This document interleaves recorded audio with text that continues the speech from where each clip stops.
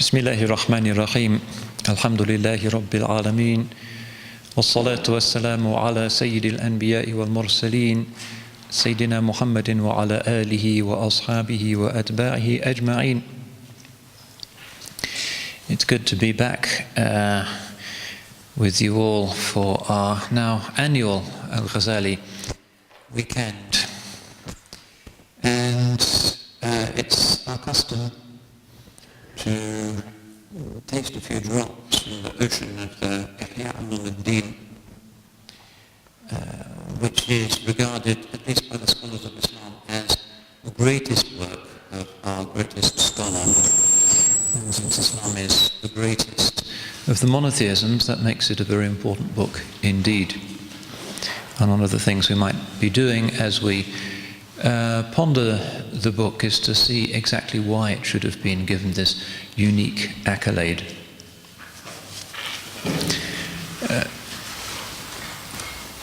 This is a Ghazali retreat, which means not just that we sit and scratch out a few notes during not terribly frequent lectures, but that inshallah we will be living the kind of life which Imam Al-Ghazali rahmatullahi alayh would have wished us to adhere to in a place such as this. This is not a vacation site, this is not a resort.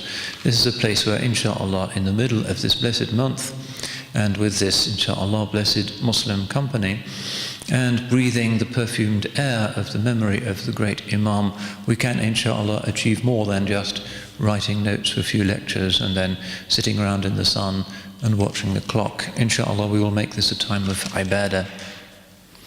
The mosque is open at night for those who wish to use it. We should all have the intention of having a wird of Quran every day, inshallah, at least a juz.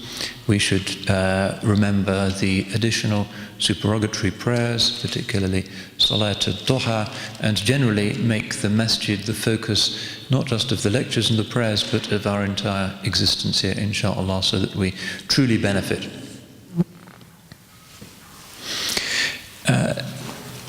This is the first lecture, so inshallah I intend to say a few things about why the Imam should have been of such enduring impact and significance, and to ask the perhaps obvious question of whether somebody who was ahead of the pack in his very distant medieval times, 9 centuries ago, should necessarily be the Muslim who we look to first when we try to articulate our faithful response to the obviously very different challenges of modernity. That is to say, are those factors which made him great in the late Abbasid period the same kind of factors which apply to us today? Or should we be looking for a different exemplar, a different lens through which to view the prophetic heritage? It's a noted fact that even in the ranks of non-Muslims who pay more than a passing interest to Islamic civilization, that Imam Al-Ghazali rahmatullahi alayh emerges as probably the most attractive figure from the scores, millions probably, of medieval scholars that our civilization produced. That on the groaning shelves of the manuscript libraries, which encompass the largest single body of pre-modern literature, no other civilization, even the Chinese, could compare with us for sheer intellectual productivity, that Imam Al-Ghazali's works seem to leap out as being somehow significant and to speak to the contemporary condition. There are certain judgments that classical Islam made about who was best, who was most helpful, who was most religiously authentic, that still seem to be valid today. We respected Maulana Jalaluddin Rumi, Qaddasallahu sirrahu, over all of our other classical poets, and he still seems to be the one who speaks to us in our time. And with Imam Al-Ghazali rahmatullahi alayh, we find the Muslim intellectual as Montgomery Watt of Edinburgh University called him in the title of one of his books, to be somebody who does seem to have valuable insights to offer us in our rather different time, but bearing in mind the fact that certain constants in the human condition cannot change. The human physicality, the human mind is still the same human mind. We're still the same species, Homo sapiens, that we were then. And the list of vices and virtues is effectively constant in the ethical history of humanity. Let's just recall what makes Imam Al-Ghazali himself, and that is his status as a seeker. And ours is an age in which people like to characterize themselves as seekers. Everybody is a seeker.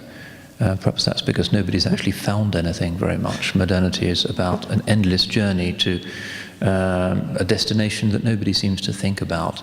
Does science have a final point? Does modern ethics have a final point beyond which there will be nothing? It's all somehow fashion. Fashion will never finally come to a conclusion as to what human beings should wear. It just changes and changes. And there's something about our modernity that is defined by endlessness. It just goes on, and it doesn't even operate in cycles frequently. It just is a process rather than a civilization as traditionally understood. And this has to do with the fact that modernity, unlike pre-modern civilizations, has never settled on a consensual definition of the good life, and has presumed, without being able to offer any evidence, and it can't because it's speaking about the future, of which it necessarily knows nothing and over which it has no control, that the golden age of humanity will be in the future rather than constituting something that existed in a sainted past. All pre-modern civilizations really assumed that there was an age of goodness in the past, the apostolic age, or the age of the church fathers in Christianity, the golden age in Hinduism, and we are now in the Iron Age, the age of darkness and the solidification of forms, the age of the great emperors in the Chinese legend, and the Yellow Emperor, who began the entire process of dynastic history in China, the age of the Buddha, and for the Muslims, of course, the age of Sayyidina Muhammad sallallahu alaihi wasallam and his Sahaba. These are the traditional narratives by which human civilizations have always measured themselves. There is a process of periodically interrupted and even partially reversible entropy that defines how we see ourselves in the timetable of history. We are going downhill, and that is, after all, what common sense suggests. After all, the natural movement of things is to go downhill. The nature of matter is entropic. But modernity, however, proposes something rather brave and rather strange, which is that it picks up presumably on a certain version of a particularly Christian idea of moving up towards a millennium, and universalizes that to propose the possibility of something resembling a utopia in this world, deliverable through human reason alone. And the 20th century's great political ideologies were largely the consequence, in very different ways, of that key assumption, which has its roots in the Enlightenment. That is to say that amongst nationalists, the assumption was that the future would be in the hands of the strong, so that the process of evolution, which they took to be anti-entropic, things seem to be moving towards more complex forms, and hence humanity, defined biologically as part of that, must be becoming better, and that has to define itself in the segments of humanity that natural selection favors, so the Aryan races will prevail. Others, however, thought that it was to do with something more universal and ethicizing, to do with a class struggle, and to do with a movement towards a classless and even cashless society, a kind of utopia of free individuals formed loosely and consensually into communes. None of those dreams survived when forced to deal with the realities of the world and human nature. And in fact, they turned, in every case, into nightmares. But it nonetheless is the case that our modernity, liberal secular modernity, the capitalist consumer society in which we all live, has maintained much of that presumption. That is to say, that the basic model of the world, in terms of matter, is towards dissolution. Eventually, the universe, we are told, will peter out with a few last red giant stars, and then there will be an equal distribution of energy across the cosmos, and everything will be in darkness. But on the biological level, the idea is that there is the emergence of species, the emergence of intelligence, the emergence of ethics, and hence we are, in some sense, genuinely capable of perfection. And this characteristically modern, strange idea derived from science, this illegitimate extension of the theory of natural selection into the human and into the social form, does dictate much of the assumptions of modernity. That is to say, there is progress. We have to be getting better. There must be more equality. There must be more rights. There must be more opportunity. There must be more choice. There must be more products. There must be more freedom. And on those definitions, the assumption is that things are indeed all moving without the absence of a mysterious metaphysical hand in the right direction, and that we are marching into a kingdom of light. The reality is, of course, that the religions, having millennia of wisdom on their side, are skeptical about any such project. Human beings may be improving in their techniques and in their ability to master the physical world and even their own biologies through genetic technology, which is now moving past the first faltering stages of adaptation and towards the possibility of real mastery over our physical forms. That with the concurrent development of technique and at the same time the static nature of the capacities of human consciousness and human intelligence, that there is an increasing mismatch, so that technique becomes more and more significant and our ethical lives struggle to keep up. Whenever there is a new piece of legislation planned, the mental equipment and the ethical register which we have to deal with the human implications of that transformation remain the same. And so we struggle, for instance, now with the idea of transhumanism. This is one of the big new philosophical debates in our civilization. To what extent is it ethical for us genetically to edit our species in order to remove hereditary diseases, for instance? Or to what extent is it ethical to edit our species in order to enhance the intelligence of our children or their longevity? All of these are possibilities in the laboratory now, and the ethics still struggles to catch up, because ethics is part of the human consciousness and it is a finite thing. It cannot be enhanced by science or by technology. So this is, in a sense, the paradox of our condition. Our tools are dragging us forward, but we are necessarily, as Homo sapiens, the same. Of course, some will argue that transhumanism will itself allow us to leave behind our status as Homo sapiens, and we will be able to adapt ourselves to be more intelligent, possibly more ethical. But that remains in the realm of science fiction. So this is our strange reality, and it would certainly have looked very strange to Imam Al-Ghazali and to those in his time. But let's just move back in time. Imagine that we're in H.G. Wells's time machine and we've set the dial for the 5th century of the Islamic calendar, and we emerge blinking into the strong sunlight of Baghdad as Imam Al-Ghazali is teaching and looking around at a world very different from our own. The possibilities of consumerism are there. It's a mercantile society. Baghdad is the city of Sinbad the Sailor and the 1001 Nights. It's a materially brilliant civilization. The Silk Road is taking people and goods and finance all the way to China. There is commerce with Byzantium, commerce with Egypt, commerce with India. It's the center of the world.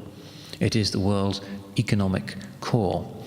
It is the center of the world's first effective globalization, which was that brought about by Islamic civilization. Imam Al-Ghazali is right there. So we might want to ask ourselves the question as to whether he is a useful figure for ourselves because he is somebody who is already in the midst of globalization. He's in the most cosmopolitan city in the world. Baghdad has Christians, it has Jews, it has Zoroastrians, it has Buddhists, it has atheists, it has Neoplatonists, it has magicians, it has Hanbalis. Everything you could imagine is there already. Is that a prefiguring of our current multicultural cosmopolitan existence? Is he a useful religious thinker for those who live in religiously plural environments? There may well turn out to be some mileage in that. Similarly, Imam Al-Ghazali is living in a time when there is a set of very complex arguments underway between proponents of aql and proponents of naql. That is to say, mind and revealed knowledge. Now, the Orientalist heritage, which has defined the way in which we see so much of Imam Al-Ghazali, has tended to overstress that. Because Orientalism itself is based in a certain 18th century turn in German scholarship that liked to see theology as something of the past, rooted in superstitious, non-publicly verifiable truth claims, and that therefore there is always a tension between aql and naql, between what the mind can determine through its unaided operations and through what an alleged or real revelatory heritage can supply. And this has again been a key feature of our modernity, the idea that there's a trade-off, a zero-sum game, a tension, even a war between reason and revelation. And much, one might even say most, of Western disquisitions on the writings of Imam Al-Ghazali has tended to situate him on that imaginary battleground. However, it is the case that more recent scholarship on Imam Al-Ghazali has moved beyond that rather simplistic enlightenment idea, the idea that the mind can take us forward away from medieval superstition and into a zone of reason and human consummation. That has, perhaps partly because of the catastrophes brought about by intellectualizing atheistic ideologies in the 20th century, there is a certain crisis of consciousness related to our postmodern condition that's a little bit cynical and skeptical about the capacity of the mind, unaided, to discern ethical truth. We're not sure whether there can be such a thing, ultimately, even as a secular ethic. John Gray, the philosopher at the London School of Economics, recently published a book called Straw Dogs, in which he, as an atheist philosopher, argues against the possibility that there can really be a coherent secular ethic. What we're living in is the afterglow of the Christian Middle Ages, internalized by Kant, but ultimately still rooted in that which is beyond the capacity of reason to know. Ethics come from elsewhere. Kant struggled with this. He found it to be a certainty within himself, the moral law within himself. And he was convinced that it was ultimately a sign of transcendence. But from the modern scientific perspective, ethics are simply something that human societies conjure up in order better to improve their chances of survival. They're not intrinsic, they're merely pragmatic. So we're living in that peculiar time when indeed there is a tension. This is the current culture war between Richard Dawkins and Alistair McGrath, and those battles which are being fought very virulently nowadays on a rather strange playing field where science is infinitely more capable in developing techniques than it was in the Middle Ages. In the time of Imam Al-Ghazali, for instance, is using the books of Avicenna and the physics of Avicenna in particular, which denoted a pre-modern cosmology, a pre-modern conception of the nature of matter and of causality. We've moved beyond that now. But the science still has no clue how to answer the most fundamental thing that Imam Al-Ghazali was worried about, which was the nature of the self. All of this stuff in the cosmos, Aristotle saw particles interacting in a particular way. Einstein saw them interacting in a very different way. In a sense, it doesn't matter. What matters is the human subject that is engaged in those observations. Human beings do not change, but what is it? What is this percipient entity? What is this I, this self within myself that is perceiving, that is analyzing, that is seeking to understand, that is Aristotle, that is Einstein? What is that? And that, the mystery of consciousness, is something which modern science cannot even begin to answer. Recently, the BBC screened a science program on the nature of consciousness, and really, even though the presumably atheistic presenter did the best she could, and even at one point she had a human brain in front of her in the studio and was slicing it up with a knife, the reality is that the self, the I, the human subject, is too deep a mystery for them to have any scientific or mathematical way of encompassing. Because in a sense, it's not out there in the world which the scientist is looking at, it's the scientist himself, and hence in a different category of observation and proof.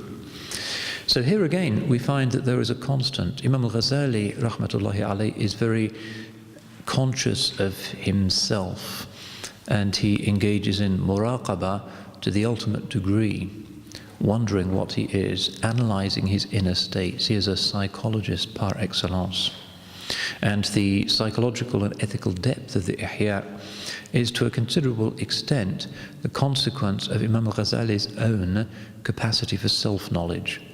To some extent, his knowledge of the egos, the souls, the selves, the spirits of his disciples and those whom he had encountered, he had a sharp eye, but primarily when we see Imam Al-Ghazali engaging in a particularly nice ethical distinction or psychological insight in the Ihya, and inshallah we'll be moving through a few of these in the days to come, we find that it is the result of his self-knowledge.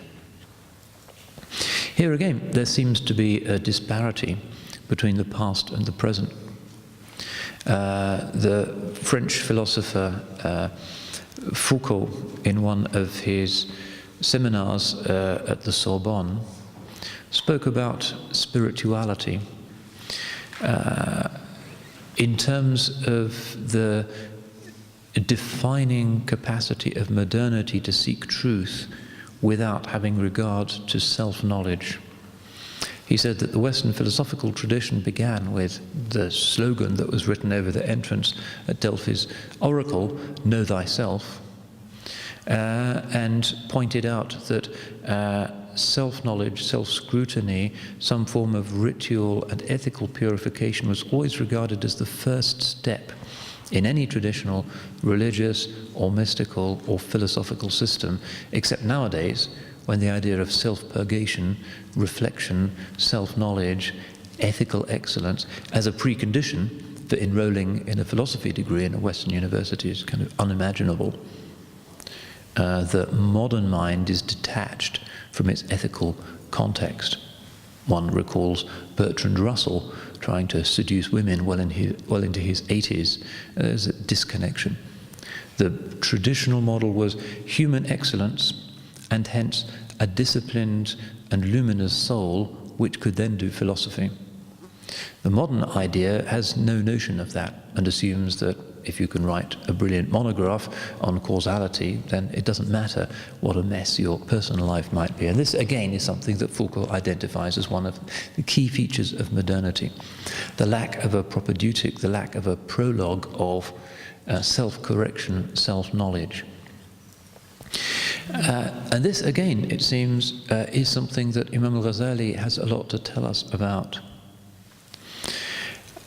Because he was somebody who was looking out on an intellectual world, particularly in Baghdad, a rich city, a city where a lot of people had leisure, a city of great libraries, a city of translation, where the Greek legacy was very much a force to be reckoned with.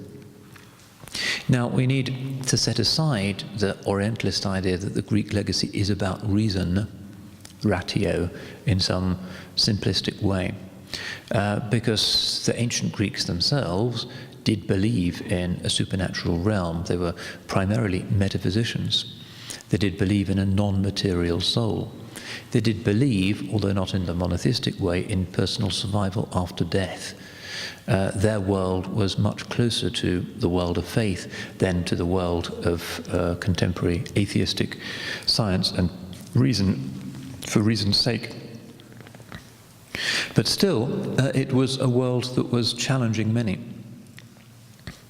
We need to remember that Imam Al-Ghazali was a man of passion and of polemic. He was concerned with his own salvation, but he was also a person who felt immense empathy for the Ummah. No doubt something that was grounded in his early training as a jurist and in his own experience of the political instabilities of the time and the subversion of the Sunni political order by the Ismailis. To understand his unease about his age, on the face of it, a brilliant golden age, Baghdad, the biggest city in the world, the Muslims regnant east and west, no significant threats on the horizon. Even the Crusaders hadn't really made themselves felt yet, and they were a local phenomenon. The Mongols aren't going to turn up for a long time. This is truly a golden age. But still, his soul-searching had to do with an awareness that politically the Islamic world was in a state of severe fracture and subversion. The Ismaili movement, which was politically enthroned in Cairo thanks to the Fatimid dynasty. They're the ones who established, really, the University of Al-Azhar. Had fractured into two. One of the sides of the Ismailis remained in a fairly cautious and politically conservative relationship to the Fatimid caliphs in Cairo. But the others were free radicals, rooted in bunkers or castles in inaccessible corners of the Iranian plateau for the most part, and some in Syria, whence they would sally forth intellectually and, as it were, terroristically in order to subvert Sunni Islam. And Imam Al-Ghazali was concerned with the terroristical side of Ismaili operations because some of his colleagues and even his patron, the Seljuk Wazir Nizam al-Mulk, were actually assassinated by the Ismailis in their suicide operations. But his real concern was with their da'wah. Why was it that Muslims should subscribe to this strange idea? Well, he recognized the force of their argument. In a time of confusion and turmoil, when there are so many different, even Sunni perceptions, when Baghdad is surrounded by 12 Shi'i countryside, where you have Neoplatonist speculations on all hands, where you have the Mu'tazilite movement, still significant because Nizam al-Mulk's predecessor, the Wazir al-Kunduri, had himself been a Hanafi Mu'tazili. This world of conflicting arguments, confusion, perhaps again something that reminds us of our present situation, was addressed by the Ismailis with the simple claim that if Allah subhanahu wa ta'ala is Arhamar Rahimin, the most merciful of the merciful, then he cannot have left his ummah, the ummah of the chosen one, sallallahu alayhi wasallam, without guidance. It's inconceivable. And therefore there must be a marja. There must be somebody for whom at-taqleed is not only possible but obligatory. And that is the boundary between true Islam and the mess of the competing sects. So there has to be an infallible imam and a living imam of the age to whom all the Muslims must be invited. And anybody who obstructs that is standing in the way of the light and must be physically eliminated. And this idea, this simple idea, which was rooted in certain movements in Aristotelian logic, the Ismailis liked logic, and they tried to prove logically that it was necessary that there should be an imam of the age, was a real threat, and probably one that worried Imam Al-Ghazali more than the threat which we more often hear about, which was the threat from Arab philosophy. But that latter threat still was substantial, and although some of Ghazali's books are written in refutation of the Ismailis, his book Fada'ih al-Batiniyah, the scandals of the Batinites are these esoteric, non-Fatimid Ismailis, and his book Al-Qistas al-Mustaqim, in which characteristically he seeks to use the weapon of logic in order to deflate the claims of the Imamites or the Ta'alimites. There is also the question of the Arab philosophers who in some ways, in some circles, are actually connected, usually through Neoplatonism, to the Ismailis.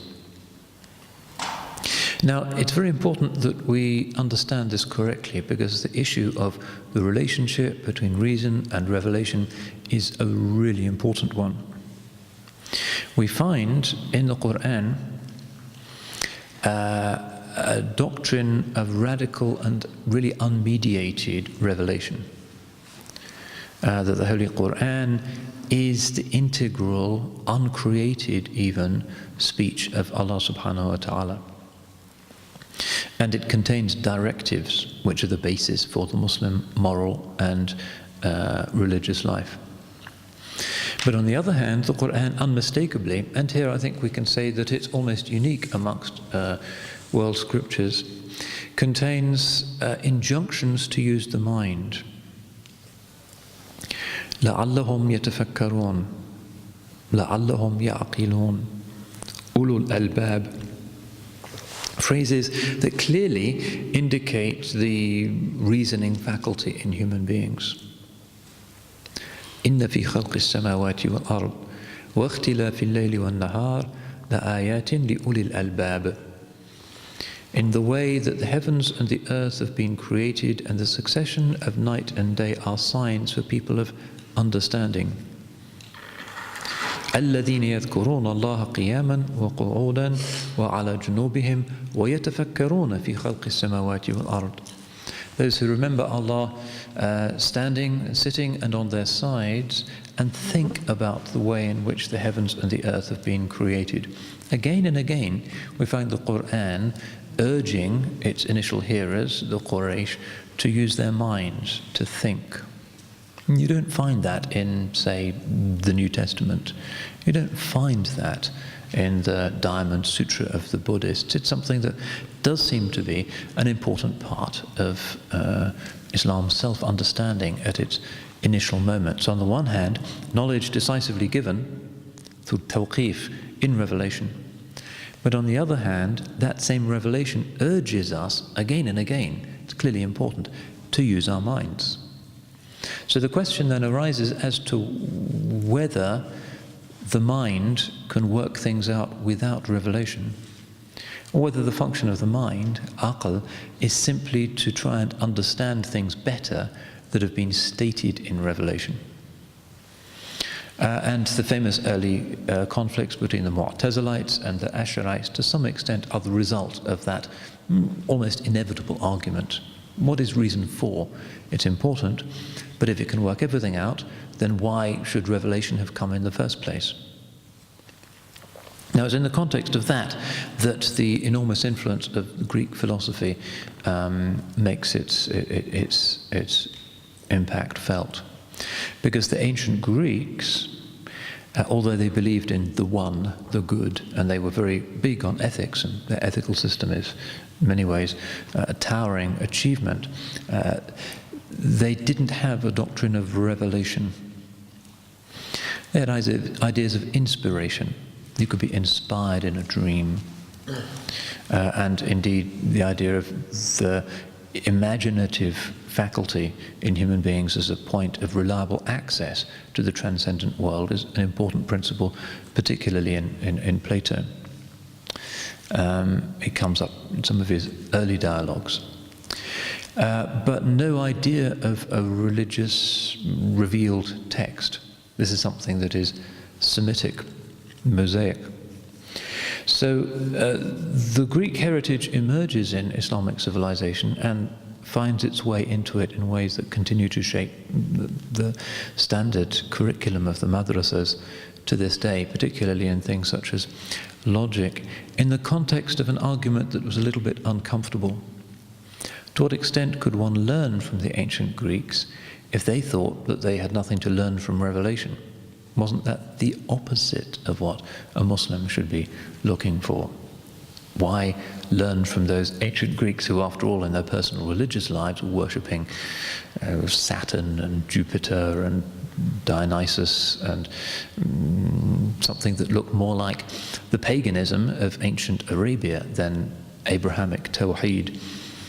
And thus began an argument that was resolved ultimately in a characteristically Islamic and very beautiful way in our civilization, which is that just as the Sirat Mustaqim urged by the Fatiha means that we differentiate when we look at the Ahl al-Kitab. So we say of the Ahl al-Kitab, okay, they've done many wrong things, La taghlu fi dinikum, do not go to excess in your religion, intahu khayrul lakum, cease, it is better for you, don't say three. Still, laysu sawa, they are not the same, they are not equal. من أهل الكتاب أمة قائمة يتلون آيات الله آناء الليل, etc. They are not the same. Part of the genius of Quranic revelation is that on the one hand it has this strong emphasis on truth and falsehood. جاء الحق وزهق الباطل. The truth has come, falsehood has fled away. Nothing could be more emphatic in its insistence on the unique value of truth than the text of Al-Quran al-Karim. But on the other hand, it does not lump those who are from another perspective into a single, essentialized, reified camp. Laysu sawa, they are not all the same. It differentiates between good Ahl al-Kitab and bad Ahl al-Kitab.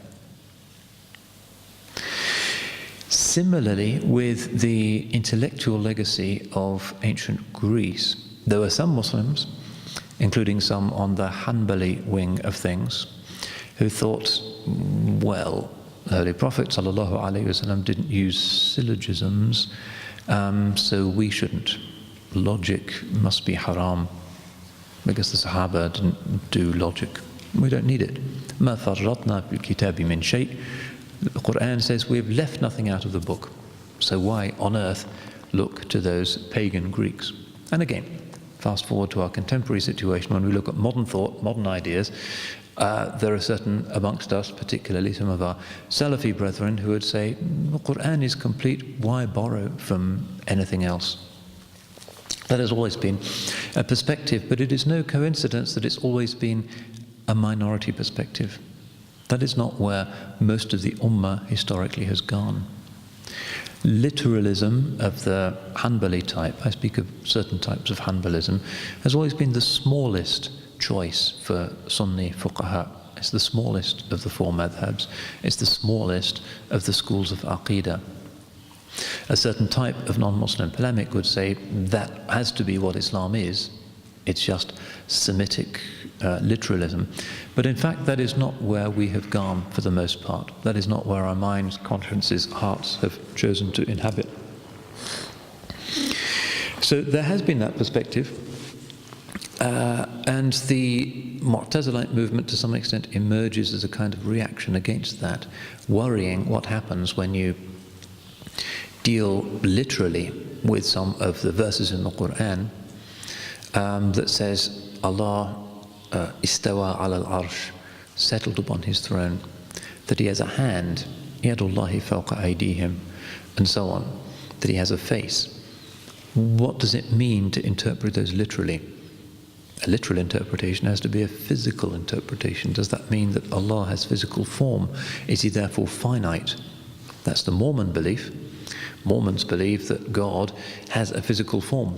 He has a particular height, and he looks a particular way, and he has long golden hair, and he flies around the universe at incredible speeds. That's a literalist reading of some of those biblical anthropomorphisms. But of course, most religious believers aren't going to go there. So there has to be some interpretation. The interpretation has to be based on reason. Where else are you going to get interpretation from? Interpretation is a rational act.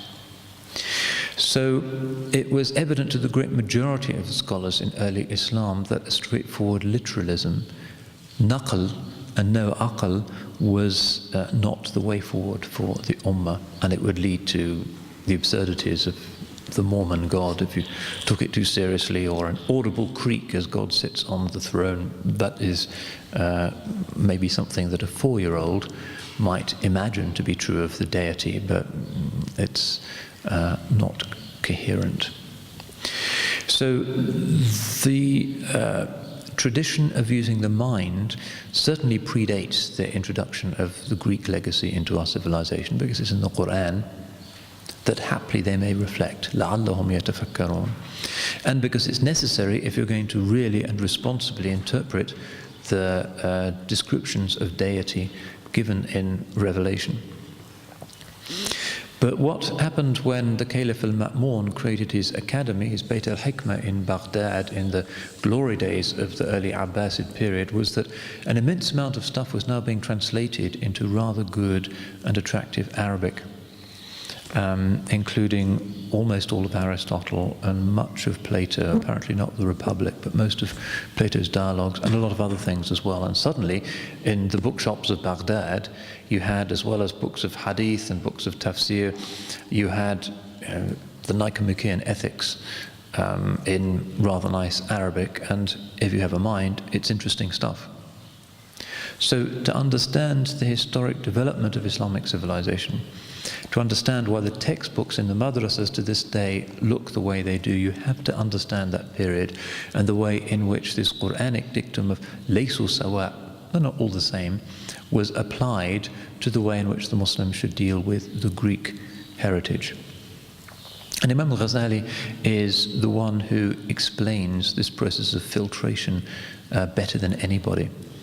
It's already been going on in Sunni circles, and certainly his own teacher, Imam Al-Haramain Abu Ma'ali al-Juwayni, who was his great teacher in Kalam and in Fiqh in Nishapur, wrote the great Kitab al-Burhan, wrote the Kitab al-Irshad, some great works of what we'd nowadays describe as philosophical theology, which incorporate significant patterns of thought, particularly from Aristotle, into an Islamic matrix.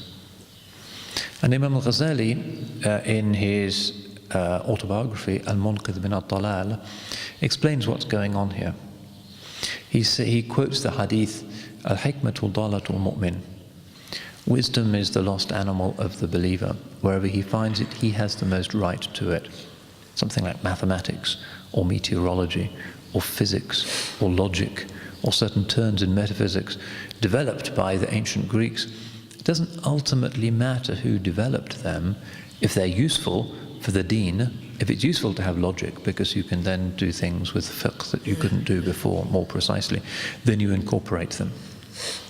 But it has to be done by an expert, because that tradition is complex and could be misunderstood, and is, in many of its underlying assumptions, not monotheistic, as Muslims would understand it. So he says that just as the skilled money changer, sitting in the bazaar, can put his hand into a bag of coins and tell what's real gold from what is a forgery, so also the real scholar of Islam, looking at a non-Muslim heritage, has so much knowledge and wisdom and firasa, inward sight, that he can tell what's valuable for the Muslims and what isn't. And this indeed is what he does. So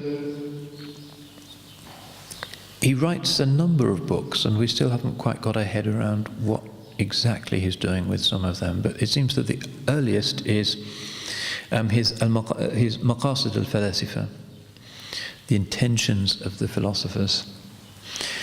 which is essentially a paraphrase of one of the great works of Abu Ali ibn Sina, called the Danishname Ala'i, which was written for one of Ibn Sina's patrons as a kind of quite extended compendium of the amalgam of Platonic and Aristotelian philosophy that had been absorbed into the region by the time the Arab conquest took place.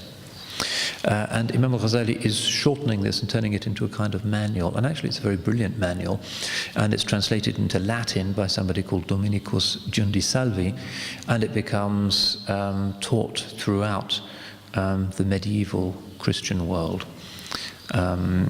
Here in Spain and in Italy, even in England, Ghazali's texts are being used, but essentially he's understood as being somebody who's following the system of Ibn Sina, of Avicenna, because essentially that's what this is. It's just a summary of the Danishname Ala'i in a particularly crisp Arabic.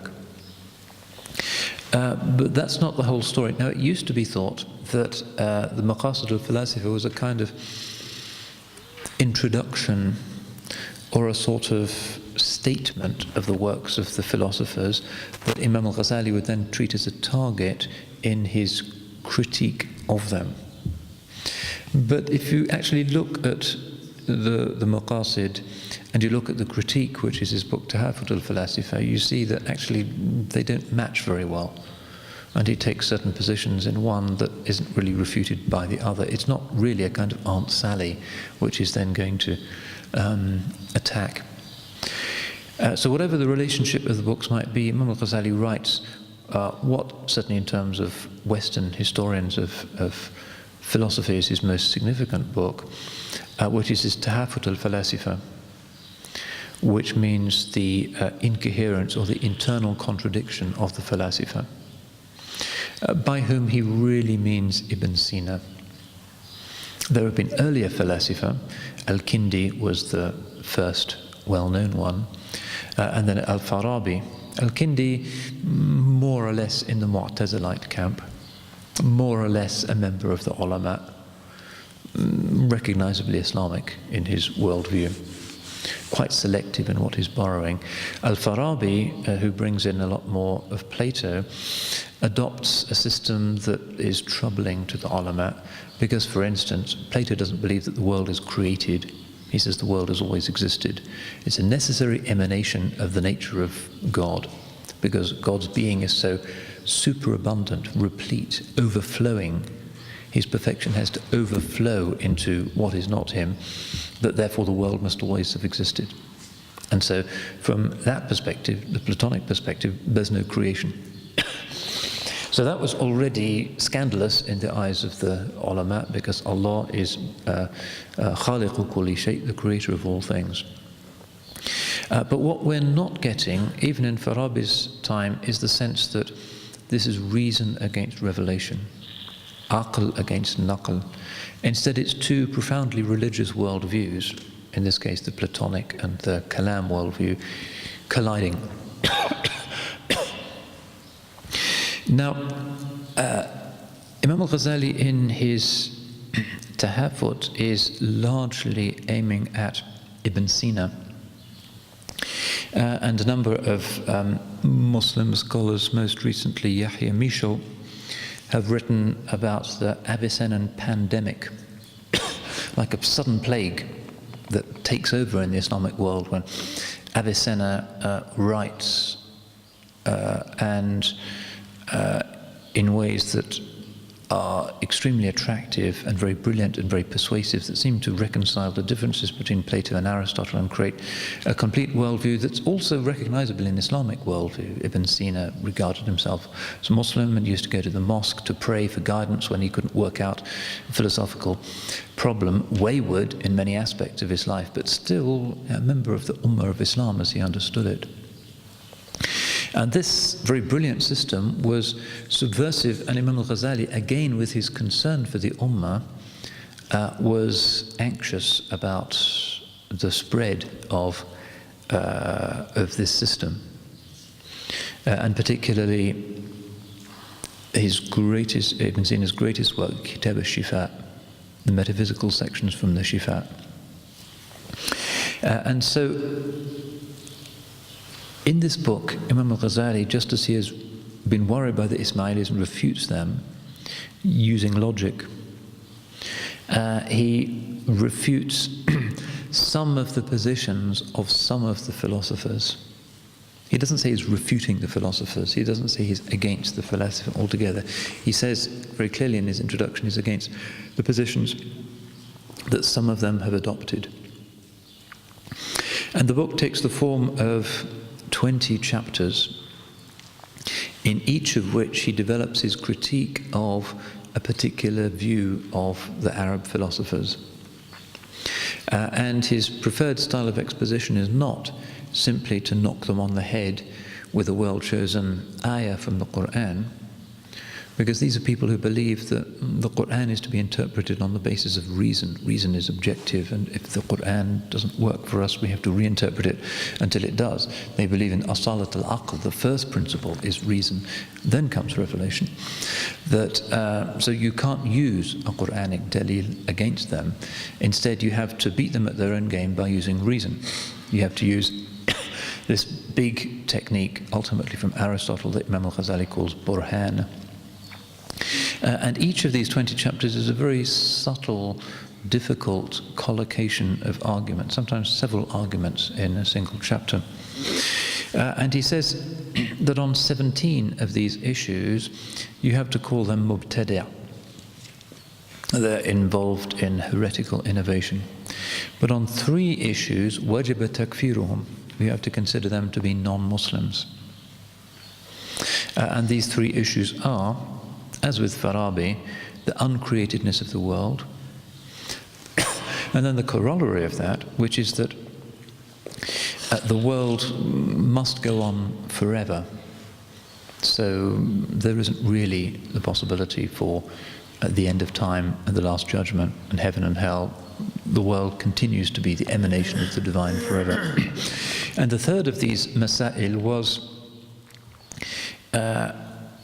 God's knowledge of particulars. And this comes originally from Plato. Plato thought that the one, God if you like, in order to be internally undifferentiated and perfect, can't have within himself the knowledge of all of the little things in the world, because that would divide him up in some way. And therefore, in his internal simplicity, there is no knowledge of the details that happen in the world. And of course this doesn't square with the God of the Qur'an, and therefore Imam Al-Ghazali says if you follow that, and Ibn Sina does seem to follow that, then you cannot be considered to be a Muslim, because Allah subhanahu wa ta'ala is Allamul Ghuyub, He's Al-Alim, Allah is the knower, Al-Latif, Al-Khabir, the subtle, the all-aware. You can't, however much you want to stretch things, make that coincide with the Platonic idea of a God who doesn't even will the world to come into being. He's just there, emanating, not really knowing anything. That's a bridge, that's a gulf that cannot be bridged.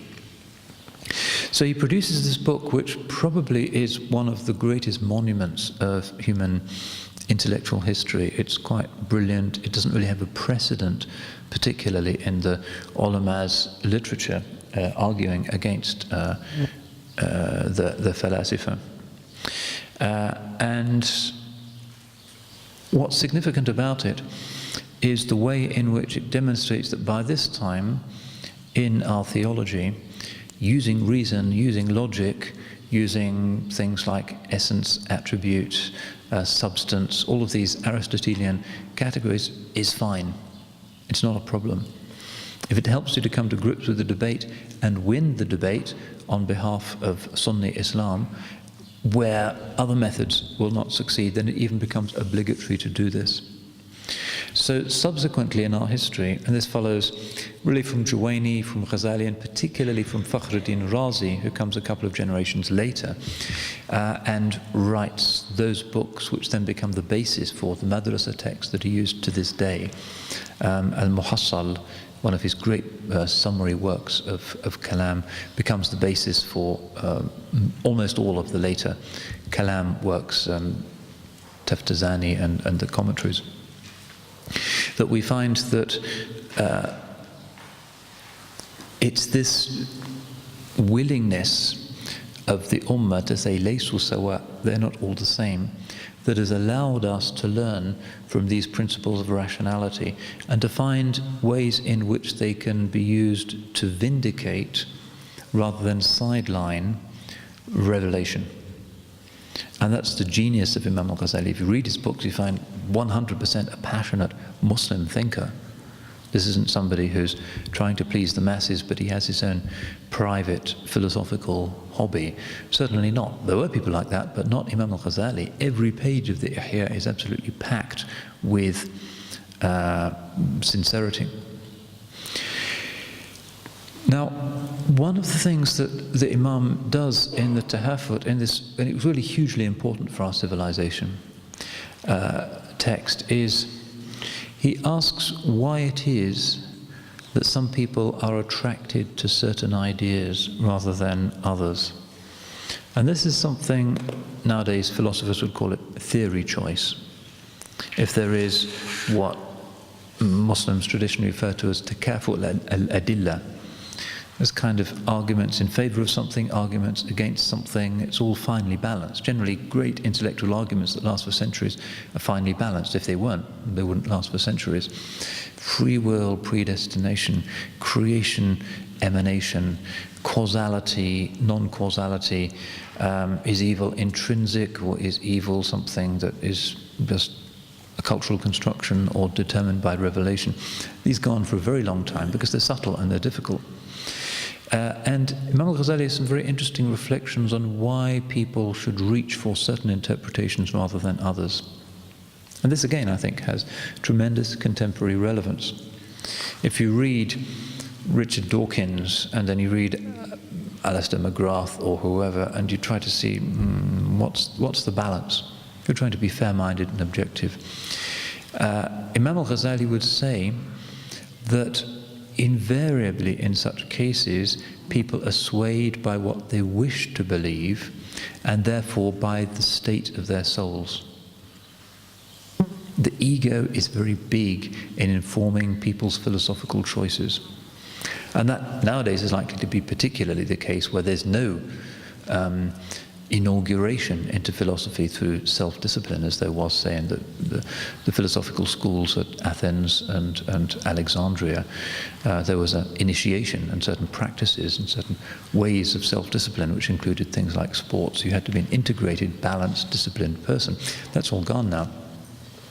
Imam Al-Ghazali spends some time in the Tahafut talking about the egos of those who are following Avicenna's system.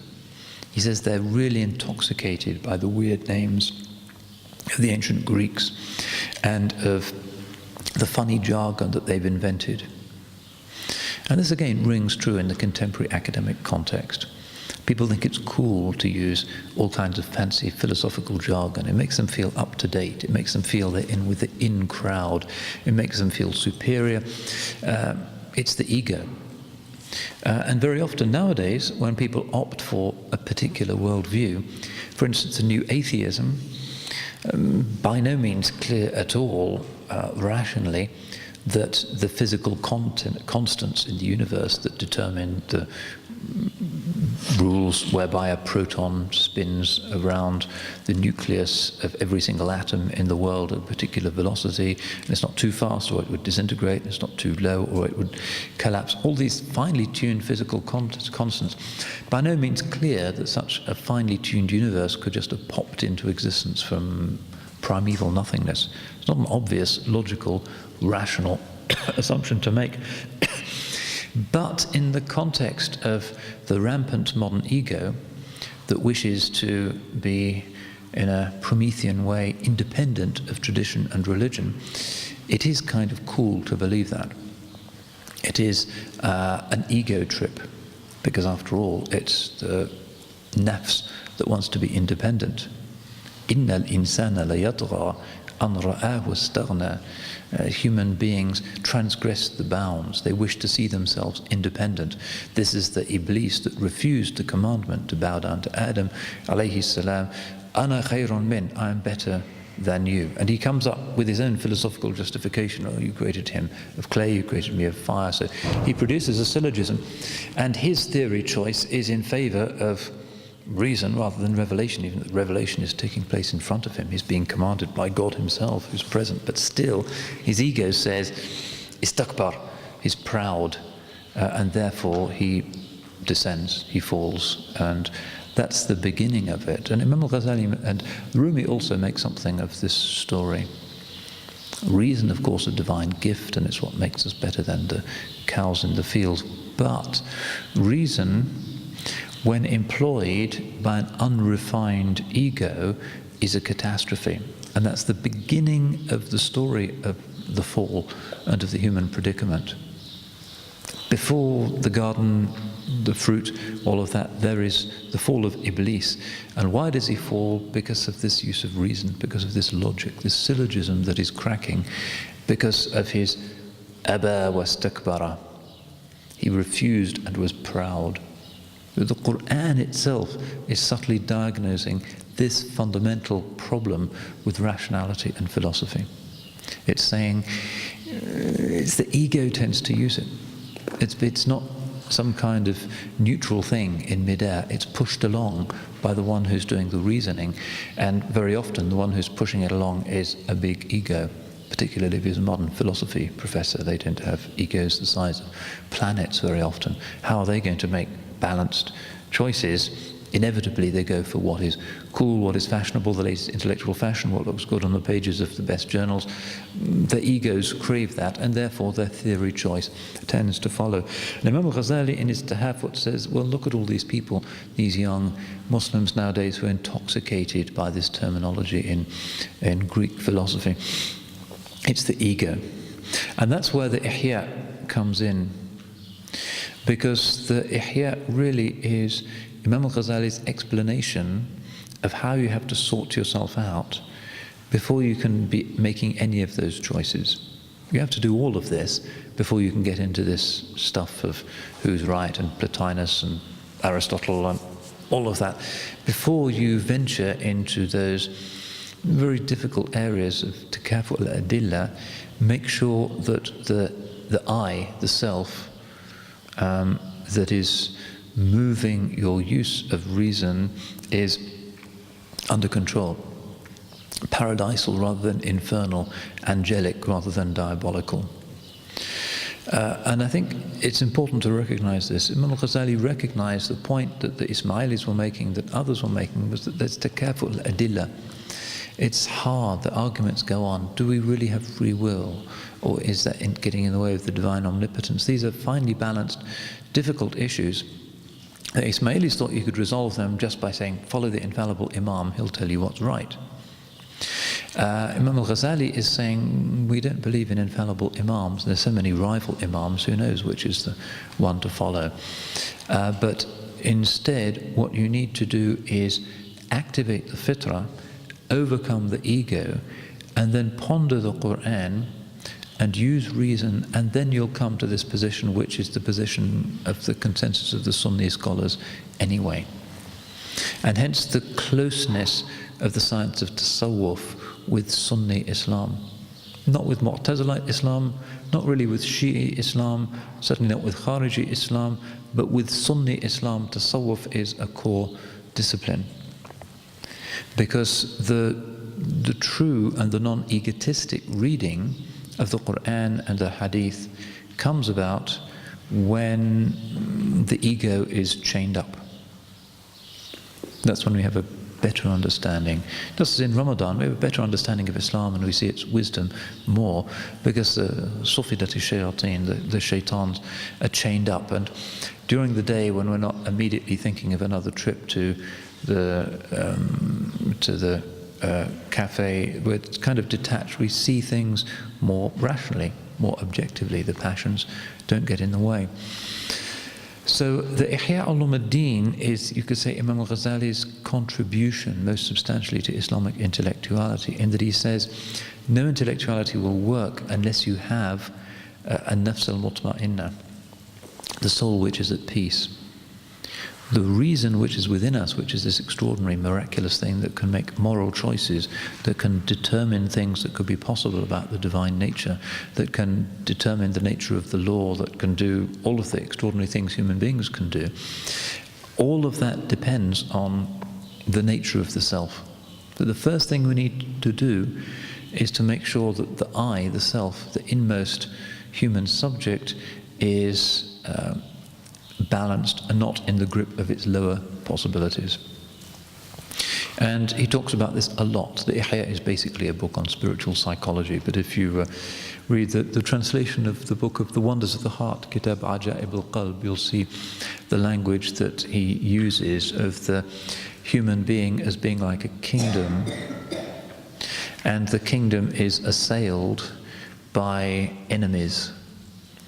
And those enemies are the vices and the passions which wish to bring us down into a kind of base state, and might even want to take over from the king in the heart.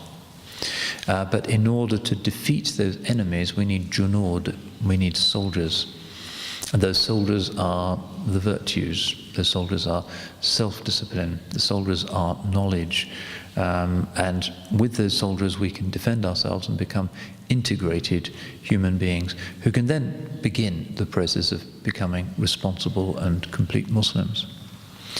So the Ihya, when you see that, you can see the nature of its internal structure. It begins with the book of knowledge. That's no coincidence. And it has a lot in it about the dangers of egotistic knowledge. Kitab Dhamm al-Ghurur, towards the end of the Ihya, is really important. A whole book condemning egotism in scholarship. And he'd seen this, and he'd experienced it in himself, of course. His spiritual crisis was not just about worrying whether he was showing off in his teaching and therefore would guide others to paradise, but himself would go to hell. But it was also a crisis in his human subjectivity. He thought, there's so much egotism in me, that how do I know I'm doing my philosophy and my kalam and my fiqh correctly? Because the interpretation is coming from a man of ego. So there was a kind of double crisis at that point. And then the book ends, of course, with Kitab Dhikr al-Maut, the book of remembrance of death, the obvious place to take it. But also a significant place in that where you hung out your colours in the intellectual and theological debates in his world tended to be the question of al-Ma'ad. Ibn Sina had written on this, because Ma'ad, when you talked about the place of return and what happens after death, you immediately had to unveil yourself as either a Neoplatonist or as a Quranic believer. You couldn't really combine the two in that. And so if you wish to come through the process of religious exploration to a place that is sound, and the place that is sound is the faithful understanding of the data about what happens after death supplied in revelation, in the Quranic revelation, you have to go through all of these other things like tawbah and mahabba and rida and sabr. That's the way to get there. So the conclusion is on a point that is a kind of watchword for orthodoxy, and that's significant as well. So the Ihya Ulum ad-Din is Imam Al-Ghazali's challenge to ourselves. He is saying, well, you can be like Iblis, or you can be like the angels. You can be like Muhammad, you can be like Abu Lahab, in some contingent relative way. You can be way up, you can be way down. Human beings are fi ahsani taqweem, thumma radadnahu asfala safilin. Human beings can be the noblest, the detached, selfless, hospitable, loving, beautiful human being is the finest thing in creation. But the human being who is the disgusting briber, the pimp, the mass murderer, the egotist, the selfish person, that's the lowest thing in creation, lower than anything you'll find in the animal world. And that's the spectrum of which human beings are capable. And if you want to go up rather than go down, which is important, you need to sort yourself out. Riyadatun nafs, disciplining the self. Tahdhibul akhlaq, refining the traits of character. Mu'alajat amrad al-qalb, curing the sicknesses of the heart. Sort that out, sort what's inwardly out, and your outward practice of religion will be sorted, because the ikhlas will ensure that you will be keen to know what's right and to practice it. And you'll be right with others as well in your mu'amala. And there's much in the Ihya which is about marriage, about travel, about business ethics. It's not just for people living in caves, far from it. It's a social mysticism. And that, of course, is the nature of the religion. Ad-dinu mu'amala, religion is in transaction, engagement with others. So he's saying if you take this journey, then you'll be able to begin to get your theology right. Then you'll be a self-aware, self-possessed, restrained, compassionate human being who can weigh alternative interpretations in something like an objective way. But if you're in the grip of your passions and your egotism, it's not going to work. So this is something that I think has been underestimated, and perhaps we'll stop at this point, in the work of Imam Al-Ghazali, that he's not somebody who one day is writing a book on Shafi'i fiqh, and another day he's refuting the Christians, and then he has to go to the Ismailis, and talks about the philosophers, and then he writes this book on Sufism. No, it's all really part of his development in his writings of an agenda to explain and to universalize his own internal journey.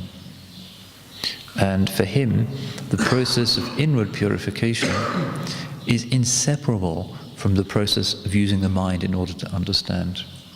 And that is why we cannot say in Islam that there's a tension between reason and revelation. Revelation is what gives us the self-knowledge that enables us to use reason correctly. You can't have reason just on its own. As Kant thought, there can be a pure reason, but it really collapses very quickly. And you can't have a definition of the human subject that can support it. But reason, similarly, helps and can defend revelation. If you're arguing against Ibn Sina or Richard Dawkins or the Ismaili Da'i of the time or whoever it might be, you can't just list a bunch of Quranic verses and hadiths, because they don't accept that. Reason is the universal language of human disputation, and that's why the Quran uses it. It uses reason to dispute with the pagan Arabs. It says, who created the heavens and the earth? Man khalaqa as-samawati wal-ard. La yaqulun Allah. They will certainly say Allah. And the Quran is in a state of disputation. And Rosalind Gwynn, who wrote a recent book on the Qur'an's arguments, identifies over 20 different types of logical structure in the Qur'an's arguments. It's a polemical book itself. It is using logic in order to overcome the incredulity of a pagan and a self-satisfied and egotistic world. In that world, you use reason because there's nothing else to reach for. So inshallah this has taken us some way into understanding the purpose of Imam Al-Ghazali in his Ihya Ulum. It's not just a pious manual that you can use for khutbahs that tells you how to be good, how not to tell lies, how to deal with your neighbors. It has a lot of that. Anthologically, it's very brilliant. It's like an encyclopedia of the Islamic virtues. But that's not really his purpose in writing the book. His real purpose in writing the book is to enable us to be balanced and intelligent and responsible human assessors of the world outside, including the world of reason and reason arguments. So we ask Allah subhanahu wa ta'ala, inshallah, to benefit us from these few days, and inshallah to inspire our hearts and to give us righteousness with one another in mu'amala, and inshallah to increase in knowledge of this deen and knowledge of Imam Al-Ghazali, inshallah. Wal afwa minkum, wassalamu alaikum wa rahmatullah wa barakatuh.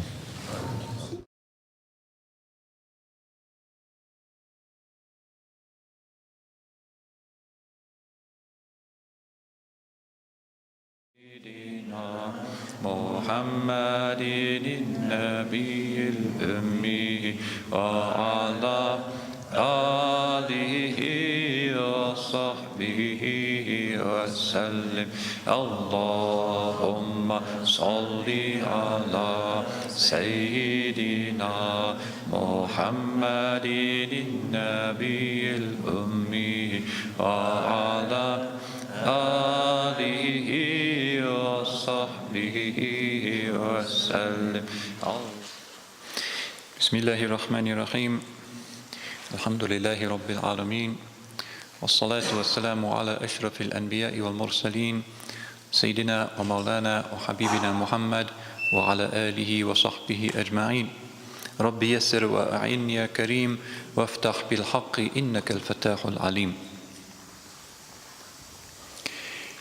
This morning we proposed some generalizations about the intentions of our Imam in writing this great book, Ihya Ulum ad-Din. And we came to the conclusion that although it is a book which is, as it were, a medicine chest for just about any of the spiritual or the doctrinal difficulties which we might encounter in our lives as ordinary Muslims, it has a further, you might say, epistemological agenda, which is to reconfigure the heart and the mind to enable the human subject properly to discern truth from falsehood. That which takes us away from truth is the ahwa. Indeed, in our tradition, we speak of the heretics as ahl al-ahwa, the people of passion, the people of desires. It is not a reasoned and objective assessment of the issues which has led them into misguidance. Instead, it is desire for solidarity with some group or to express a particular view about oneself, either to oneself or to others. And we saw that this is indeed the besetting crisis of modern philosophy, which seeks to understand everything without having first advanced even a cursory understanding of what might constitute selfhood. If this is Imam Al-Ghazali's purpose in writing the Ihya Ulum ad-Din, then clearly he must engage not only with issues of, as it were, personal spiritual hygiene, but also with issues of relationality, relationships, the human context, that is to say, mu'amala. Indeed, one of the most frequent distinctions which he makes in the text is that between ilm al-mu'amala and ilm al-mukashafa. He does this again and again. The sciences of mukashafa, that is to say unveiling, are to do with the direct access that the human subject through its locus in the heart has of unseen things. That could include issues of true dreams. It could include all kinds of issues of the direct perception of the unseen. Prophecy is itself one of these ulum al-mukashafa, one of the sciences of unveiling. But unlike many of the Sufis who came after him, Imam Al-Ghazali says that he will not venture to write in this area of the ilm al-mukashafa, because he says human language cannot carry those realities. This is a different type of knowledge, a direct experience. It is akin to some of the most fundamental and immediate and existential and distinctive of sense impressions, elemental sense impressions, primary sense impressions. For instance, the smell of lavender. We recognize it very strongly, immediately. It can be an early childhood memory, but actually describing it in words to somebody who has not had that experience may well prove to be a fool's errand. Similarly, the experience of certain types of beauty, particularly very abrupt forms of beauty, may be something that it is impossible to put into human words. And if this is the case for primary sense perceptions, how much more must it be the case for the primary experience of transcendence? So Imam Al-Ghazali is epistemologically pessimistic, to use a fancy way of putting it, in that he does not hold that human language, despite its extraordinary and capacious mediatory power, its almost magical capacity, can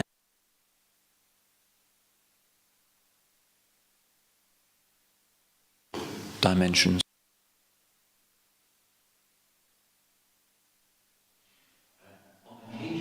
He will point in that direction. It is nothing more than ishara. It is never an ibara, that is to say, a frank, explicit summation of a fact. Instead, ishara refers to an indication, a sign, a pointing, a gesture. So again and again in the Ihya, where he comes up against some of the higher aspirations of the religious life, particularly in books such as Kitab al-Tawheed wa Tawakkul, the book of divine unity and reliance upon God, and also the Kitab al-Mahabba wa Shawq wal-Uns wal-Rida, the book of love, longing, intimacy and contentment, and also the Kitab Sharh Ajaib al-Qalb, the interpretation of the wonders of the heart. We find that the Imam frequently seems to approach these supernal realities but then backs off, saying, my purpose in this book is to focus on the ulum al-mu'amala, not the ulum al-mukashafa. Now, mu'amala means transaction, the engagement with others. It's a transitive form of the root amila, meaning to act or to do. Our a'mal are our actions, good and ill. Mu'amala in Arabic means those actions which engage with another, normally another animate human being.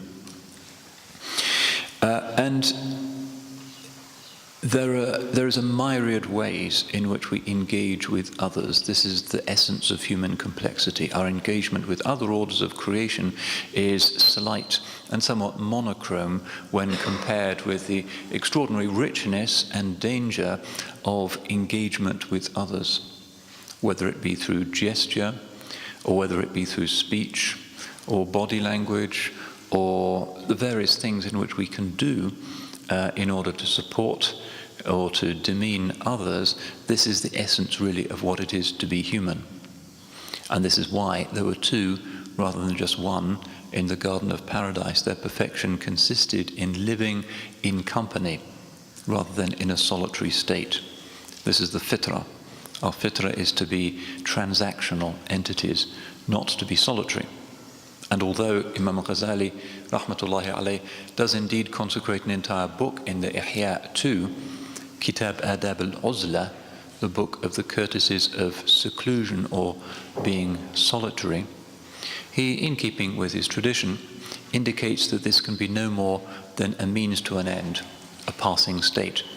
Rather, as the Holy Prophet sallallahu alayhi wasallam engaged in his tahannuth fi ghari Hira, his solitary devotions in the cave of Hira, that was not the totality of his prophethood. He grew into his prophethood when he began to convey, when he first mentioned his encounter with the angel to his wife Khadija radiallahu anha. And this is the way of the Kamilin, the perfect ones, that if they are in a state of seclusion, it is for some circumstance. It is not because that is the natural state of the religious human being or of the human being. We are social animals.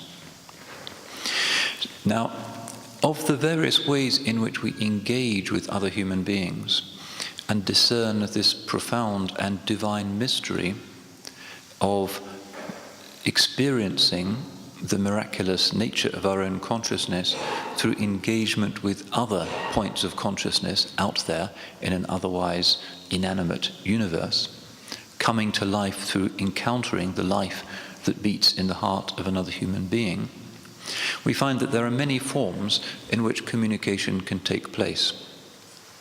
And some of these are of immense subtlety. The expressions of the human face involve the manipulation of very tiny and superficial muscles, but a single small gesture can break somebody's heart or can take somebody to a state approaching paradise. Much of human literature is about this. There is a wisdom and a subtlety in the face, and the gestures of the face are an important aspect of the way in which we communicate. But the most profound and extraordinary thing that human beings can do in their engagement with others, and also into other engagements, which is the engagement with the self, our own personal conversations that we have with ourselves, particularly when we're in charge of the hadith and nafs, and actually directing our own internal discourse, when we keep a private diary, for instance. And the second of them being the discourse that we have with the Creator, subhanahu wa ta'ala, that this extraordinary dimension of human relationality is one of the things that constitutes what it is to be Bani Adam. And it is to do with the kalimat that Allah subhanahu wa ta'ala inspired in Adam. فَتَلَقَّى آدَمُ مِنْ رَبِّهِ كَلِمَاتٍ فَتَابَ عَلَيْهِ. Adam received from his Lord words, and he relented towards him. Now, the scholars have had different views as to what those words might be, but in this context it doesn't matter. What we're talking about is speech. This is the allamahul bayana. The compassionate taught us speech, the capacity for articulating ourselves. It's true that some higher primates have the ability to make sounds and to use gestures and a form of symbolic language that sometimes can encompass a vocabulary of several hundred discrete items. But the reality is that that does not fall into the category of the immense subtlety of these apparently simple, strange sounds of which the human palate is capable. This box that we have within our heads is the primary, overwhelmingly the primary instrument whereby we engage with what is subtle and profound and human and morally significant in creation. This is one reason why revelation comes in the form of sounds and verses and words, rather than in the form of something that might impact upon one of the other of the five senses. That it is to the hearing of the Holy Prophet sallallahu alaihi wasallam that the scripture comes, albeit directed in the first instance to his heart. Nazalahu ala qalbik. So there is something sacred about sound that is to do with the sanctity of communication, that is to do with the uniqueness of the creation of Adam alayhi salam. That we, uniquely amongst the orders of creation, can hear and obey, and we can hear and disobey. If we couldn't hear, we could really do neither of those two things. And what we hear is not undifferentiated sound or music, but instead it is speech. This allamahul bayan is fundamental to what constitutes humanity. So it's inevitable that religion will have important things to say doctrinally about the divine speech, kalamullah, and exactly what that consists in, whether it's created or uncreated, and we know that it's uncreated because it is of the essence of the divine and partakes of the unmadeness of the divine self. And also ways in which that word, that logos, if you like, is reflected and refracted out into the world of a billion human listeners in ways that differently impact upon each one of their individual and unique souls. Part of the strength of revelation, part of its vocation and task, if you like, is that it has to have a way of fully transforming every possible human type. Therefore, revelation cannot take the form of a book like any other book. It will not look like a poem or a novel or a medical textbook or anything of those established genres. It is sui generis, it is unique, it is mu'jaz, it is mu'jiz, it is that which renders others incapable of producing the like thereof. Why? Because it is not of the human capacity of the generating of meaning, it is from the divine. So this aspect of bayan is going to be important. Another is going to be the significance of human speech amongst human beings. And this is particularly significant in areas of sharia, So there are areas of Sharia that are looking to see what kind of human words constitute, for instance, a valid contract of sale, or an act of slander, or blasphemy, or an offer of marriage, or a lie which is actionable in Sharia. All of these things are within the purview of the Mufti and the Usuli and the Qadi. In the context of akhlaq, however, we find that the religious concern with the types of human speech really comes into its own. And because of the subtlety of human inner states and the almost indefinite range of modes of intentionality which human beings can have, often in our strange state, not being sure exactly what our intention might be, or often having a plurality of intentions, particularly if we haven't achieved much of the maqam of ikhlas, that this inwardness generates an extraordinary complexity of sound waves emitted from the vocal cords which go out in creation and can have blissful or catastrophic impacts on human beings. This is one of the common things in fiction. For instance, François Mauriac, in his novel *The Nest of Vipers*, talks about how a single whispered statement, unguarded, on the pillow of two newlyweds, then goes on to mess up not only their lives for the rest of their lives, but the lives of their children and descendants as well. And we're all aware of this, of the unique destructive power of speech. So this is something which is going to be very significant for the Imam in his depiction of a pattern of human recuperation from our instinctual state that will enable us to be fair judges of truth claims and to get our doctrines and our assessment of prophetic claims correct. So much of the Ihya Ulum is actually about things that people say, and also inward states that might be primarily morally significant because of what people say as a result of them. So honesty, sobriety, anger, mistrust, backbiting, treacherous behavior, cheating, treason, all of these things, a huge range of hugely significant moral events are related specifically to speech, and in fact overwhelmingly they are speech-based rather than action-based entailments of human behavior. So what I want to look at is from the third book of the third quarter of the Ihya, which is one where he is particularly efficient and encyclopedic in proceeding through the matter.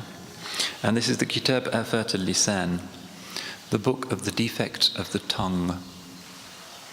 The book of the defects of the tongue, which is the fourth book in the third quarter, the Ruba al-Muhlikat, the quarter which is about destructive vices in the Ihya Ulum.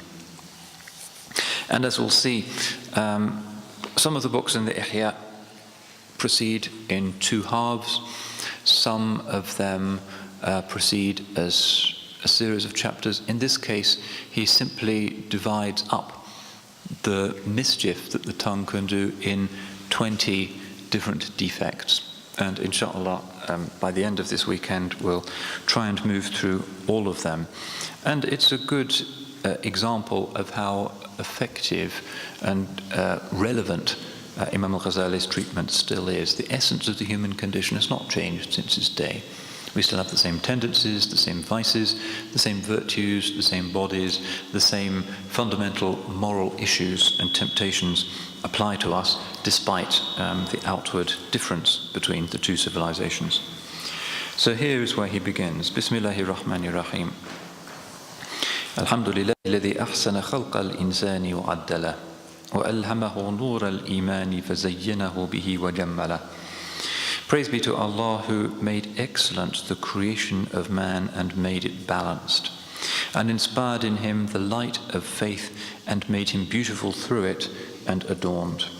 وَعَلَّمَهُ الْبَيَانَ فَقَدَّمَهُ بِهِ وَفَضَّلَهُ, and taught him speech and made him foremost through it and superior. وَأَفَاضَ عَلَى قَلْبِهِ خَزَائِنَ الْعُلُومِ فَأَكْمَلَهُ, and poured out upon his heart the treasure stores of knowledges and thus made him perfect. ثُمَّ أَرْسَلَ عَلَيْهِ سِتْرًا مِّن رَحْمَتِهِ وَأَسْبَلَهُ, and then conferred upon him a veil of his mercy and made it extensive. ثُمَّ أَمَدَّهُ بِلِسَانٍ يُتَرْجِمُ بِهِ عَمَّا حَوَاهُ الْقَلْبُ وَعَقَّلَهُ, and then he reinforced him, or he strengthened him, with a tongue by which he could interpret or communicate that which the heart encompasses and understands. And the prologue goes on. So you can see in quite straightforward fashion, Imam Al-Ghazali here is indicating the sanctity of speech as an eminent divine gift. That we should be thankful to Allah subhanahu wa ta'ala for giving us this extraordinary capacity. And when you think about it, an objective measurement of the human body, what are we, 6 feet tall perhaps, lasting for a few decades and then quickly corrupting. The instruments which we have been given are quite remarkable.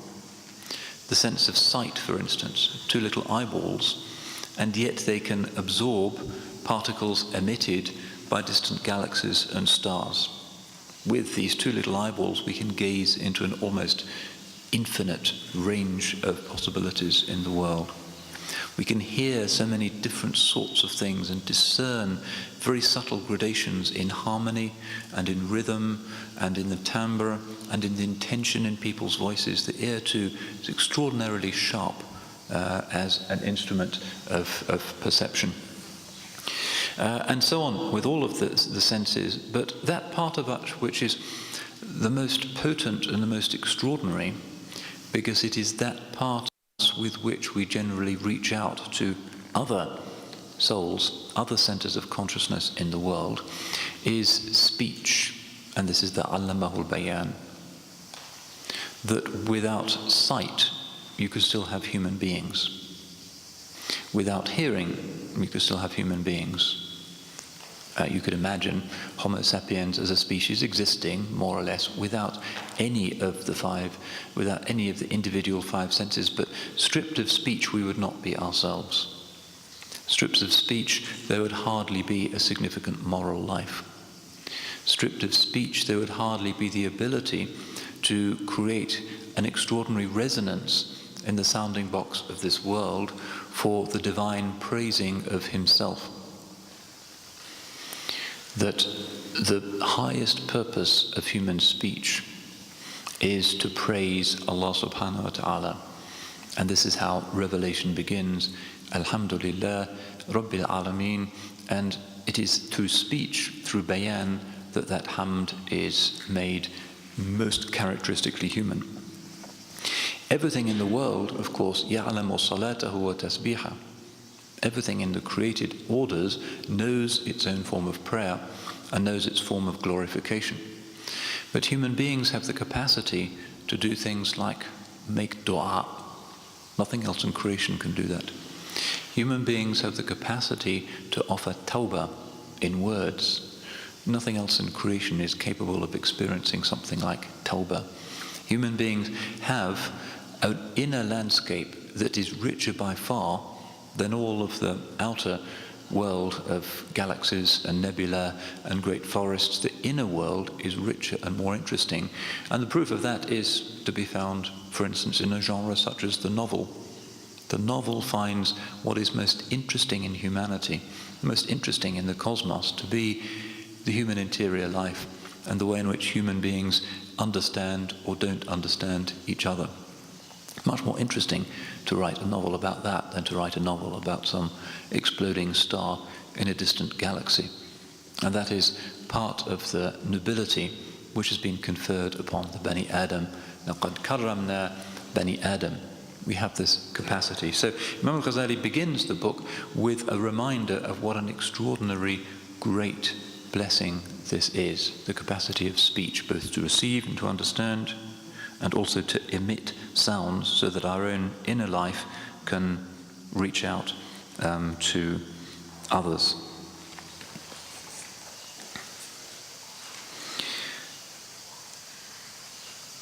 And here he goes. أما بعد, to proceed. فإن اللسان من نعم الله العظيمة. The tongue is one of Allah's great bounties. ولطائف صنعه الغريبة, and one of the strangest subtleties of his making. فإنه صغير جرمه عظيم طاعته وجرمه. Because it is small in weight, but immense is its consequences in terms of obedience and disobedience. If the tongue is a little thing, but if it obeys Allah, the consequences are extraordinary. You can found a new religion and change the world. But the consequences of its misbehavior are also gigantic. You can break a heart, you can start a war, you can cause a divorce, you can, just by saying things with this little thing. إذ لا يستبين الكفر والإيمان إلا بشهادة اللسان. Kufr and Iman are not made distinct save by the witnessing which the tongue itself performs. وهما غاية الطاعة والعصيان, and these are the utmost of obedience and of disobedience.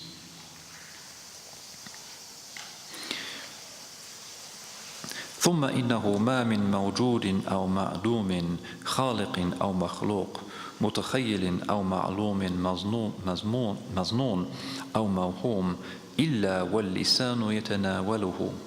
Okay, so already he's explained how important it is, but then he goes on. And then there is nothing that exists or does not exist, nothing that creates or is created, nothing that is imagined or known or supposed, except that the tongue can give an account of it and can deal with it rationally, وَيَتَعَرَّضُ لَهُ بِإِثْبَاتٍ أَوْ نَفِي, by establishing its existence or non-existence. فَإِنَّ كُلَّ مَا يَتَنَاوَلَهُ الْعِلْمُ يُعْرِبُ عَنْهُ اللِّسَانِ. For everything that knowledge can attain, the tongue can express, إِمَّا بِحَقٍ أَوْ بَاطِلٍ, by saying it's true or false. وَلَا شَيْءَ إِلَّا وَالْعِلْمُ مُتَنَاوِلٌ لَهُ, and there is nothing that cannot in principle be known. So the capacity of this sound box of this tongue is extraordinary because it can give an account of everything that exists. There's no exceptions. وَهَذِهِ خَاصِيَّةٌ لَا تُوجَدُ فِي سَائِرِ الْأَعْضَاءِ, and this is a unique property which does not exist in the other parts of the human body. It's just the tongue that can do this. فَإِنَّ الْعَيْنَ لَا تَصِلُ إِلَى غَيْرِ الْأَلْوَانِ, because the eye can perceive nothing more than colors and shapes, وَالصُّوَرِ. وَالْآذَانُ لَا تَصِلُ إِلَى غَيْرِ الْأَصْوَاتِ, and the ear can apprehend only sounds. وَالْيَدْ لَا تَصِلُ إِلَّا غَيْرِ الْأَجْسَامِ, and the hand can know only forms, bodies. وَكَذَلِكَ سَائِرُ الْأَعْضَاءِ, and thus it is with the other parts of the human being. وَاللِّسَانُ رَحِبُ الْمَيْدَانِ, but the tongue is of an immense context or field of operation. لَيْسَ لَهُ مَرَدٌ وَلَا لِمَجَالِهِ مُنْتَهَى, there is nothing that can restrain it, and there is no limit to its potential zone of operation. So he begins by indicating this enormous significance, the moral, the potency of human speech, that what we perceive with our senses or can work out with our minds are nothing without the capacity to articulate that within ourselves and to others. And the tongue is a small thing, but it has this capacity to frame so much. And then he goes on to talk about the moral power of the tongue.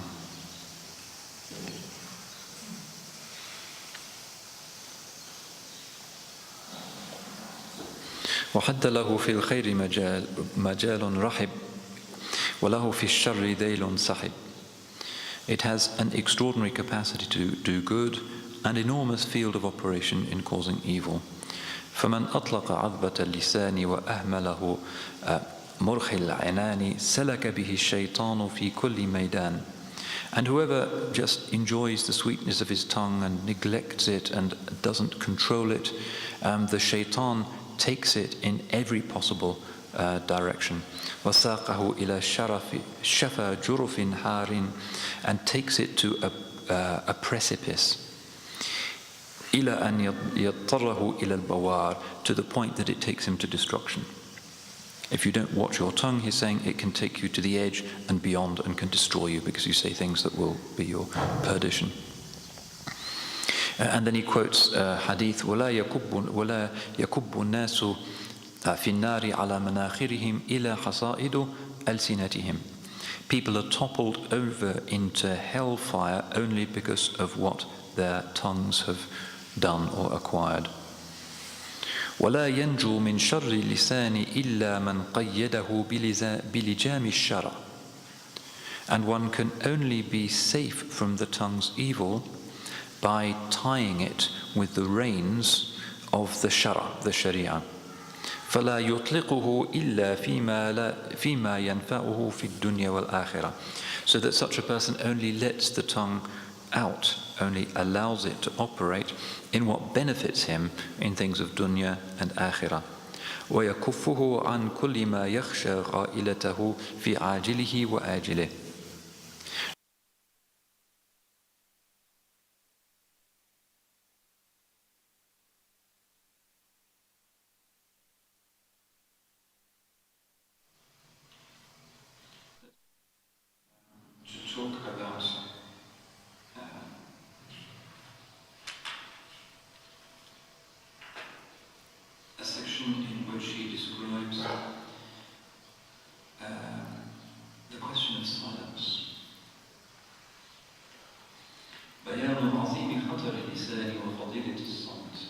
An exposition of the great danger of the tongue and the merit of silence. Now, silence is a spiritual technique and a state which is universal in world spiritualities. There are even monastic orders like the Trappists where they take vows of silence. They communicate only through gesture, or at certain times of the year they're allowed to speak. In many forms of Buddhism, particularly Zen Buddhism, there's an emphasis on silence. It's a fairly universal thing. Silence is a valuable way of keeping this beast that is behind the bars of the teeth behind bars, so that it doesn't emerge to harm ourselves or others. And there is in our tradition a very rich tradition of reflection on the merit of silence. Not being a chatterbox, but just being quiet and silent as something that is closer to our contemplative natures than is the state of constant speech. اعلم أن خطر اللسان عظيم.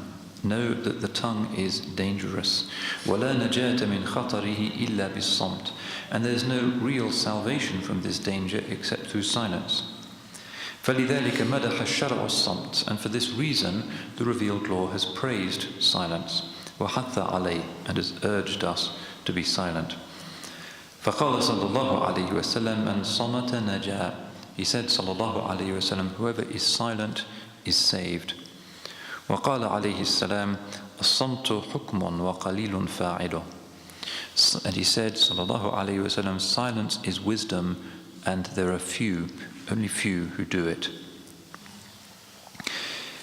وروى عبد الله بن سفيان عن أبيه قال قلت يا رسول الله أخبرني عن الإسلام بأمر لا أسأل عنه أحدا بعدك. قال قل آمنت بالله ثم استقم. قال قلت فما أتقي فأومأ بيده إلى لسانه. And this is a very well-known sound hadith in which one of the Sahaba say, "O Rasulullah, tell me concerning Islam about something which will be sufficient, so I never need to ask any questions again of anybody." And he said, just say, I believe in Allah, and then go straight. Follow the sunnah, follow the sharia. قال قلت فما أتقي, and I said, what should I beware of? فأومأ بيده إلى لسانه, and he pointed with his hand to his tongue. So this is one of the jawami', one of the Holy Prophet's comprehensive teachings. Believe in Allah, go straight, and the thing you have to fear most is what you say, your words.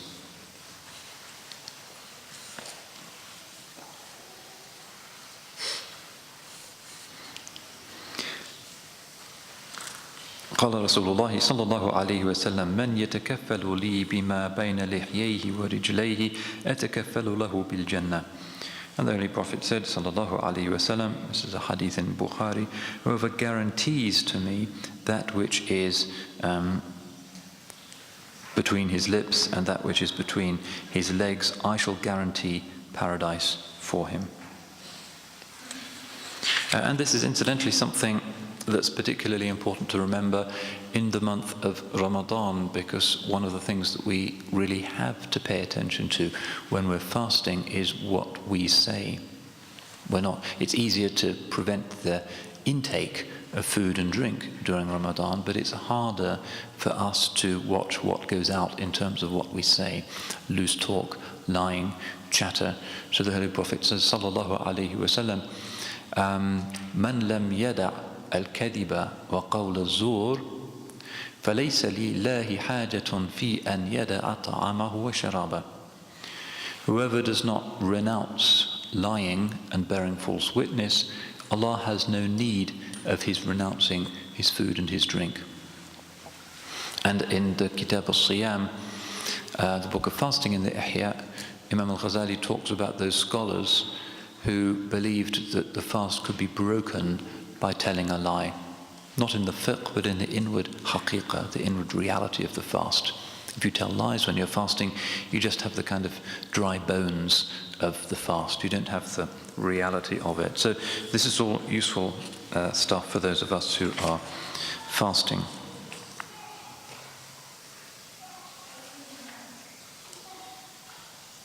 وقد سئل رسول الله صلى الله عليه وسلم عن أكبر ما يدخل الناس الجنة ما يدخل الناس الجنة, and he was asked sallallahu alaihi wasallam, what is the thing that most brings people to paradise? فقال تقوى الله وحسن الخلق, and he said, the fear of Allah and good character. وسئل عن أكبر ما يدخل النار, and he asked, what is that thing that brings people into hell most frequently? فقال الأجوفان الفم والفرج, and he replied, the two hollow things, the mouth and the genitals. فيحتمل أن يكون المراد بالفم آفات اللسان لأنه محله, and it's possible that what's meant by the mouth is the sins of the tongue, because the mouth is the tongue's habitat. ويحتمل أن يكون المراد به البطن, but it's also possible what this hadith means, and speaking of the mouth, is the stomach. In other words, it's greed that will take you to the hellfire. لأنه منفذ.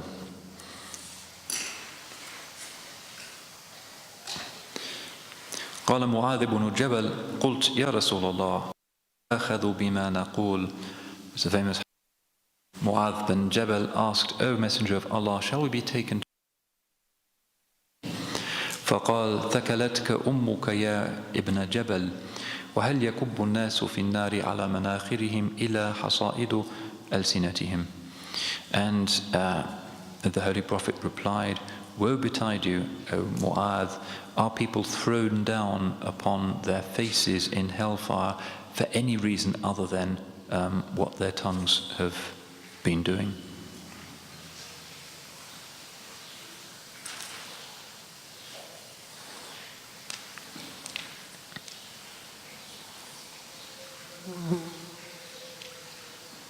وقال أنس بن مالك قال صلى الله عليه وسلم لا يستقيم إيمان العبد حتى يستقيم قلبه ولا يستقيم قلبه حتى يستقيم لسانه ولا يدخل الجنة رجل لا يأمن جاره بوائقه. The Holy Prophet said, sallallahu alayhi wasallam, the faith of a man is not right until his heart is right, and his heart is not right until his tongue is right. And no man shall enter paradise whose neighbor was not safe from his misfortunes. وقال صلى الله عليه وسلم من سره أن يسلم فليلزم الصمت. And he said, sallallahu alayhi wasallam, whoever wishes to be safe, let him maintain silence.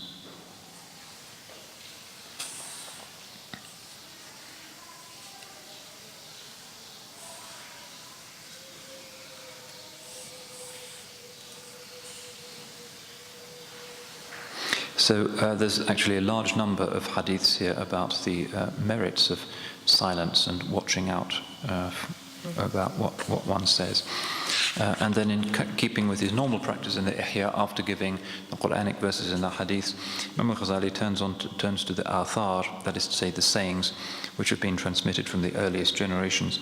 كان أبو بكر الصديق رضي الله عنه يضع حصاة في فيه يمنع بها نفسه عن الكلام وكان يشير إلى لسانه ويقول هذا الذي أوردني الموارد. And Abu Bakr as-Siddiq used to put pebbles in his mouth in order to restrain him from speaking. And sometimes he would point to his tongue and he would say, هذا الذي أوردني الموارد. It's this that's got me into scrapes, that's got me into difficult situations.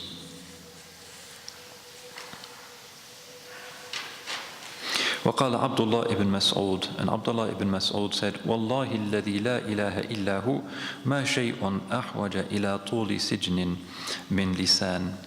And Ibn Mas'ud said, I swear by Allah besides whom there is no other God, that nothing deserves to be imprisoned for longer than the tongue. وقال الطاووس لساني سبع إن أرسلته أكلني. Tawus bin Kaysan, the great tabi'i of Makkah, said, my tongue is a lion or a wild beast. If I let it out, it bites me. And so on. Many statements. He has a large amount of material here about the importance of silence. And indeed there are whole books in our legacy just about silence. Ibn Abi Dunya, who's the author of a number of short works of hadith and sayings, athar from the Salaf, has Kitab al-Samt, a book of silence. Al-Muhasibi also writes about silence. Now this of course raises a question. If it's the case that what makes us human really is our capacity to articulate, to explain in speech the morality of situations, the nature of knowledge, to discern between true and false beliefs, then how can silence be an appropriate response to a divine gift? It looks like not using it. Now, Imam Al-Ghazali has begun this kitab with this single section, this bayan fi fadilat as-samt, this chapter on the merit of samt, of silence, in order to remind us of the importance of muraqabah, of self-scrutiny. We need to watch out, and if in doubt, we should fall silent. If we're not sure whether something that we might want to say is beneficial or not, then it's almost certainly going to be better for us just to remain silent. And Imam Al-Junayd used to say, if it pleases you to speak, then be silent. And if it pleases you to be silent, then speak. There are certain situations in which silence can be reprehensible. If, for instance, you don't speak out at the critical moment in a law case, somebody may unjustly go to jail. If you don't speak to heal somebody's heart when they've come to you for advice, then you're committing a sin and you are increasing their suffering.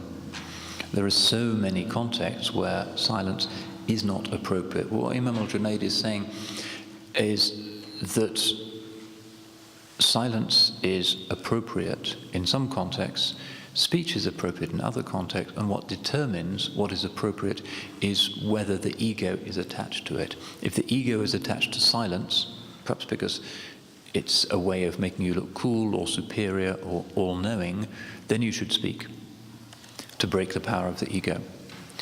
But if the ego really wants you to get involved in some kind of loose talk and to chatter and to show people how much you know about deen or dunya, then it's better for you just to be silent, and you won't sin that way. So again, it's a question of balance, and much of the Imam's agenda in the Ihya is showing us how all of these virtues, these fada'il, consist of a middle way.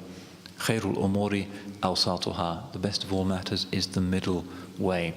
And so it is also when determining when it's appropriate to speak and when it's appropriate to be silent. But of course, often it depends on one's vocation. If you're a school teacher, you won't last very long in your career path if you never say anything. But there may be other contexts, if you're a librarian, for instance, where if you're talking all the time, that is also inappropriate. So it's to do not just with the attachment of the ego, but also with, particularly in dunya things, what's actually required of you in your particular context. Sometimes embarrassing silences at the dinner table need to be broken by somebody who is saying something that might just be small talk, something trivial, but that is his obligation in that point, at that point, particularly if the host or other people present are feeling embarrassed or distressed. So let's just briefly get into these 20.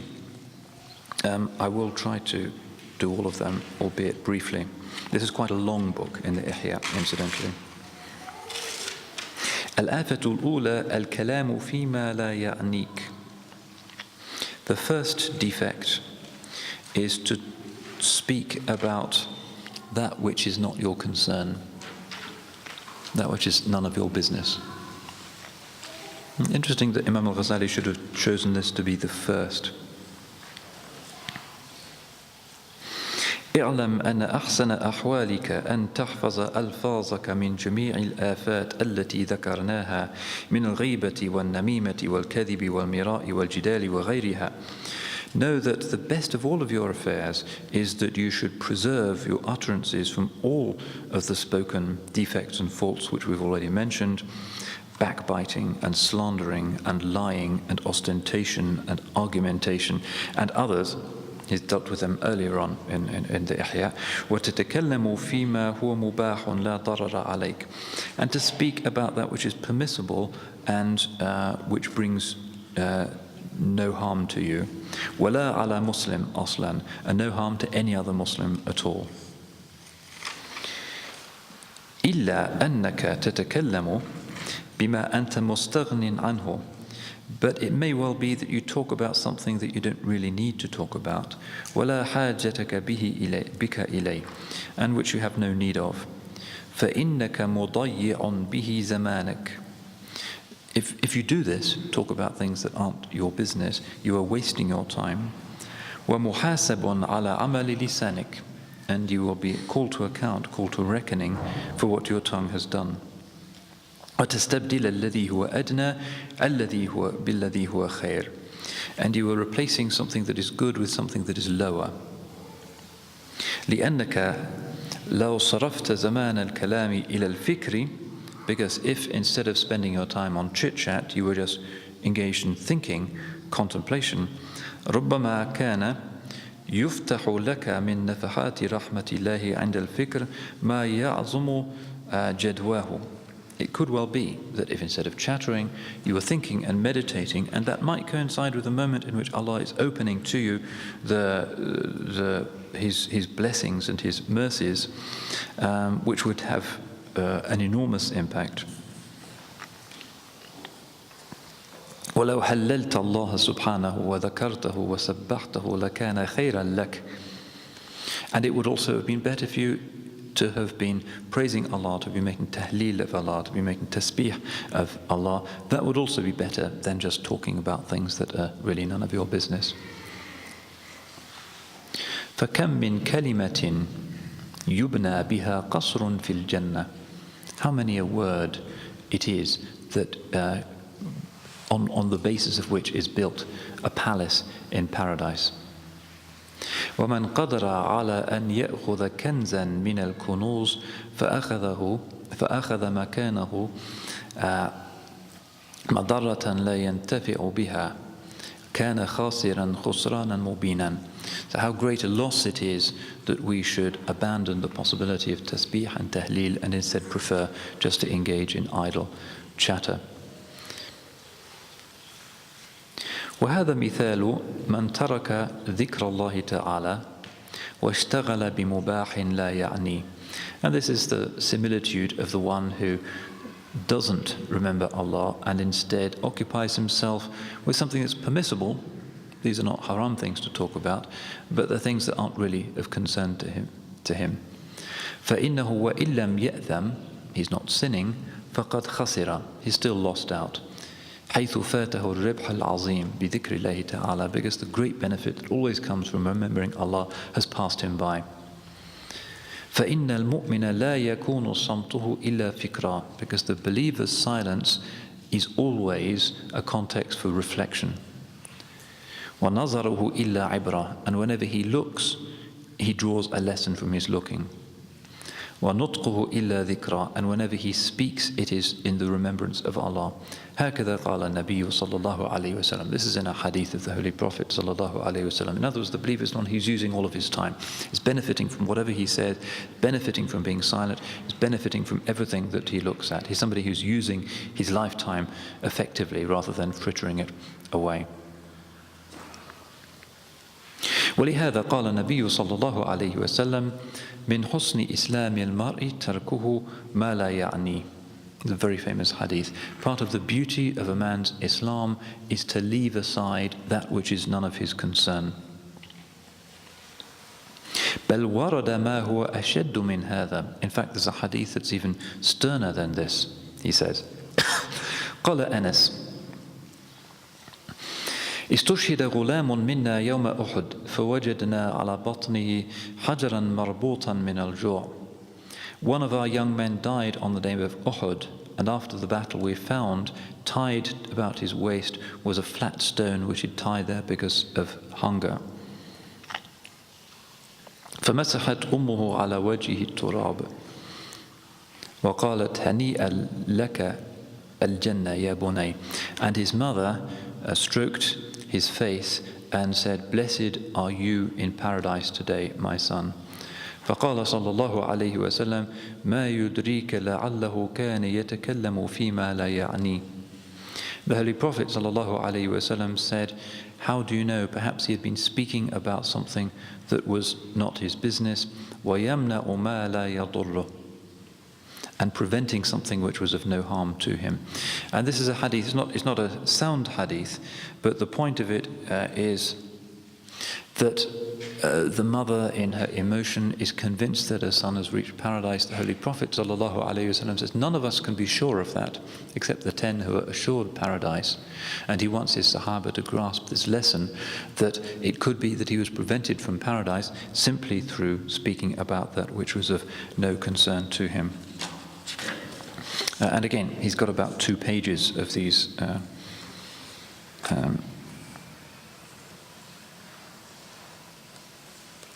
sayings about the danger of just idle chit-chat, talking about things that are irrelevant. And let's just move, before we finish, into the second of these 20. Al-afatu thaniya, fudulul kalam.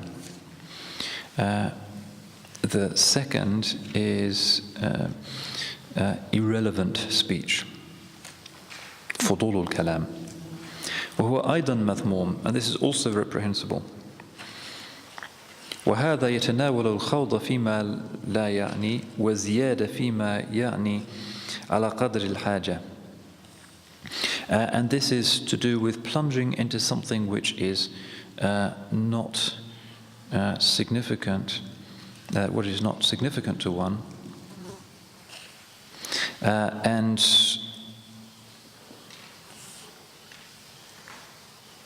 to do so at excessive length. So the first is simply to mention things that aren't really any of your business and you should stay away from. But the second is the tendency of people to chat endlessly and at great length about things that are simply immaterial, idle talk.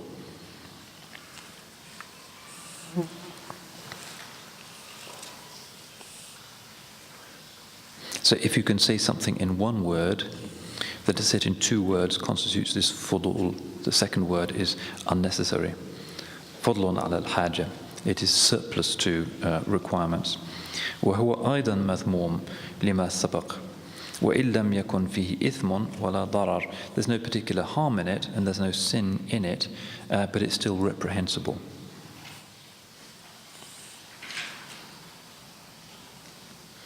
قال عطاء بن أبي رباح. عطاء بن أبي رباح used to say إن من كان قبلكم كانوا يكرهون فضول الكلام. Those who came before you used to hate speech at excessive length. وكانوا يعدون فضول الكلام ما عدا كتاب الله تعالى وسنة رسول الله صلى الله عليه وسلم أو أمرا بمعروف أو نهيا عن منكر. And they considered unnecessary speech to be anything that wasn't Allah's word or the sunnah of the chosen one, or encouraging what is good or forbidding what is wicked. أو أن تنطق بحاجتك في معيشتك, or to speak in a way that is necessary for securing your livelihood. التي لا بد لك منها, which is essential. أتنكرون أن عليكم حافظين كراما. Do you deny that there are 2 noble recording angels who record everything that you say? عن اليمين وعن الشمال قعيد. This is from the Quran. ما يلفظ من قول إلا لديه رقيب عتيد. Never does he utter anything but that there is with him a ready watcher. Some people say the 2 angels are called Raqib, Atid. Others say that it just means one who is watching and ready. أما يستحي أحدكم إذا نشرت صحيفته التي أملاها صدر نهاره كان أكثر ما فيها ليس من أمر ديني ولا دنيا. Aren't you afraid of being ashamed that on the day when your sahifa, your scroll, will finally be revealed, people will see that you stuffed your daytime with things that are of no relevance and no benefit to your deen or to your dunya?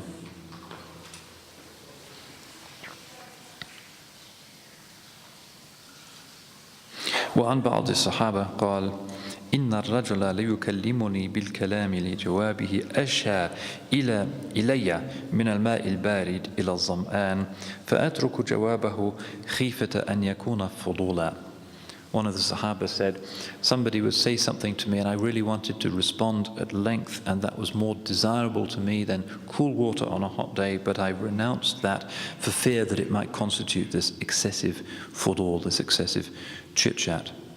Now all of this might seem severe, but when we think about it, we think about how short a time we have to live and how few other things we do in each day that are actually serious and concentrated, we realize with some dread how much time we actually waste.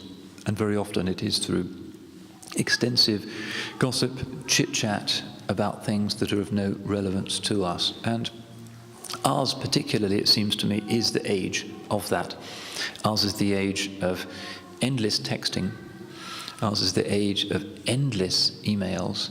Ours is the age of 1 billion subscribers to Facebook. Ours is the age of just talking for the sake of talking. I know a teenager who was given a mobile phone that had 6,000 texts per month on it, and he'd used up those 6,000 texts by the time the month was half finished. And what is it that they're talking to each other? It's just for the sake of talking, meaningless teenage chit-chat. And unfortunately, we adults are just as bad. The possibility of being distracted by sending somebody some not very significant weather message like, it's really cold today, how is it with you in Tokyo? We do that a lot of the time. That's not really about mu'amala. That's not about hearts engaging. That's just a form of distraction. That's turning this miracle of bayan, of communication, into a form of time wasting. And our inboxes are full of fudul al-kalam, exactly what the Sahaba are warning against, and our lives are being taken over by it. Not just spam from companies with their endless chit-chat about things that we ought to have, but also unnecessary messages from friends, from family, which are not really essential. Unnecessary chattering on the mobile phone, unnecessary conversations are one of the features of our electronic age. And we need to watch that, because unless we're careful, something that we take to be a courteous way of staying in touch with friends and family can turn into a lethal waste of time. It's better to have quality time and to engage deeply with people by sending an occasional heartfelt letter, for instance. The art of letter writing seems to be almost dead, than to send a badly spelt, telegraphically compressed, standard repetitive email every hour or so to your fiancé or to whoever it might be. That's fudul al-kalam, that is wasteful. And each time you do it, it's a distraction from something else that you should be doing. So inshallah we'll finish at this point. We've inaugurated our study of this book, and we've spoken about these two issues. Firstly, the problem of talking about things that aren't really of benefit to us. And again, we can waste a lot of time by looking at, for instance, information about a train crash in Taiwan. We spend 5 minutes learning about the train crash in Taiwan. It's completely useless to us. We can't help them. It's not helping us, unless it reminds us of death, but perhaps it doesn't. All of this information comes to us constantly. This is min husni islami al-mar'i tarkuhu ma la ya'ni. We need to remember this on the web particularly. Part of the beauty of a man's Islam is leaving aside what's not important to him, what's not relevant to him. And the second one is this incredible time-wasting exercise of saying too much, of endlessly long, repetitive texting, emails, chatter to each other. This is not right. And it seems to be a particular plague of our electronic age. So we ask Allah subhanahu wa ta'ala to make us shakirin, to make us grateful for the gift of speech, without which we wouldn't be very much. The gift of His speech, the gift of speech that we have to heal the hearts of others, the gift of speech that we have to understand His world and true belief about Him. And inshallah we ask Allah subhanahu wa ta'ala to grant us moderation in all things, to know when to be silent, to know when to speak, to know how to speak, and always that whatever we speak should remain within the boundaries of the blessed revealed law, inshallah. Barakallahu fikum, wal afu minkum, wassalamu alaikum wa rahmatullah.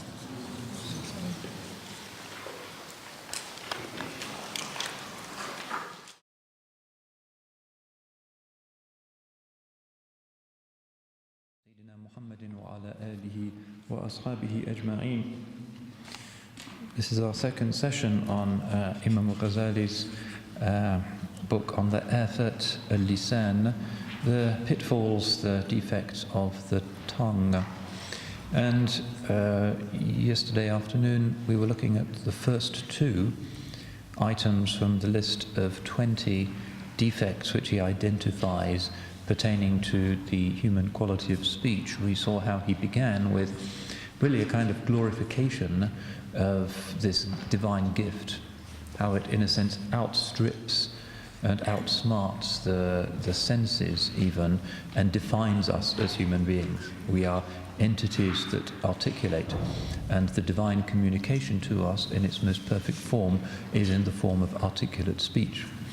And the first of these 20 turned out to be the need to avoid speaking about what is none of our business, endlessly going on about things that are of no benefit to us. And the second was about speaking about things in excessive length, going on and on and on about them. And we now move on to al-afatu thalitha, inshallah, the third defect, which he defines as al-khawdu fil batil. Al-afatu thalitha, al-khawdu fil batil.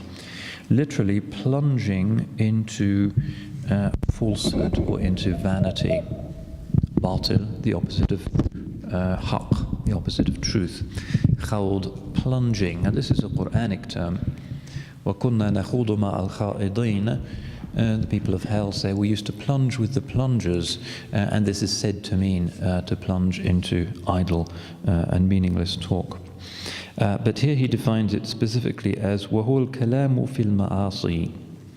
It is to talk about sins, sinful behavior. So we might describe this third category as inappropriate talk. كَحِكَايَةِ أَحْوَالِ النِّسَاءِ وَمَجَالِسِ الْخَمْرِ وَمَقَامَاتِ الْفُسَاقِ. Like talking about the ways in which women are, and sessions of wine drinking, and the gatherings and the behavior of corrupt people, and how rich people enjoy themselves, and the tyranny of kings and their reprehensible ceremonies, وَتَجَبُّرُ الْمُلُوكِ وَمَرَاسِمِهِمْ الْمَذْمُومَةِ وَأَحْوَالُهُمْ الْمَكْرُوهَةِ, and their disliked conditions. And again, here's a reminder of how contemporary all of this is and how nothing really changes. Because if you look at this list of forms of inappropriate speech, we find that that's exactly what you get on late night television. It's exactly what you get in all of those chat shows. It's exactly what those shock jocks focus on drive-by radio stations. It's exactly what fills the pages of Hello magazine. This is exactly now as it was. Let's just list these things once again. It's exactly what you get in Hello magazine. You'll never see anything else. Hikayati ahwal an-nisa, talking about the way in which women are. So it's kind of fashion and who's going out with who and all of that. Wa majalis al-khamr, and parties in which wine is consumed. Wa maqamat al-fusaq, and the various ways in which corrupt people behave. Wa tana'um al-aghniya, and the way in which rich people enjoy themselves. وَتَجَبَّرِ الْمُلُوكِ وَمَرَاسِمُهُمْ الْمَضْمُومَةِ, and the self-glorification of rulers and their reprehensible ceremonies. That's exactly what we get, isn't it? And he says this is his third category, and it's al-khawdu fil batil. That's Hello magazine. To plunge into, very graphic image, to plunge into what's false. فَإِنَّ كُلَّ ذَلِكَ مِمَّا لَا يَحِلُّ الْخَوْضُ فِيهِ. And all of these things, it is unlawful to plunge into, to get involved into, to look into. وَهُوَ حَرَامٌ, and it is in fact forbidden. وَأَمَّا الْكَلَامُ فِي مَا لَا يَعْنِي أَوْ أَكْثَرَ مِمَّا يَعْنِي. As for talking about what's none of one's business or speaking at excessive length, so his first two categories, فَهُوَ تَرْكُ الْأَوْلَى. This is the abandonment of what is better. And this is a kind of fiqh term. Tarkul awla means not something forbidden, but something that is unfortunate because you could be doing something better. So instead of talking endlessly about your new car or whatever it might be, you could be doing some dhikr instead. It's not haram to talk a lot at length about your new car, but it's tarkul awla. But this one, he says, this third category, is a category of the haram. But he says one can blend into the other. نعم من يكثر الكلام فيما لا يعني لا يؤمن عليه الخوض في الباطل. Certainly the person who's endlessly going on about things that are not of his concern is not safe from then plunging into falsehood. So if you're a kind of chatterbox person and you just have to keep talking and talking at excessive length, you're the kind of person who's going to then find that he wants to talk about these reprehensible or forbidden things. وَأَكْثَرُ النَّاسِ يَتَجَالَسُونَ لِلتَّفَرُّجِ بِالْحَدِيثِ. Most people, when they sit around, do so in order to enjoy themselves in conversation.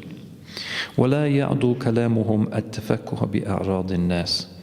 And their speech never goes beyond simply amusing themselves by talking about other people's lack of honor or dishonorable behavior, أو الخوض في الباطل, or plunging into what's inappropriate. He says that's what most conversation is in fact about. It's about gossip, talking about so-and-so doing something that's not right, and who's going out with who, and who's wearing what, and all of that Hello magazine gossip column stuff. وَأَنْوَاءُ الْبَاطِلِ لَا يُمْكِنُ حَصْرُهَا لِكَثْرَتِهَا.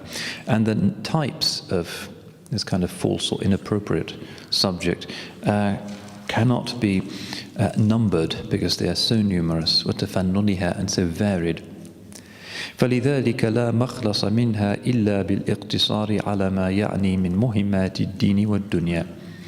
And so the only way of escaping from this plunging into inappropriate conversations is by making sure that one limits oneself to what is really relevant and necessary concerning the concerns of religion or one's worldly life.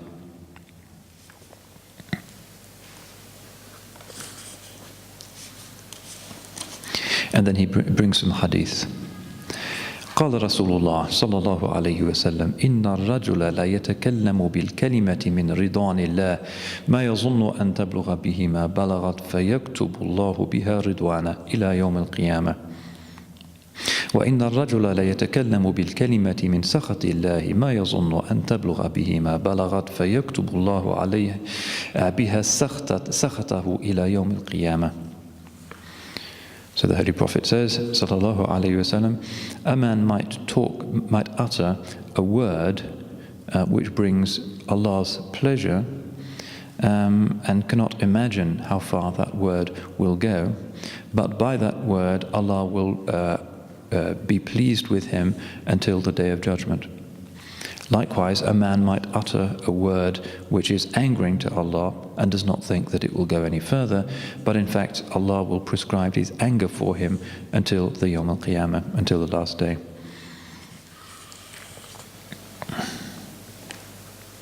وقال النبي صلى الله عليه وسلم إن الرجل لا يتكلم بالكلمة يضحك بها جلساءه يهوي بها أبعد من الثريا.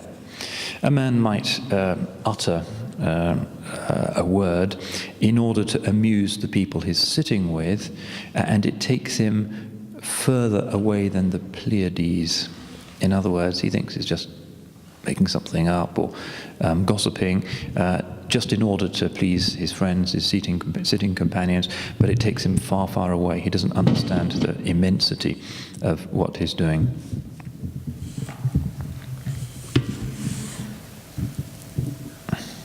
وقال صلى الله عليه وسلم أعظم الناس خطايا يوم القيامة أكثرهم خوضا في الباطل. And he said, sallallahu alayhi wasallam, the people with most sins on the Day of Judgment will be the people who most plunged into inappropriate speech. It doesn't necessarily mean reciprocally that just in the plunging into inappropriate speech, that's what multiplies your sins more than anything else. It's just that kind of behavior, the poor akhlaq, the poor state of the soul that takes pleasure in learning about gossipy things, is associated with a sinful condition that will put you in this category of human beings. It's the darker side of the self that wants to know what's going on and becomes kind of preoccupied with a celebrity culture. That's a very important part of really what Imam Al-Ghazali is talking about and is hugely significant in our day. What was Kate wearing at the wedding, and what does such and such an actress prefer in terms of the Rolls Royce that takes her to the Oscars ceremony, and celebrity divorces, and who's going out with who, and who's seeing her ex again, and who's in addiction, and who's looking good, and who's struggling with her obesity. All of this stuff is exactly what Imam Al-Ghazali is talking about. And to be the kind of person who gets off on that and is preoccupied and likes to read, and frankly it's the women's magazines often that have a lot of this stuff in it. Somebody who's kind of preoccupied with that is in this very reprehensible category. And Imam Al-Ghazali does say that it is haram, and the hadith, the sound hadith, says it takes you further away than the thuraya. Literally, you're spacing out, if you like. That's the kind of metaphor. You're getting far away from how you should be and from reality. And then some Quranic ayahs. وَإِلَيْهِ الْإِشَارَةُ بِقَوْلِهِ تَعَالَى وَكُنَّا نَخُوضُ مَعَ الْخَائِضِينَ. And Allah says, and we used to plunge along with those who plunged. In other words, this is the admission of the people of the fire. وبقوله تعالى فلا تقعدوا معهم حتى يخوضوا في حديث غيره. And he says, Ta'ala, do not sit with them until they plunge into a different conversation.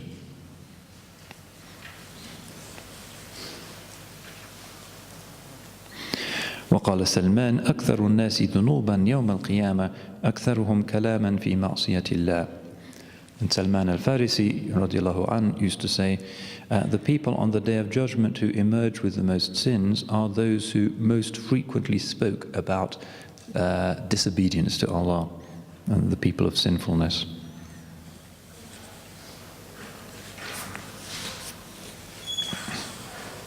وقال ابن السيرين كان رجل من الأنصار يمر بمجلس لهم فيقول لهم توضؤوا فإن بعض ما تقولون شر من الحدث. Ibn Sirin says there used to be a man of the Ansar who would walk by one of the assemblies and say to them, get up and do your wudu, because some of what you're saying is actually worse than breaking your wudu.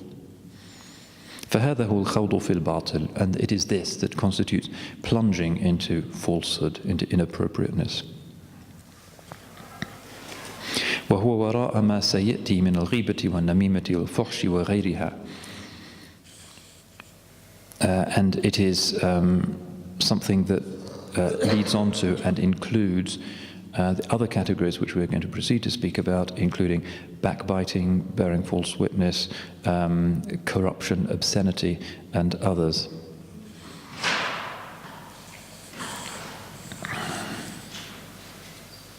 Yes, and he also adds here, it's a kind of sting in the tail.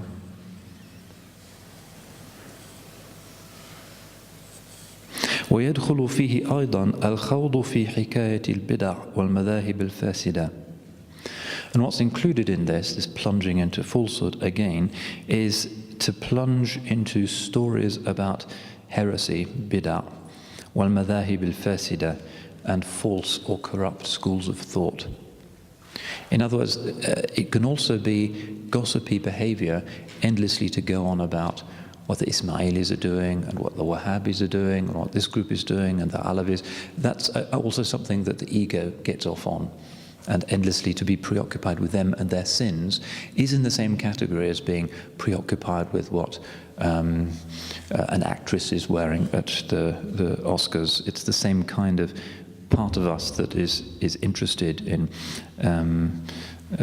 seeking out these things. And this is, Imam Al-Ghazali is famous for disliking the endless rehearsal and the condemnation of the views of heretical sects, unless you're doing it formally as your obligation to refute it as a scholar. But otherwise, chit-chat about other sorts of Muslims is something that he really comes down very heavily on. And also, وَحِكَايَةُ مَا جَرَى مِنْ قِتَالِ الصَّحَابَةِ عَلَى وَجْهٍ يُوهِمُ الطَّعْنَ فِي بَعْضِهِمْ. Also in this category is to talk about the disputes amongst the Sahaba in such a way as to suggest that some of them were reprehensible. So this again would be a condemnation of the Khawarij and of the Shia, because their kind of endless rehearsal of what they take to be the defects or the mistakes of some of the Sahaba again turns into a kind of gossip. What they say about Sayyidina Abu Bakr, Sayyidina Aisha, what the Khawarij will say about Imam Ali, very quickly degenerates into a kind of nitpicking, gossipy, tabloidy condemnation. And Imam Al-Ghazali likes to put that in the same category as other forms of inappropriate speech. وكل ذلك باطل والخوض فيه خوض في الباطل نسأل الله حسن العون بلطفه وكرمه. And all of this constitutes the same thing, plunging into falsehood, and we ask Allah subhanahu wa ta'ala to help us with his generosity and kindness to escape from this fault. So that's the end of his treatment of the third of these defects, which is inappropriate speech, talking about haram stuff, even if you're not doing it yourself, to be interested in what such people are doing, whether it be in doctrine or in their personal conduct or the morality or who's in rehab or all of that. This is the category that he's talking about. Al-afatu al-rabi'a al-mira'u wal-jidal. This is the fourth category, and all of these seem to, in subtle ways, lead on from one another. They are in a particular order. The fourth defect is argumentativeness and disputation. Al-mira' wal-jidal. وَذَلِكَ مَنْهِيٌ عَنْ. And this is forbidden. Now when we read this section we have to think carefully, because after all, what we were saying yesterday at Fajr time is that Imam Al-Ghazali is kind of a fighter. He's the one who explains in some detail what the Arab philosophers got disastrously wrong. He's the one who refutes the Ismailis. He seems to have a book in which he refutes Christian doctrine. He has a book in which he refutes antinomian Sufis, Sufis that don't bother with the Sharia. He's really a fighter. So when we read this section, we have to realize that what he's talking about is a certain type of speech that is argumentativeness, that is from the disputatious nature of human beings, rather than that which comes from a dispassionate defense of the religion of Allah and His Messenger. So he says, وَذَلِكَ مَنْهِيٌ عَنْ. This is forbidden. قال صلى الله عليه وسلم لا تماري أخاك ولا تمازحه ولا تعده موعدا فتخلفه. The Prophet says صلى الله عليه وسلم, do not egotistically dispute with your brother, and do not joke with him by telling lies, and do not make a promise to him that you then fail to keep. وقال عليه السلام ذروا المراء فإنه لا تفهم حكمته ولا تؤمن فتنته. And he said, عليه السلام, turn aside from disputation, because the wisdom in it is not understood, and the fitna in it cannot be defended against.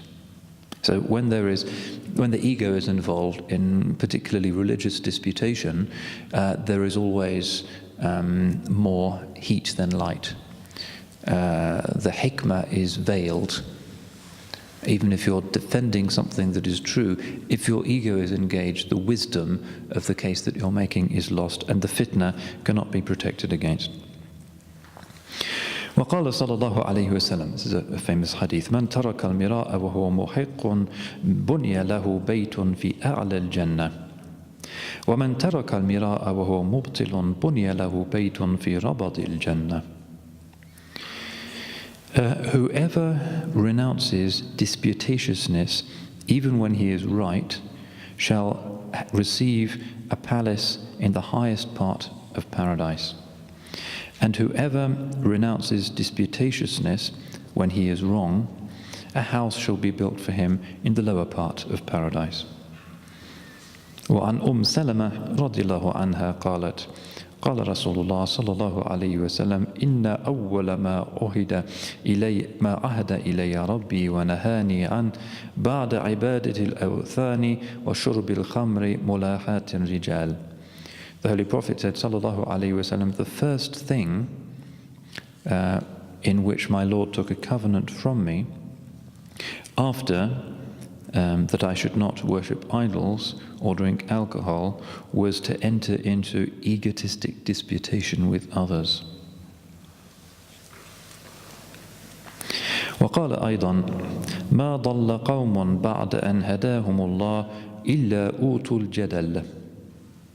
Never does a people go astray after having been guided by Allah, but that they were given disputation. In other words, this egotistic disputation, particularly in matters of religion, is a major reason why people go astray. It introduces the principle of hawa, and hence leads people into interpretations and, as we said yesterday, theory choices that are based on the fiery might of the ego, rather than on a cool and dispassionate survey of the issues. If people go astray, it tends to be as a result of polemics, disputatiousness, and you see a lot of that in internet polemic, for instance, and furious comments posted after people put up YouTube clips. Most of that is precisely this mira', You can see the fire of people's anger at work, their own insecurities, their hatred, their polemic. All of that is the kind of mira that the Holy Prophet ﷺ is forbidding and identifying as a cause of people going astray after having been guided. وقال أيضا لا يستكمل عبد حقيقة الإيمان حتى يدع المراء وإن كان محقا. Allah's slave will not perfect the true nature of Iman until he has set aside disputatiousness, even if he is right. وقال أيضا ست من كن فيه بلغ حقيقة الإيمان. And he said, sallallahu alayhi wasallam, there are three qualities which, if they are present in a man, cause him to reach the true reality of Iman. الصيام في الصيف, fasting in summer, وضرب أعداء الله بالسيف, and striking at Allah's enemies with the sword, وتعجيل الصلاة, and ensuring that the prayer is done at the beginning of its time, والصبر على المصيبات, and being patient in the face of misfortunes, وإسباغ الوضوء على المكاره, and making wudu even when it's unpleasant or inconvenient, وترك المراء, and renouncing disputatiousness, وهو الصادق, even when he's right.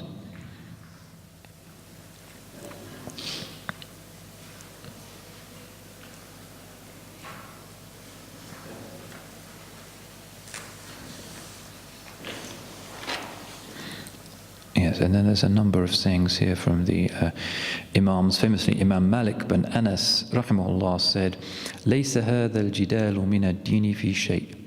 This disputatiousness, this argumentativeness, has no place in religion. And Imam Malik was famous for falling silent or walking out of a majlis if he saw people in his majlis engaging in heated disputatiousness and argument.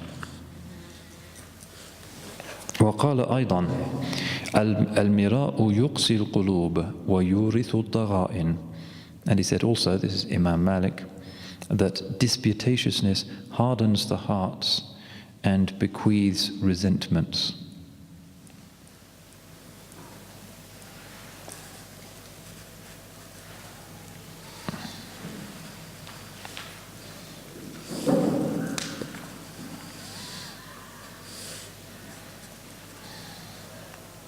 وقال ابن أبي ليلى لا أماري صاحبي فإما أن أكذبه وإما أن أغضبه. Ibn Abi Layla, famous early Qadi, used to say, I would never enter into a disputatious argument with my friend because I would either show him to be, or claim that he is lying, or I would anger him.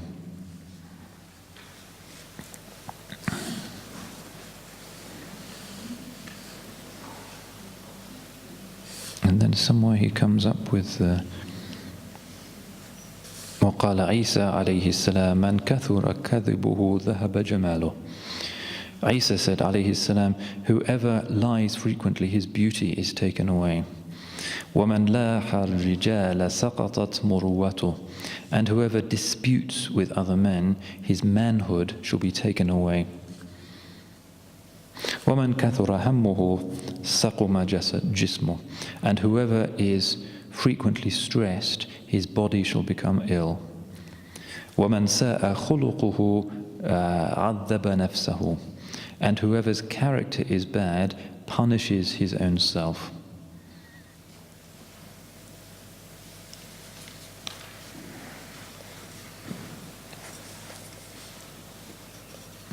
Okay, and now he comes up with the definition of mira.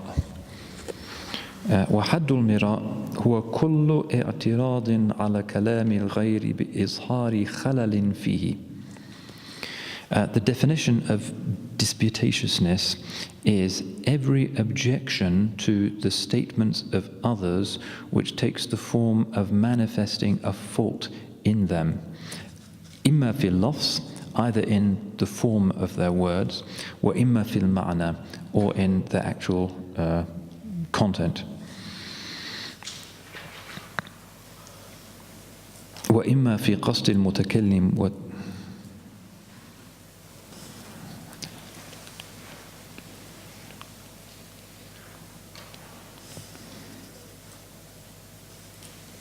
And then he says, if you're in an argument with somebody, وَلَمْ يَكُنْ مُتَعَلِّقًا بِأُمُورِ الدِّينِ, and the dispute has nothing to do with the affairs of religion, فَاسْكُتْ, then you should be silent, anhu.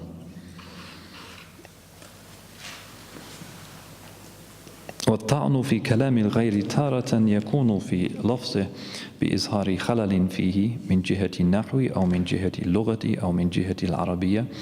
Sometimes attacking somebody else's speech can take the form of its form of words, so that one points out to an error in grammar or syntax or the use of Arabic vocabulary, أو من جهة النظم, or in terms of its organization as poetry or prose, وَالتَّرْتِيبُ بِالسُّوء تَقْدِيم أو تأخير, or pointing to defects in the way one's opponent's argument is constructed because they put some things in the wrong place in the argument. وَذَلِكَ يَكُونُ تَارَةً مِنْ قُصُورِ الْمَعْرِفَةِ وَتَارَةً يَكُونُ بِطُغْيَانِ اللِّسَانِ. Sometimes it can take the form of pointing out insufficient knowledge, sometimes by pointing out somebody's lapse of the tongue or slips of the pen. So this is the first of the categories that he's talking about, actually attacking the form of words of your opponent. And often the ego in disputatiousness takes pleasure in finding somebody tripping over their words or failing to quote something or misquoting something, even though these things are not really relevant to whether the argument is valid or not. Somebody gets a Quranic quote wrong or something in his case, and then you pounce on that. And it's always the ego that's doing that. That's a debating trick. And this is part of what Imam Al-Ghazali is talking of when he speaks of mira. And it can also be in terms of the meaning. And in this context,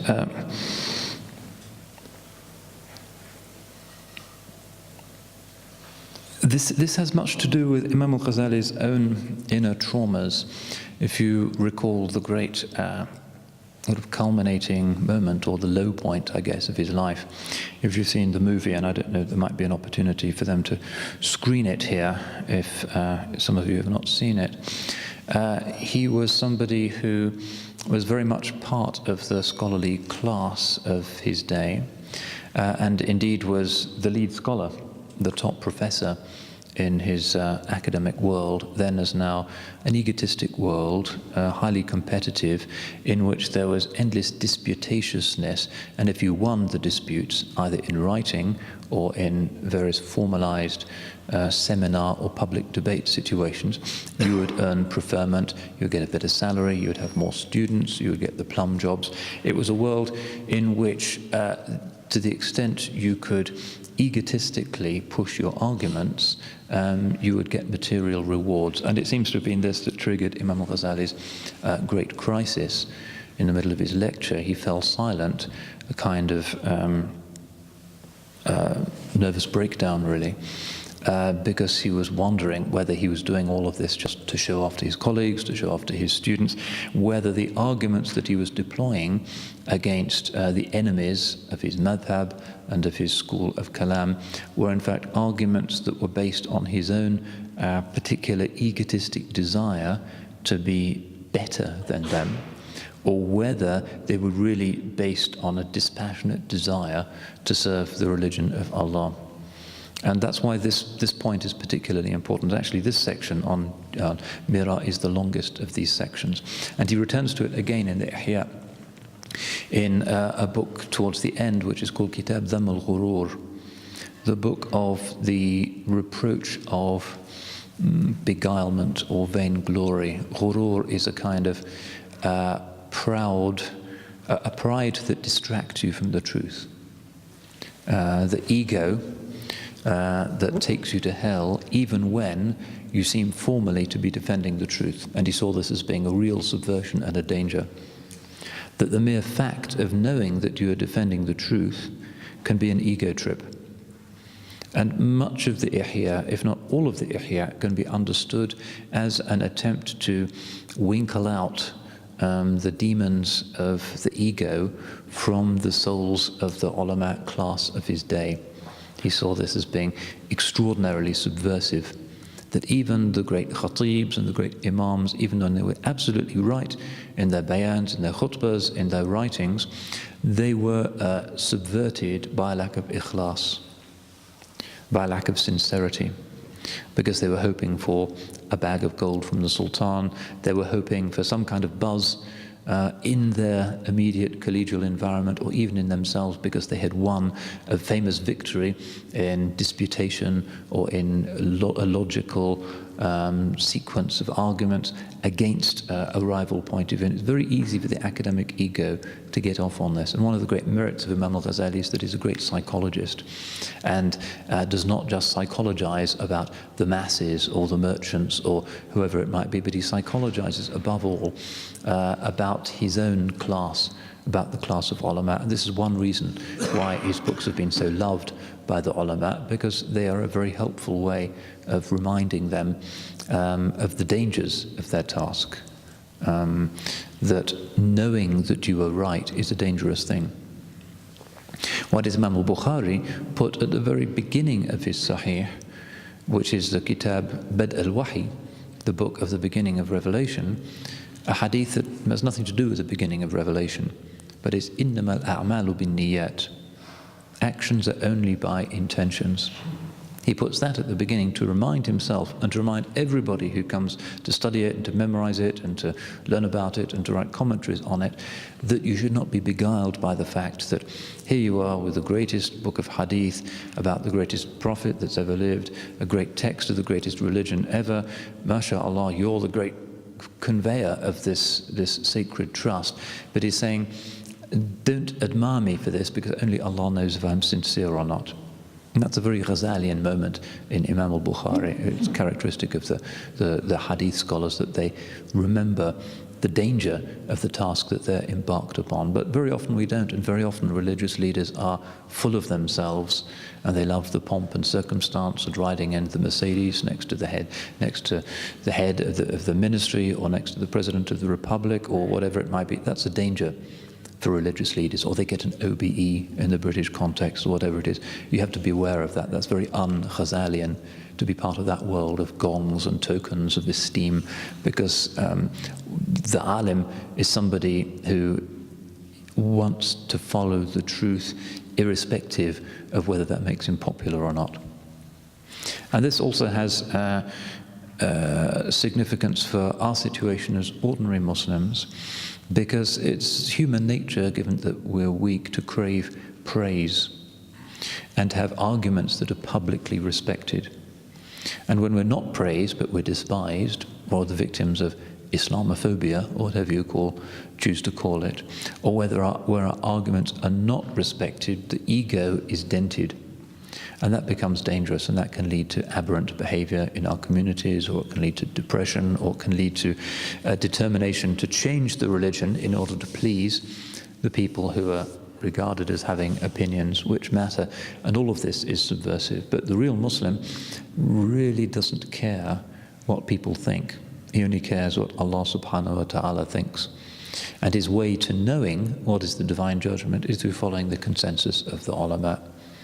And we need to be aware of this, because a lot of Muslims are upset, particularly living in the West. Why is it that they don't love us? It doesn't matter. And maybe it's natural that they don't love us, because they're the ones who are producing the civilization that Hello magazine sells how many 100,000 copies a week. That really is where their cultural investment is. Compare that to the religious magazines in their culture. If those are their priorities, why should we be happy when they praise us? We have to be quite realistic about this. And there are too many. You see it at David Cameron's Eid parties, for instance. All of these community leaders who are just so happy, sort of simpering, so delighted when the great man comes along and shakes their hands and very sincerely asks them who they are. And it's kind of a great moment for them, and they want to order the photograph afterwards. And this is what the Imam is talking about And this is something that is death to religion. And part of the greatness of the Ghazalian interpretation and its ongoing freshness is the fact that he warns his own people, his own class, his own caste, himself about this. Okay, now towards the end of this section there was something that I also wanted to share with you.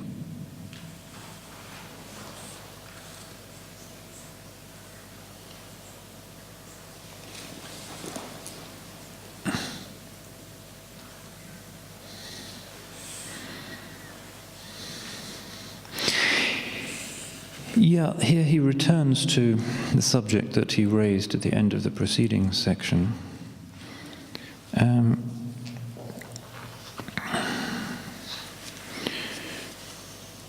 Which is disputatiousness amongst Muslims. And here he says, ينبغي للإنسان أن يكف لسانه عن أهل القبلة.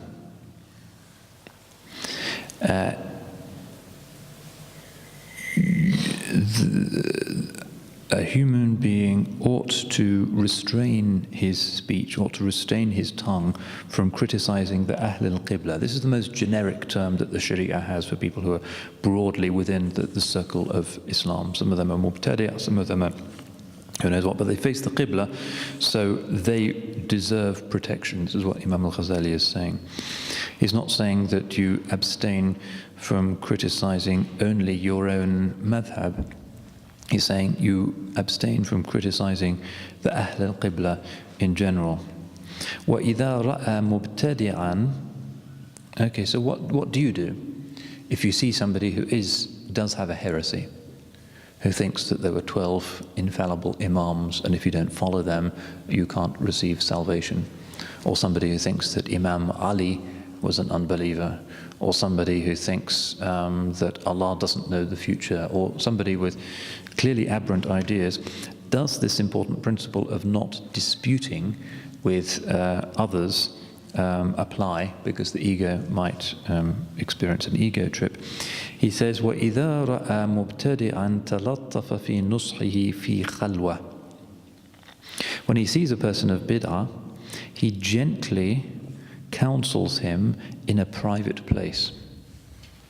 This is his solution. The danger is the heretic is standing in front of you in the Oxford Union Debating Society, and the whole world is watching, and there's a live stream, and you really want to win the argument, otherwise whoever it is going to win, and you think the whole world will be misled as a result. And so the ego immediately starts to charge in, and it's extremely difficult. And the Imam has come up with a number of sayings.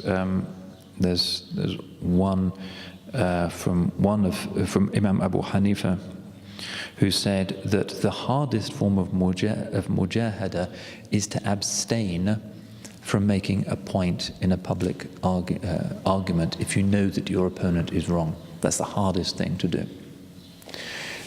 So how do you do it? Well, Imam Al-Ghazali is here saying something that is unglamorous, but is very much part of the method of the ulama. You don't engage in huge public disputations, except with people who are outside the millah, people who are atheists or communists or whatever it might be. Dispute with them by all means. But once they're of the people of the Qibla, you take them into a private place and you talattafa fi nushi. He says you gently admonish them. لا بطريق الجدل, not by means of disputation.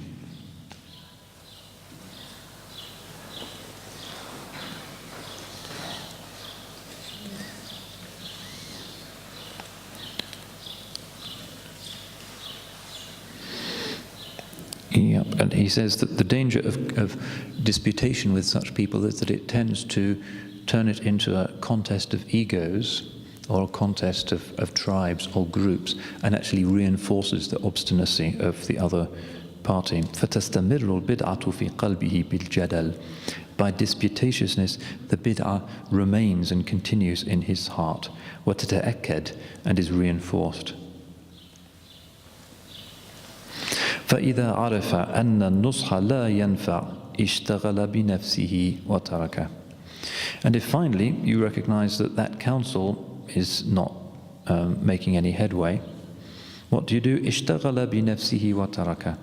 You focus on improving yourself and you just leave him alone.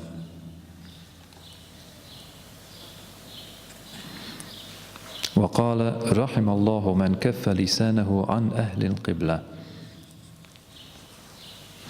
إلا بأحسن ما يقدر عليه. This is a saying of one of the Salaf.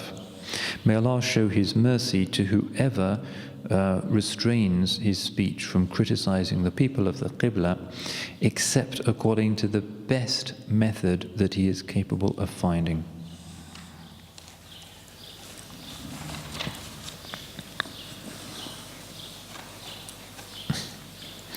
And then another sting in the tail.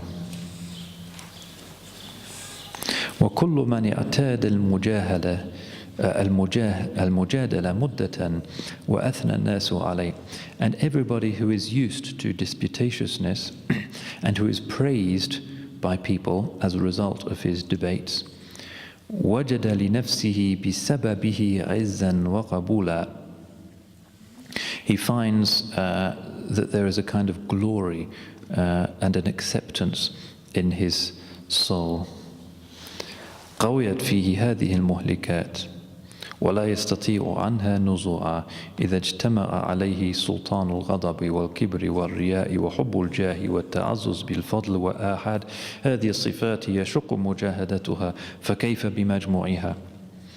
And again, he closes on this psychological note.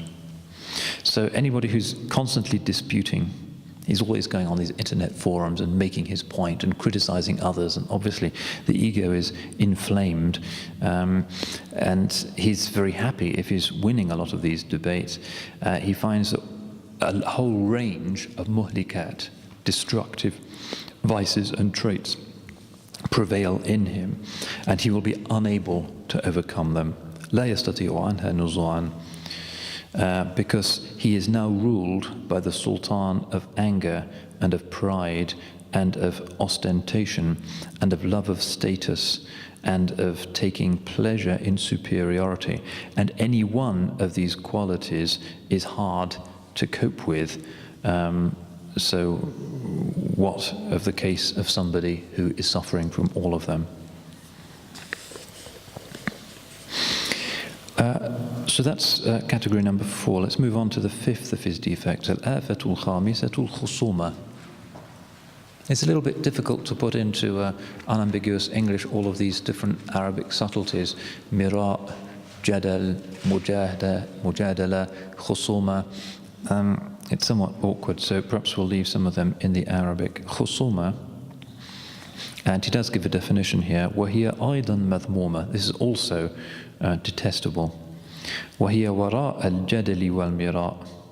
And it is beyond disputatiousness and ostentatious debate. فَالْمِرَاءُ طَعْنٌ فِي كَلَامِ الْغَيْرِ بِإِظْهَارِ خَلَلٍ فِي. Egotistic disputation is to attack somebody else's words by manifesting a defect in them, من غير أن يرتبط به غرض سوى تحقير الغير, with the intention being nothing but to humiliate the other person, وإظهار مزية الكياسة, and to show one's own smartness.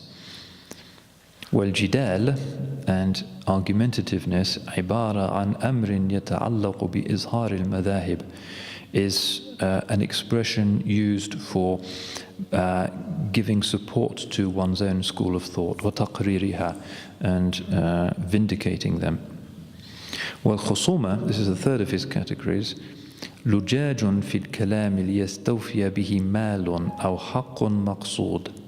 So he's been moving towards this. Khusuma, this is al-Ghazali's definition, is persistence in discourse in order to achieve wealth or some other desired right. وذلك تارة يكون ابتداء وتارة يكون اعتراضا. And this, that is to say khusuma, his third category, sometimes comes about when one begins a debate and sometimes when one responds to a point made by somebody else. Whereas disputatiousness, mira', لا يكون إلا بالاعتراض على كلام سبق, only takes the form of an objection to a point that somebody else has already made. فقد قالت عائشة رضي الله عنها, Aisha said رضي الله عنها, قال رسول الله صلى الله عليه وسلم, Allah's messenger said, إن أبغض الرجال إلى الله الألد الخصم. The most detestable of men to Allah is the stubborn disputer.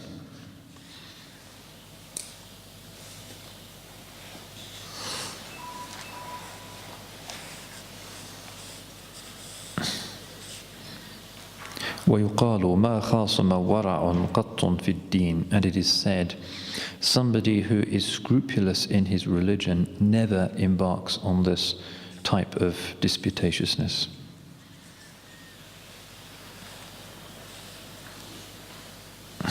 So this one is fairly plain, and in a sense we've already covered some of it. I should really start to move a little bit faster, but this is very much the point in Imam Al-Ghazali where he's talking about those who are in the paid debates of his time.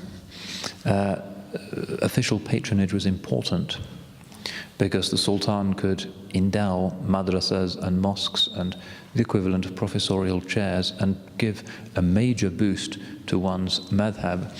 And in order to impress the Sultan and to show that one's madhab was the true one, the usual way was to embark on munazara, which was a public debate.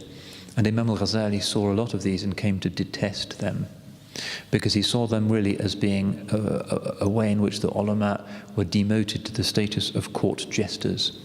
One day the Sultan would amuse himself and divert himself by watching his dancing girls, and the next day there would be his dwarf clown jester, and the next day he would bring in the muftis and watch them argue against each other and get really hot under the collar. And it's all part of a culture of just diverting the Sultan. And Imam Al-Ghazali thought this was a terrible thing for religion to get involved with. He deplored that, and he made his famous vow at the tomb of Sayyidina Ibrahim al-Khalil in Hebron, where he promised never again to engage with rulers or with their courts, because he saw the lethal danger that inhered in doing religion, even true religion, for the sake of amusing an essentially vapid and unreflective prince.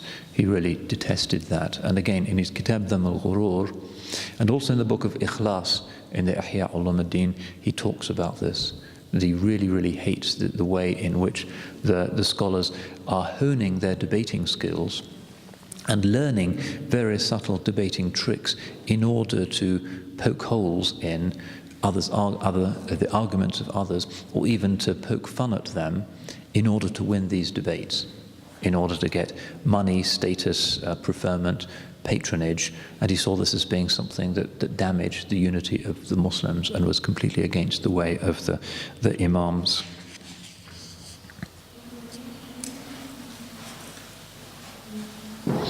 So if we move a little bit faster and take one more of these, al-afatu sadisa, the sixth defect.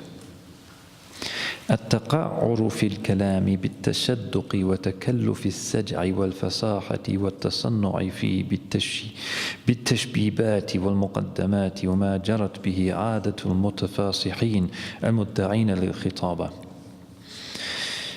This is to adorn one's speech with fancy words and rhyming prose and eloquent oratory, and using elaborate metaphors and similes and constructions of speech and all of those tricks which are used by those who claim to be great preachers. In other words, long, booming sentences using unusual, impressive Arabic vocabulary and rhyming. At the end of each sentence in the khutbah is rhymed, and it sounds like some absolutely amazing thing, like a fanfare. He says also this is one of the faults of the tongue. If one is not speaking naturally, but is speaking as if one is some kind of amazing musical instrument, he says that this is inappropriate as well. وَكُلُّ ذَلِكَ مِنَ التَّصَنُّعِ الْمَذْمُومِ. All of this is reprehensible artificiality. وَمِنَ التَّكَلُّفِ الْمَمْقُوتِ, and of hateful superficiality. الَّذِي قَالَ فِيهِ رَسُولُ اللَّهِ صَلَّى اللَّهُ عَلَيْهِ وَسَلَّمَ أنا وأتقياء أمتي براء من التكلف. I and the pious of my ummah are innocent of artificiality. That's in a hadith. In other words, you say things the way they are and the way you are, rather than tricking out your sentences with complicated lot of trills and fanfares and using deliberately complicated words, and in fact doing the things that academics in every age like to do. People writing whole books to make a point that really could be stated in a single chapter just by endlessly going on with meaningless jargon. Sociologists generally are the worst, inventing a whole new branch of the English language to deal with things that ultimately can't be scientifically defined because they're to do with the vagaries of human behavior. And then on the basis of this invented jargon, generating new books and new books and new books, and creating a world that's very far from the reality of human beings. So academic prose comes into this category of tasannu bil kalam. It's not just classical Arabic where the sentences rhyme and use a lot of poetry. Modern academic prose would be a good example of this. وقال صلى الله عليه وسلم إن أبغضكم إلي وأبعدكم مني مجلسا الثرثارون المتفيقهون المتشدقون في الكلام. And he says, sallallahu alayhi wasallam, that the most reprehensible of you to me, and those who are furthest in their sitting place from me, are those who speak in excessive length, those who fill their mouths with fine phrases, and those who excessively adorn their speech. وقالت فاطمة رضي الله عنها قال رسول الله صلى الله عليه وسلم شرار أمتي الذين غضوا بالنعيم يأكلون ألوان الطعام ويلبسون ألوان الثياب ويتشدقون في الكلام. There's a hadith that Imam Al-Ghazali likes. He uses it in several places in the Ihya. The worst of my ummah are those who are nourished on the finest foods, who eat a wide variety of foods, and those who wear all kinds of elaborate clothes and use fancy language. يتشدقون في الكلام.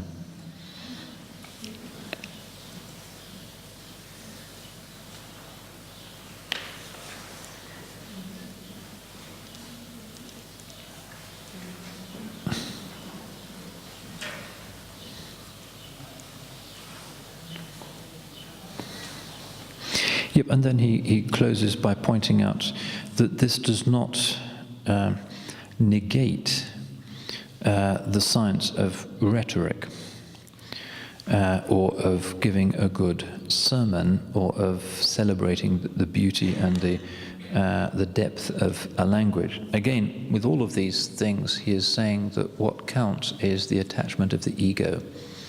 The magnificent khatib in his giant turban standing on the minbar of the Suleymaniye Mosque in Istanbul and filling that huge domed space with his own magnificent words in the most elaborate form that he can construct. This is something that is not normal, and it is the ego intruding. It is the khatib attracting people's attention to himself, calling them to himself rather than calling them to Allah subhanahu wa ta'ala. But if you look at the khutbahs of the Holy Prophet, you can buy books just of the khutbahs of the Prophet.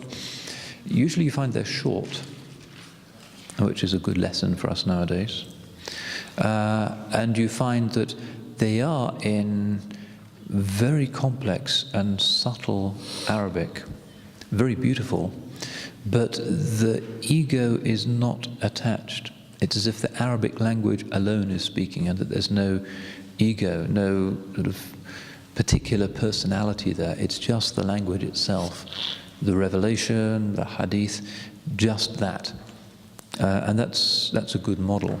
So Imam Al-Ghazali closes this by saying that sometimes al-rashaqa, sort of elegance in speech, is necessary in order to clinch an argument in a halal and necessary way, or in order to incline the hearts of people who are listening to a khutbah. If you use really bad colloquial, like a khutbah given in, say, a particularly sort of provincial form of Egyptian Arabic, isn't going to have the same effect on people's nufus as something that uses the dignity of the language and recalls the nobility of speech itself. So if I can just end with one of my favorite anecdotes. Inevitably, it's an Egyptian joke. It's about a student who goes to Al-Azhar and spends years and years there because he's been so impressed by the ability of the scholars to give quite great khutbahs that he wants to do it himself. So he studies there, and he gets his ijazas, and he gets his alimiyah, and then he gets all kinds of higher qualifications, and he masters rhetoric, and he masters oratory, and he masters logic, and he masters the Arabic language and Arabic poetry, and is really something. And at the end, when he finally graduates, he goes along to the office at the Wizarat al-Awqaf, the Ministry of Religious Affairs, and says, look, I've got all these qualifications, give me a masjid. And they look through all of their books to see what vacancies they have, and they said, well, you've come at a bad time, but there is just one masjid in this furthest village in Upper Egypt, and actually they do need a khatib. And the ego of this great man is dented because he thought he was going to get one of the great mosques of Cairo, the Sultan Hassan Mosque or something, and really show people what he was made of. But a job is a job, so he goes off to this little dusty village in Upper Egypt with all the falahin, all the peasants sitting there. And the great day comes, it's Friday, and he mounts the minbar in his most splendid clothes, and it's like, the khutbah is like a firework display. The most rare Arabic words and the most obscure poetic quotations and commentaries, and it's amazing. And the peasants are kind of sitting there and listening to this, and they're kind of not responding very well. But he sees at the back of the jama'ah that there's an old man who's actually in tears. And so at the end of the khutbah, he goes over to the old man and says, you know, this is just so wonderful to find in this ignorant, God-forsaken place one man who understands the great things that I'm saying. And the man looks at him and said, well, I wasn't quite sure what you were saying, Maulana, but this morning my goat died, and when I saw your beard moving up and down, I remembered my goat, and so I burst into tears. So that's very Ghazalian.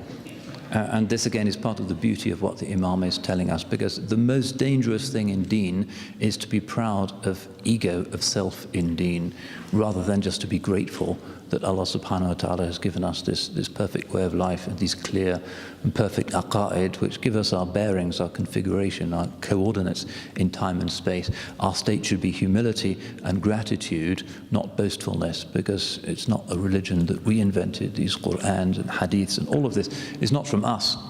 We are merely the passive, grateful recipients.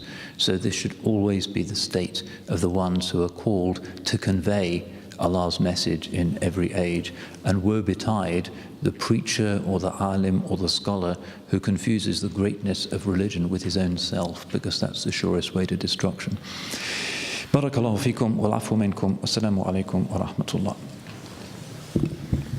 We will have in the final session, inshallah, a chance for questions and answers, so save up your thoughts and objections for then.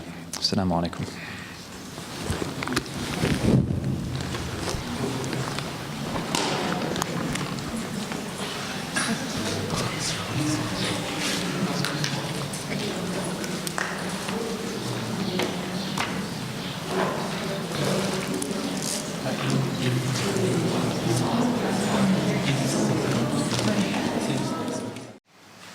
Are they done?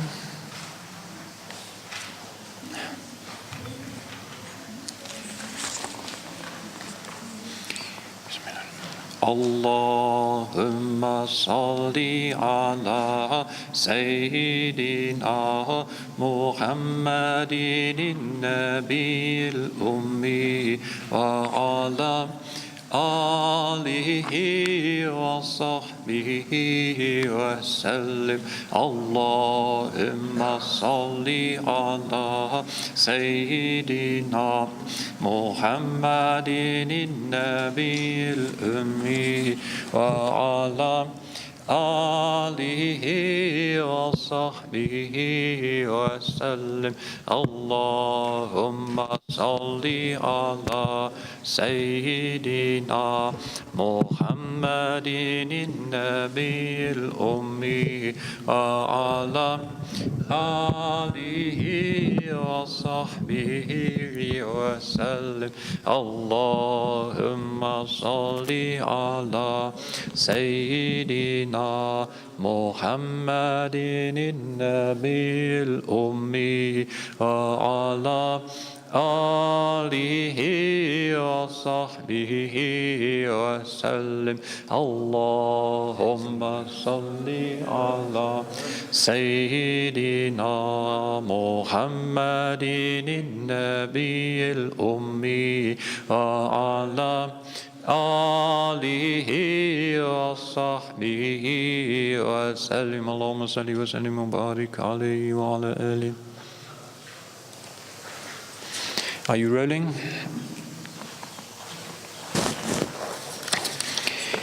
Bismillah, alhamdulillah, wa salatu wa salamu ala rasulillah wa alihi wa sahbihi wa man wala. This is the third in our lectures, inshallah, on the kitab Afat al-Lisan from Imam Al-Ghazali's Ihya Ulum. The title of the book is the Book of the Defects of the Tongue. And as we've seen, the Imam divides it into 20 defects, of which we have so far covered 6. So just to remind you of what they are. Number 1, irrelevant speech, al-kalam fima la ya'anik. Number 2 is excessive speech, fudul al-kalam. Number 3, inappropriate speech, al-khawdu fil batil. Number 4, disputatiousness, al-mira'u wal-jadal. Number 5,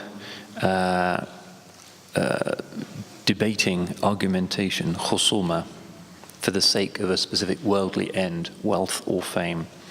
And the last one we looked at this morning was at-tashadduq bil-kalam, or at-taqa'ur, that is to say, elaborate, fancy use of language for no good end. So we're now going to move on, inshaAllah, to al-afatu as-sabi'ah. The 7th defect, al-fuhshu was-sabbu wa bida'atu al-lisan, which really means al-fuhsh, vulgarity. That might be a slightly old-fashioned but accurate way of saying it. And it includes, of course, forms of obscenity. Sabbu is insulting, insults. That's another form of speech, which is, the Imam tells us, reprehensible. Wabida'atul lisan, it means kind of crude use of speech, foul language. وَهُوَ مَذْمُومٌ وَمَنْهِيٌ عَنْ. It is reprehensible and forbidden. وَمَصْدَرُهُ الْخُبْثُ وَاللُّؤْمُ. And its source is a personal inner dirtiness and baseness of character. It is the base person, the low person, the person with a dirty mind who uses obscenities and who insults and curses others. قال صلى الله عليه وسلم إياكم والفحش فإن الله تعالى لا يحب الفحش ولا التفحش. It's a hadith in the Mustadrak of Imam Al-Hakim. For those of you who aren't familiar with it, this is an important collection of hadith, and there's a lot of Al-Hakim's hadiths in the Ihya Ulum coming from the same Shafi'i, Ash'ari, Central Asian tradition. Imam Al-Ghazali is in that, as it were, stream of hadiths. Al-Hakim An-Nisaburi simply put together a large collection of hadiths which includes hadiths which are sound according to the rules for hadith verification applied by Bukhari and Muslim, but which didn't make their way into their collections. So it's called Al-Mustadrak. That's the name of the book. So this is from the Mustadrak, and the Holy Prophet is saying here, in a sound hadith, beware of obscenity, because Allah, exalted is He, does not love obscenity or obscene behavior. And another hadith, also sound, وَنَهَى رَسُولُ اللَّهِ صَلَّى اللَّهُ عَلَيْهِ وَسَلَّمَ عَنْ أَنْ تُسَبَّ قَتْلَ بَدْرٌ مِنَ الْمُشْرِكِينَ. This is worth attending to. The Holy Prophet ﷺ forbade that those who had been killed of the idolaters at Badr should be insulted. فَقَالَ لَا تَسُبُّوا هَؤُلَاء فَإِنَّهُ لَا يَخْلُصُ إِلَيْهِمْ شَيْءٌ مِمَّا تَقُولُونَ وَتُؤْذُونَ الْأَحْيَاءَ أَلَا إِنَّ الْبِدَاءَ اللُّؤْمُ. So he's forbidden that the dead idolaters at Badr should be insulted, and he says, do not insult those people, because nothing of what you say will reach them, and you will only cause annoyance or distress to the living. Ala innal bida al-lu'm. Rough speech is a sign of baseness. And that's interesting, and in his context it was pretty revolutionary, because one of the things that one would do in the honor code of the ancient Arabs was to insult, or even to compose qasa'id, poems, in order to insult or to demean those whom you just defeated.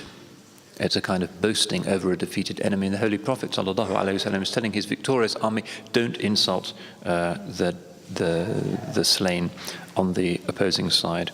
وقال صلى الله عليه وسلم, now hadith from Imam Al-Tirmidhi, ليس المؤمن بالطعان ولا اللعان ولا الفاحش ولا البذيء. The believer is not an insulter or a curser or a rude person or an obscene person. He's not ta'an, that's to be constantly insulting, sort of impugning the honor of others. And he's not la'an, it's an emphatic form. He's not constantly cursing others. And neither is he al-fahish, somebody who uses sort of rude, vulgar language in his speech. Wal al-badi, somebody who uses sort of obscenity, unrestrained speech. And this is all to do with the model of the believer as a person of muruwa and a person of adab, a person of human dignity and restraint, and a person of adab or courtesy. So obscenity, cursing, using foul language is the sign of an unrefined individual. وقال صلى الله عليه وسلم الجنة حرام على كل فاحش أن يدخلها. Paradise is forbidden to every obscene person. وقال صلى الله عليه وسلم, that's another hadith from Tirmidhi, البذاء والبيان شعبتان من شعب النفاق. It's a fairly well-known hadith, but it needs a bit of unpacking. He says, obscenity and literally discourse are two of the branches of hypocrisy. Now it's clear why obscenity could be a sign of hypocrisy, because the believer is supposed to be outwardly dignified and refined and restrained, upright, muta'addib in his speech. But this bayan requires interpretation. And Imam Al-Ghazali actually does something which he doesn't usually do in the Ihya. He leaves it to the commentaries, but here he's explaining what is this bayan, this kind of speech that is a branch of hypocrisy that's linked to obscenity. فيحتمل أن يراد بالبيان كشف ما لا يجوز كشفه. It may be that what's meant by speaking here is unveiling or revealing that which should not be revealed. In other words, speaking in such a way as to disclose the secrets of others, or to speak about things that are part of their private reality, or to mention their faults. All of that would constitute bayan in this hadith. ويحتمل أيضا المبالغة في الإيضاح حتى ينتهي إلى حد التكلف. Another meaning of bayan might be that it refers to excessive clarification, to the extent that it becomes a form of ostentation. That's another of the branches of hypocrisy in the hadith. ويحتمل أيضا البيان في أمور الدين وفي صفات الله تعالى. And it's possible also that what the Prophet is referring to by saying that that there's a form of bayan which is from hypocrisy is going into excessive expository detail in explaining theological and metaphysical matters. في صفات الله تعالى, in Allah's attributes. فإن إلقاء ذلك مجملا إلى أسماع العوام أولى من المبالغة في بيانه. And this is actually an important point, and Imam Al-Ghazali comes to it again later on. He's saying it is better and preferable to speak in kind of generalizing terms about metaphysics when with ordinary people, rather than going to great lengths in detailing all of the subtleties of the questions of the names of Allah and their relationship to the divine essence. إذ قد يثور من غاية البيان فيه شكوك ووساوس, because an extravagant or excessive theologizing in the presence of ordinary believers can actually lead to doubts and to wasawis, whisperings. فإذا أجملت بادرت القلوب إلى القبول ولم تضطرب. بادرت القلوب إلى القبول ولم تضطرب. But if you speak in general terms, the heart will very quickly accept what you say and will not be anxious or disturbed.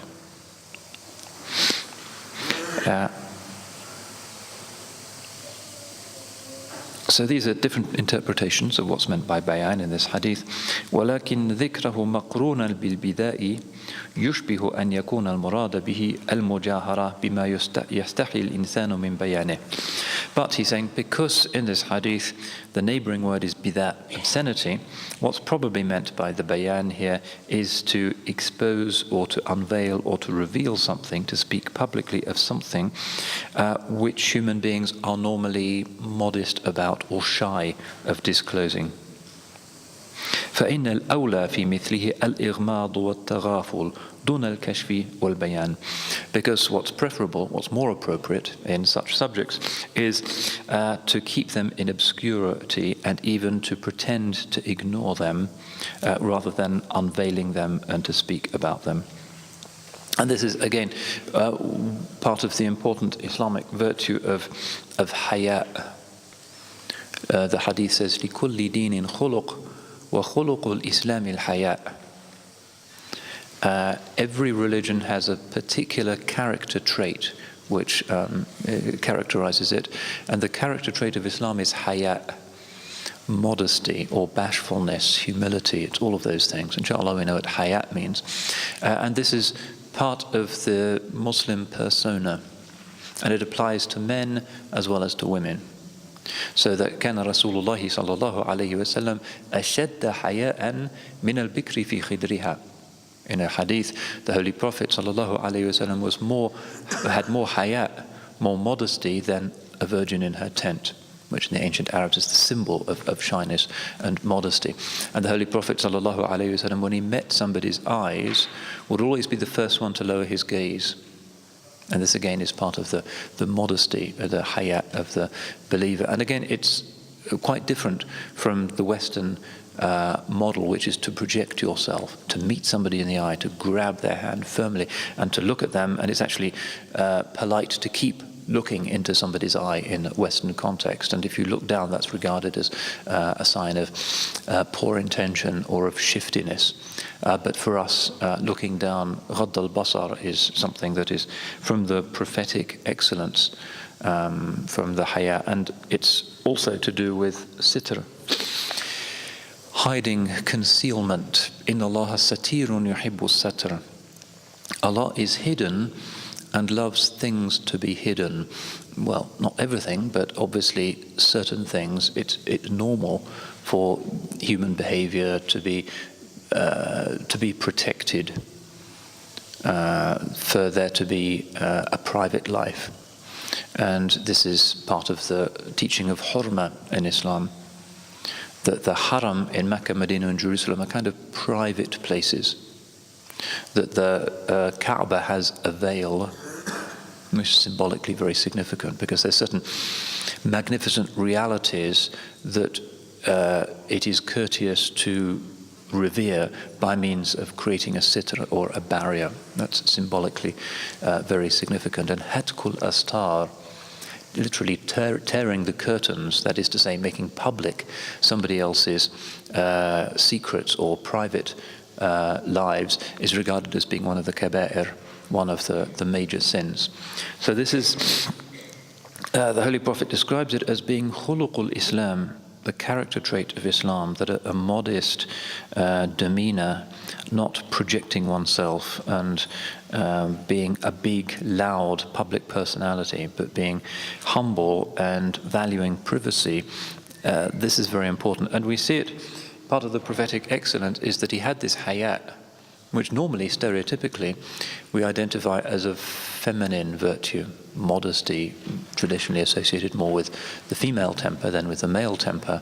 But it's associated in these hadiths with the Holy Prophet sallallahu alaihi wasallam, and it is very characteristic of him that he was a man of futuwa, that is to say, of knightly martial virtue, the man of the sword, a great horseman, really a characteristically masculine figure, but at the same time he has this quality of hayat, which is a sign of the spiritual excellence, because there's outward forms of masculinity which are so often associated with machismo and ego, are in the prophetic vision turned into something completely different, and turned into a form of service and obedience rather than a means of vaunting oneself. And there's a lot more that could be said here, but it would probably take us too far afield about Islamic conceptions of gender and what gender looks like if there's no ego involved, or at least one is trying to get rid of ego. And certainly traditional masculinity can only be understood in this prophetic sense. So this is what he's saying here, this bayan, which is a form of nifaq. In other words, if your nature is to disclose what really shouldn't be disclosed, people's sort of private, secret things, then that is a sign of nifaq. And this again comes under the head of al-kalam al-madhmum, reprehensible speech.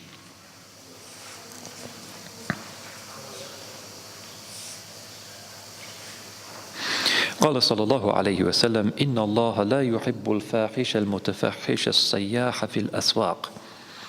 Another hadith which indicates this quality of hayat. Truly Allah does not love the person who is obscene, who follows up on obscenity, and who speaks loudly or who shouts in the marketplace. And this is the image of the kind of barrow salesman who's yelling and who uses bad language, who is obscene, who perhaps is behaving inappropriately with female customers. That's the kind of rough person that is being denounced here. The Muslim is to be refined. وقال جابر ابن سمرة كنت جالسا عند النبي صلى الله عليه وسلم وأبي أمامي. Jabir bin Samura, one of the great Sahaba, is saying, I was once with the Holy Prophet sallallahu alaihi wasallam, and my father was in front of me. فقال صلى الله عليه وسلم إن الفحش والتفاحش ليس من الإسلام في شيء. He said, obscenity and human beings dealing with each other using obscene language has no place in Islam. وَإِنَّ أَحْسَنَ النَّاسِ إِسْلَامًا أَحَاسِنُهُمْ أَخْلَاقًا. And the best of people in Islam are those with the best character. وقال إبراهيم بن ميسرة يقال يؤتى بالفاحش المتفحش يوم القيامة. Ibrahim bin Maysara said, the person who is obscene and speaks obscenely will be brought on the day of judgment في صورة كلب أو في جوف كلب, in the form of a dog or in the belly of a dog. وقال الأحنف بن قيس ألا أخبركم بأدواء الداء.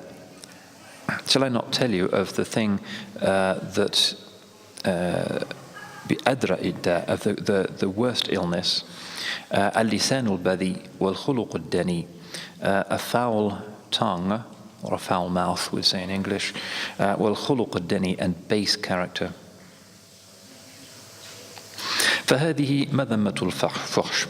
So here he ends this section and says this is the hadith material that condemns using obscene language.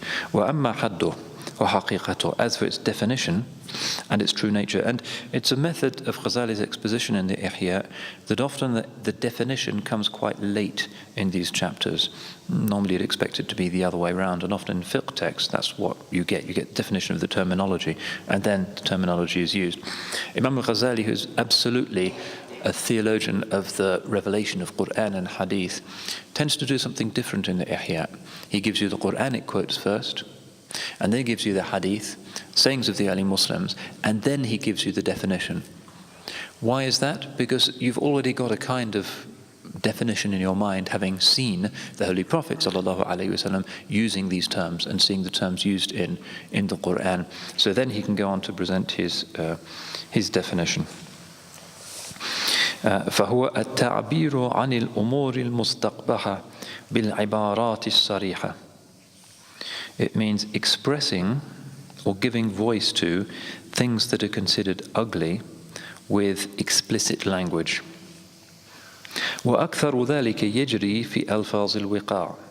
And most of this, then as now, takes place in matters to do with the sexual act. وما يتعلق به, and things connected to it. So generally obscenity is connected with that. وقال ابن عباس إن الله حيي كريم.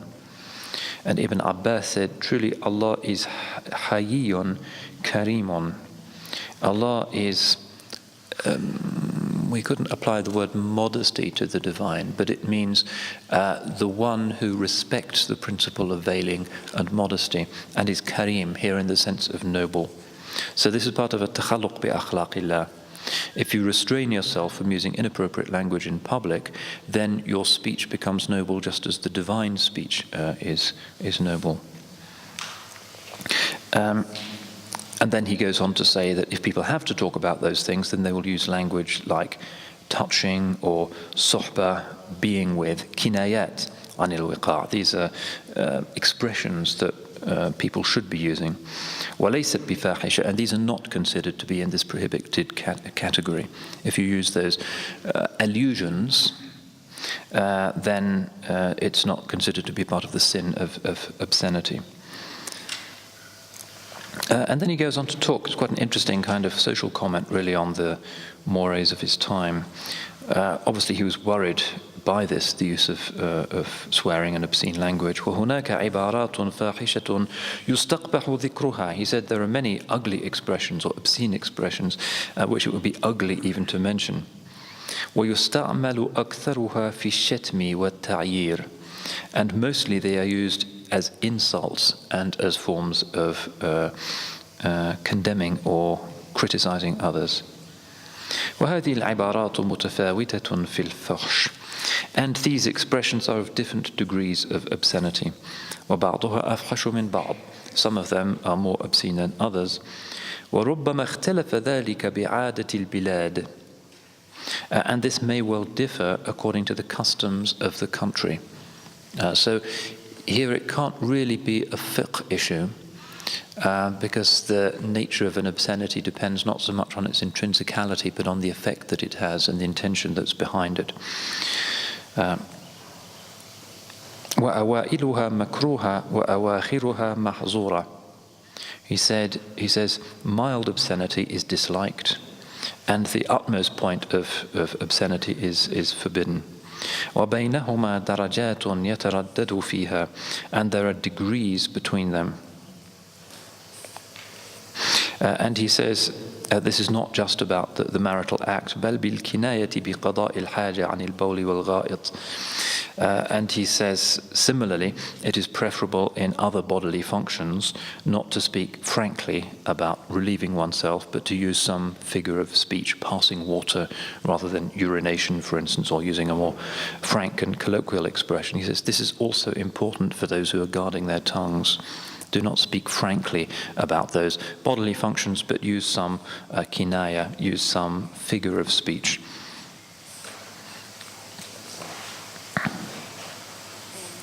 فإن هذا أيضا مما يخفى وكل ما يخفى يستحيا منه.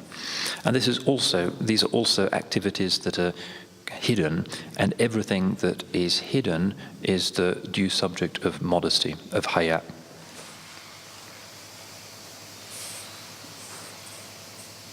And then he also says something that to us seems a little bit dry, but is worth remembering.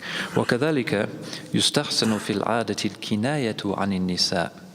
Similarly, when talking about one's women folk, one should use, he says, a figure of speech.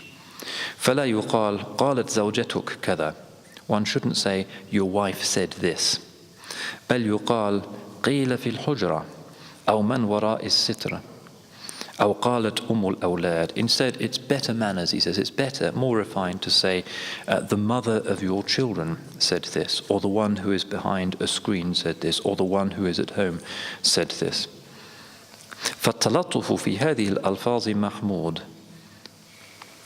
He says it is best to be latif, or subtle, gentle, refined in using these expressions, and that's a praiseworthy thing. It's rude to somebody, rude to their family, to use, for instance, the name of somebody's wife. And it's starting to fade now, but it is very important as a traditional Muslim sensibility that you just don't refer to the other people's family members, if they're female, by their first names. It's indiscreet. You use some kinaya. And again, وَكَذَلِكَ مَنْ بِهِ عُيُوبٌ يُسْتَحْيَا مِنْهَا. Similarly, one should guard one's speech when referring to people who have defects or faults which are embarrassing. فَلَا يَنْبَغِي أَنْ يُعَبِّرَ عَنْهَا بِصَرِيحِ لَفْظِهَا. It's not right that one should use a direct word when referring to them. كالبرص والقرع والبواسير, like, for instance, somebody who has leprosy or piles. Now, you know somebody has that, but you don't speak about that in public or to them. بل يقال العارض الذي يشكو. You say the state in which he's in, or his condition. We might say nowadays his medical condition. وما يجري مجراه. And such like, other such expressions are preferable. فالتصريح بذلك داخل في الفحش. Because to use frank language when referring to other people's defects is also considered to be loose speech, rough, it's obscene. So you don't just say to somebody, oh, you're a leper, aren't you? It's not appropriate. You find some other way of saying that, and this is part of the talatuf which the Imam is referring to. وَجَمِيعُ ذَلِكَ مِنْ أَفَاتِ اللِّسَانِ. And all of these things are included amongst the defects of the tongue.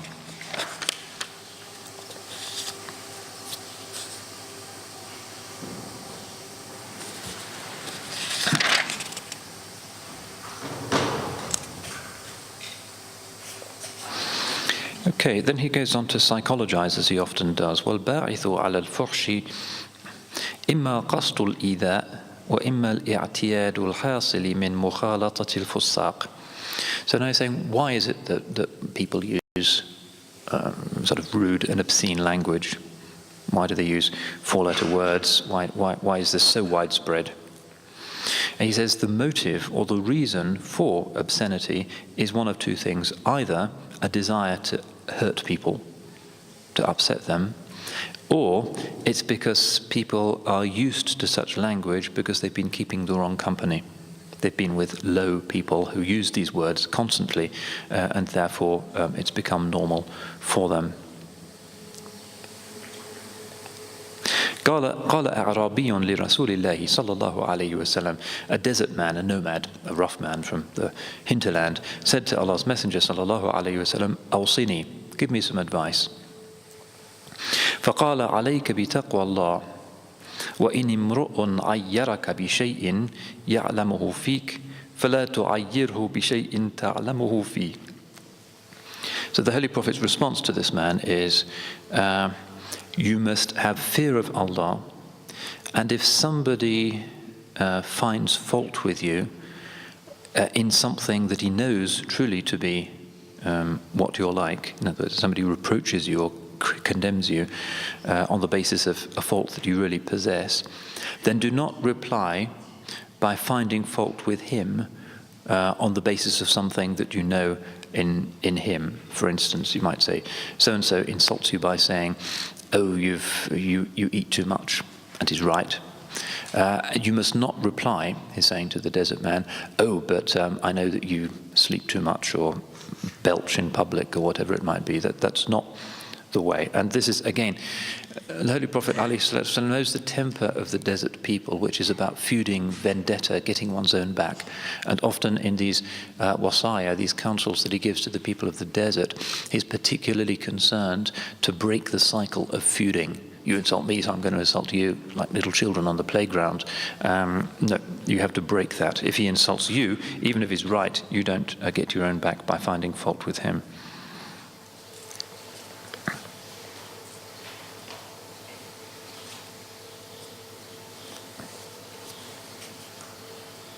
وَلَا تَسُبَّنَّ شَيْئًا. This is the last counsel that he gives. And do not insult anything.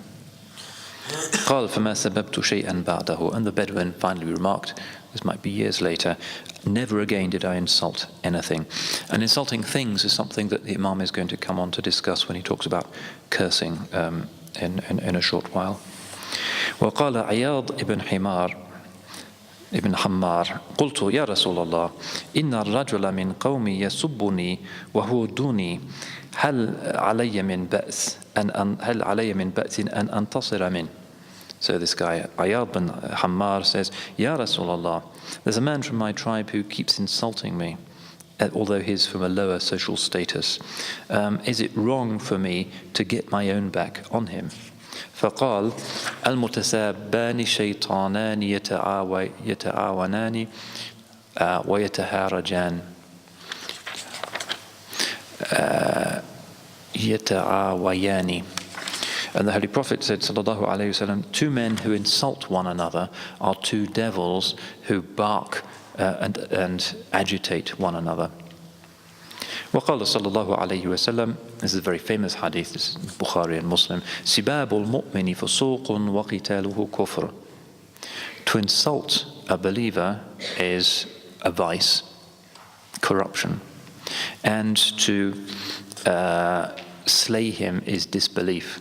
And on the basis of this hadith, many of the jurists will say that if you are known to be somebody who insults others, then your capacity for bearing witness in law cases is withdrawn, because it's fusuq. The Holy Prophet here is saying that it is a form of corruption. وقال صلى الله عليه وسلم ملعون من سب والديه. The Holy Prophet said, sallallahu alayhi wasallam, he who insults his parents is accursed. وفي رواية, this is in Sahih Muslim, in the chapter in Sahih Muslim where he talks about al-mubiqat, the mortal sins, and which are the greatest of the mortal sins. من أكبر الكبائر أن يصب الرجل والديه. One of the greatest of the mortal sins is for a man to insult his own parents. قالوا يا رسول الله كيف يصب الرجل والديه. And they said, O Messenger of Allah, how could a man ever insult his own parents? قال يصب أبا الرجل فيصب الآخر أباه. And he said, it takes place when you insult somebody else's parents, and they get their own back by insulting your parents. So you must never insult your own parents. Obviously, the context of this hadith is that people are staggered that anybody could ever do that. They obviously haven't watched the programs designed for teenagers on American television nowadays. But in this culture, the Sahaba were incredulous that anybody could ever insult their own parents. But what the Holy Prophet means is, don't insult somebody else's parents. In other words, don't say son of a donkey or daughter of a woman of easy virtue. And there's a lot of that in people's conversation. Yabna haram, son of what's haram. You're not to do that, lest your own parents be insulted in their turn. So that's the end of the Imam's treatment of the seventh of these defects of speech. And we now move on to number 8, which is related but more acute, which is al-la'n, which is cursing. And this is more problematic because it brings in, if you like, the supernatural dimension. You're not just saying, I don't like the look of your face. It's like calling down Allah's damnation on somebody. It's a much graver matter. And again, the Imam is very concerned about this because he knows how widespread it is. People are always cursing each other. Taxi drivers in Cairo do it 100 times a day. It's very common. And this is the opposite of the way that the Imam is expounding. So, and we can also see, generally speaking, in this sequence of 20 vices that is moving from the least to the more serious and vicious. And there's some interesting stuff here because it's part of our akhlaq that we respect Allah's creation as something that isn't fallen but is in its own way, with its own lisan al-hal, with its own form of making tasbih of Allah perfect. And so the Imam here begins by talking about cursing things and cursing animals before he gets on to the still graver matter of cursing other human beings. أما لحيوان أو جماد أو إنسان إما لحيوان أو جماد أو إنسان وكل ذلك مذموم. Cursing can be of an animal or of an inanimate object or of a human being. وكل ذلك مذموم, and all of that is reprehensible. قال رسول الله صلى الله عليه وسلم المؤمن ليس بلعان. This is in Tirmidhi. The Holy Prophet says, sallallahu alayhi wasallam, the believer is not a curser. وقال صلى الله عليه وسلم لا تلاعنوا بلعنة الله ولا بغضبه ولا بجهنم. It's another hadith in Tirmidhi. The Holy Prophet ﷺ is telling us, do not curse one another with Allah's curse, and do not invoke His anger upon one another, and do not wish hellfire for them. So that would be saying something like damn you, or go to hell, or may you rot in hell, or those expressions, very common in all cultures. The Holy Prophet is specifically telling us that this is wrong.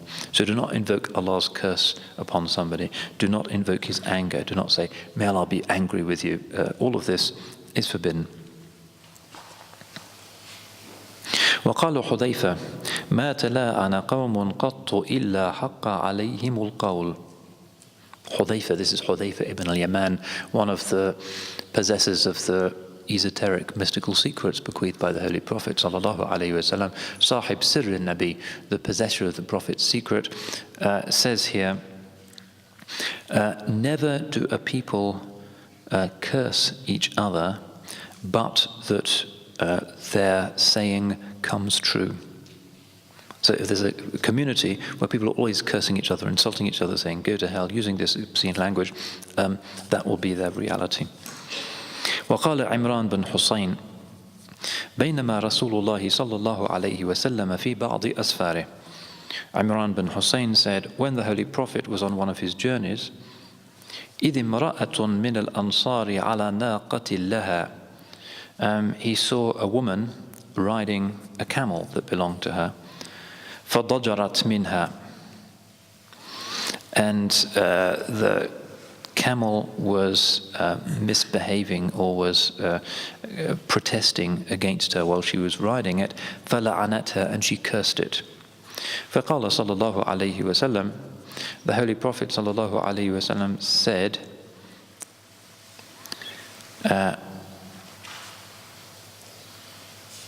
that they should remove, that she should get down from the camel and that her saddle should be removed from the camel. فَإِنَّهَا مَلْعُونَةٌ, saying to the woman, the camel is cursed now, so surely you don't want to ride it. قال فكأني أنظر إلى تلك الناقة تمشي بين الناس لا يتعرض لها أحد. And it is as though I could still see the scenario. The camel was just walking about amongst people. Nobody wanted to touch it. The Holy Prophet was, as it were, calling her bluff. If it's really cursed, then you don't want to ride it. And people were frightened to touch it. وقال أبو الدرداء ما لعن أحد الأرض إلا قالت لعنك الله. Abu Darda said, never does anybody curse the ground or curse the earth, but that it calls down Allah's curses upon them in return. So we're not allowed to curse the land or to curse the earth. وقال أنس كان رجل يسير مع رسول الله صلى الله عليه وسلم على بعير. A man was once traveling with Allah's Messenger on a camel, فلعن بعيره, and he cursed his camel. فقال صلى الله عليه وسلم يا عبد الله لا تسر معنا على بعير ملعون. O servant of Allah, don't travel with us if your camel is accursed. وقال ذلك إنكار عليه. And he said this was his way of criticizing the man. And then we get the definition. وَاللَّعْنُ عِبَارَةٌ عَنِ الطَّرْدِ وَالْإِبْعَادِ مِنَ اللَّهِ تَعَالَى. What is cursing? Cursing is a formula which indicates expulsion and distance from Allah. That's what la'n is. It's to invoke distance, or to say that one is distant from Allah. وذلك غير جائز إلا على من اتصف بصفة تبعده من الله عز وجل وهو الكفر والظلم. So what he's doing now is to get into the situation of where it is permissible to curse somebody. You can't curse camels, you can't curse the earth, they're just Allah's creations. And the Holy Prophet ﷺ said the believer is not la'an, he's not a curser, but nonetheless there can be a place for a curse. And this needs to be discussed with great care. And the Imam's treatment here is actually quite unusual and quite beautiful. So it is not permissible to indicate that somebody is far from Allah, or that one wishes them to be far from Allah, unless that person genuinely is qualified by an attribute which is indeed distancing them from Allah. And these are two things: al-kufru wal-zulm, disbelief and injustice. بأن يقول لعنة الله على الظالمين. For Allah Himself says, may Allah's curse be upon the unjust, upon the tyrants, وعلى الكافرين, and upon those who deny His reality. وينبغي أن يتبع فيه لفظ الشرع. And in doing this, if one is cursing, one should follow the formulas that are given in the revelation itself. فَإِنَّ فِي اللَّعْنَةِ خَطَرٌ, because there is a risk, there is a danger in cursing. لأنه حكم على الله عز وجل بأنه قد أبعد الملعون, because it is a judgment that Allah has distanced that cursed person. In other words, it's not just an expression of a wish, it is a statement that that person is already far from Allah's mercy, and you really have to know that, otherwise you're taking a risk. وَذَلِكَ غَيْبٌ لَا يَطَّلِعُ عَلَيْهِ غَيْرُ اللَّهِ تَعَالَى. And that person's distance from Allah is an unseen thing. Only Allah knows about it. وَيَطَّلِعُ عَلَيْهِ رَسُولُ اللَّهِ صَلَّى اللَّهُ عَلَيْهِ وسلم. And the Holy Prophet knows about it. إِذْ أَطْلَعَهُ اللَّهُ عَلَيْهِ, because Allah showed him certain things. So he's telling us to beware. Cursing is something that can be possible, but in certain very restricted circumstances. And he's saying, be aware that to curse is to declare that somebody is far from Allah, and really only Allah and His Messenger know that for sure. وَالصِّفَاتُ الْمُقْتَضِيَةُ لِلَّعْنِ ثَلَاثَةٌ. The qualities which require cursing, or which can lead to cursing, are three: al-kufru wal-bid'atu wal-fisq, disbelief, heretical innovation, and corrupt behavior. وَلِلَّعْنِ فِي كُلِّ وَاحِدَةٍ ثَلَاثُ مَرَاتِبٍ. And cursing in each of these categories has 3 different degrees. There's 3 degrees of cursing. اللَّعْنُ بِالْوَصْفِ الْأَعَمِ. Firstly, you can curse with a general description. كَقَوْلِكَ لَعْنَةُ اللَّهِ عَلَى الْكَافِرِينَ. May Allah curse those who reject Him. وَالْمُبْتَدِعِينَ وَالْفَسَقَ. And the heretics and the people who are corrupt. الثانية اللَّعْنُ بِأَوْصَافٍ أَخَصُّ مِنْهُ. And the second is to curse using more specific language, such as to say, may Allah curse الزُّنَاتِ وَالظَّلَمَةِ وَآكِلِ الرِّبَى. May Allah curse the adulterers and the tyrants and those who consume usury. وَكُلُّ ذَلِكَ جَائِزٌ. And all of this is permissible. It is permissible to say, may Allah curse the adulterers or the fornicators. جائز. ولكن في لعن أوصاف المبتدعة خطر. But you have to beware, he says, there's a risk in cursing specifically the innovators. لأن معرفة البدعة غامضة. Because it's a subtle matter to know what actually a bid'ah consists in. وَلَمْ يَرِدْ فِيهِ لَفْظٌ مَأْثُورٌ. And there is no specific formula in the Quran or the Hadith for the cursing of a heretical innovator. فَيَنْبَغِي أَنْ يُمْنَعَ مِنْهُ الْعَوَامِ. So the ordinary people should be prevented from this form of cursing. لأن ذلك يستدعي المعارضة بمثله ويثير نزاعا بين الناس. Because if they were to curse people of the wrong theological position, this would bring about a reaction and a comparable curse from the other side, and would stir up a dispute. So this is classic in our situation, that we should not allow ordinary Muslims, which includes ourselves, to say, may Allah curse this group of the Shia, or that group of the Ibadiyya, or this group of the Ahmadiyya, or whatever it might be, because this stirs up dissension and causes them to curse us in exchange, and doesn't resolve the issues that are at stake. And then he says, the third type of cursing, الثالثة اللعن للشخص المعين, is cursing a specific individual. وهذا فيه خطر, and this also is dangerous. كقولك زيد لعنه الله وهو كافر أو فاسق أو مبتدع. So in the case of, for instance, you're saying, may Allah curse Zayd, he is a kafir or a fasiq or an innovator. والتفصيل فيه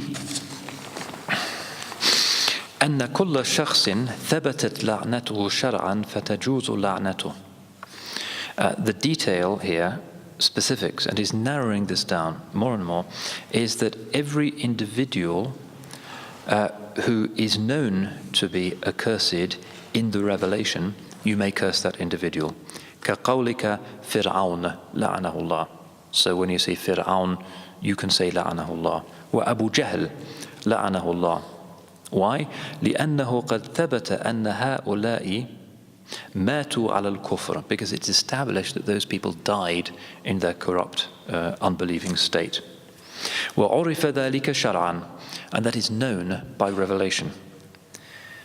أما شخص بعينه في زماننا. As for an individual, a named individual in our time, كقولك زيد لعنه الله, such as you might say Zayd, may Allah curse him. وهو يهودي مثلا, and he is a Jew, for instance. فهذا فيه خطر. This, he says, is also dangerous. فإنه ربما يسلم, because he might become a Muslim. فيموت مقربا عند الله, and die in a state of great closeness to Allah. فكيف يحكم بكونه ملعونا. So how can you judge him to be accursed? This is all really important when you consider what goes on in Muslim internet chat rooms, people cursing each other, cursing the Jews, cursing the Christians, cursing individuals amongst them. Imam Al-Ghazali is saying that's dangerous. You don't know how those people will end up. You don't know how you'll end up. And then he comes up with a counter-argument. Obviously, this was a live dispute in his time. فَإِن قُلْتَ يُلْعَنُ لِكَوْنِهِ كَافِرًا فِي الْحَالِ. He's being cursed because he's a kafir right now. كَمَا يُقَالُ لِلْمُسْلِمِ رَحِمَهُ اللَّهِ. Just as we might say to a Muslim, may Allah have mercy on him, لِكَوْنِهِ مُسْلِمًا فِي الْحَالِ, because he's a Muslim right now. وَإِن كَانَ يُتَصَوَّرُ أَنْ يَرْتَدْ, even though it's imaginable that he might end up not a Muslim. فَأَعْلَمْ. And this again is something, this is a live issue. You do hear it amongst Muslims. If somebody says, oh, may Allah curse Netanyahu, or whatever it might be, and I'm just talking about his accursedness at the moment, Imam Al-Ghazali is saying, no, you can't do that. فَأَعْلَمْ أَنَّ مَعْنَى قَوْلِنَا رَحِمَهُ اللَّهِ أَنْ ثَبَّتَهُ اللَّهُ عَلَى الْإِسْلَامِ. So he's replying by saying, when we say of somebody who's still alive, may Allah show him his mercy, what we mean is, may Allah strengthen him in Islam, الَّذِي هُوَ سَبَبُ الرَّحْمَةِ, which is the cause of mercy, وَعَلَى الطَّاعَةِ, and in obedience to him. وَلَا يُمْكِنْ أَنْ يُقَالْ ثَبَّتَ اللَّهُ الْكَافِرَ عَلَى مَا هُوَ سَبَبُ اللَّعْنَةِ.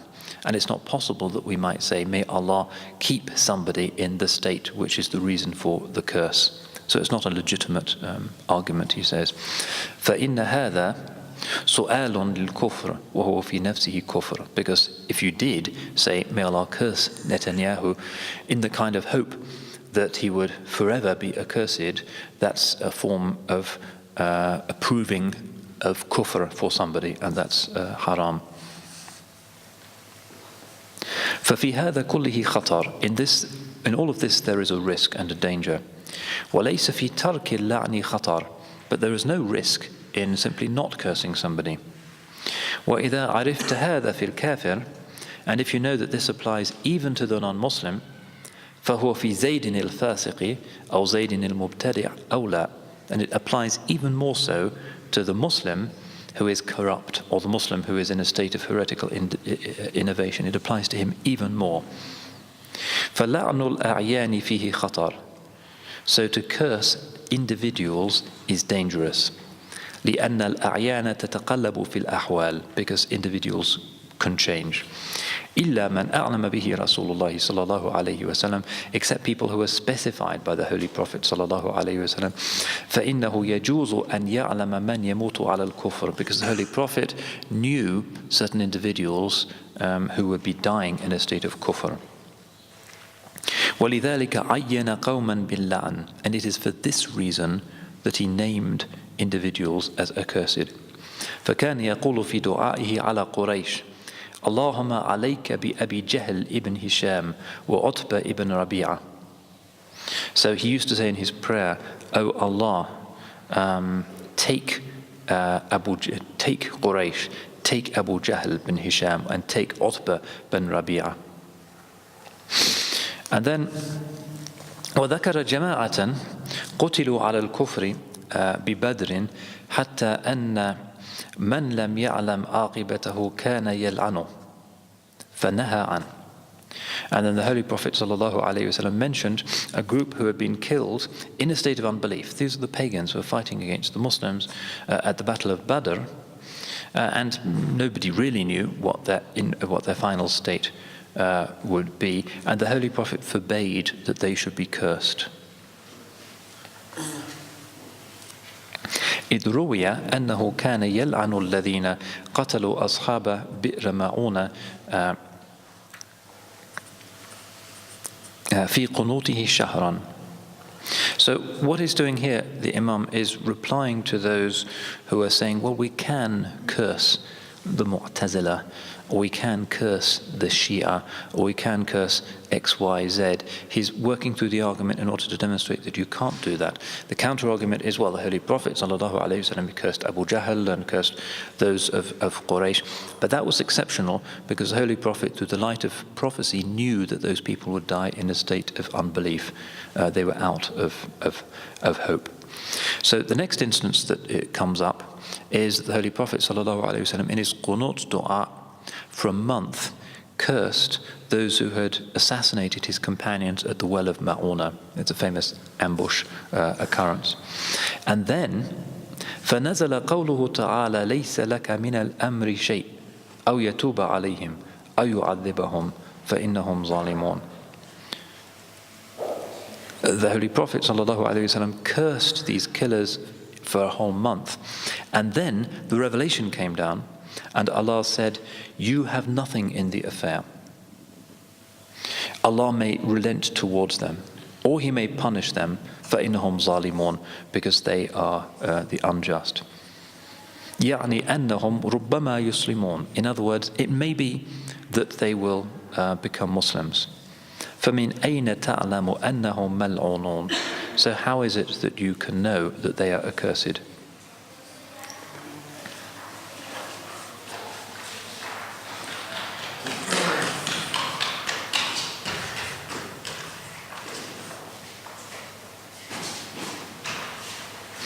Yeah, there's some interesting episodes here.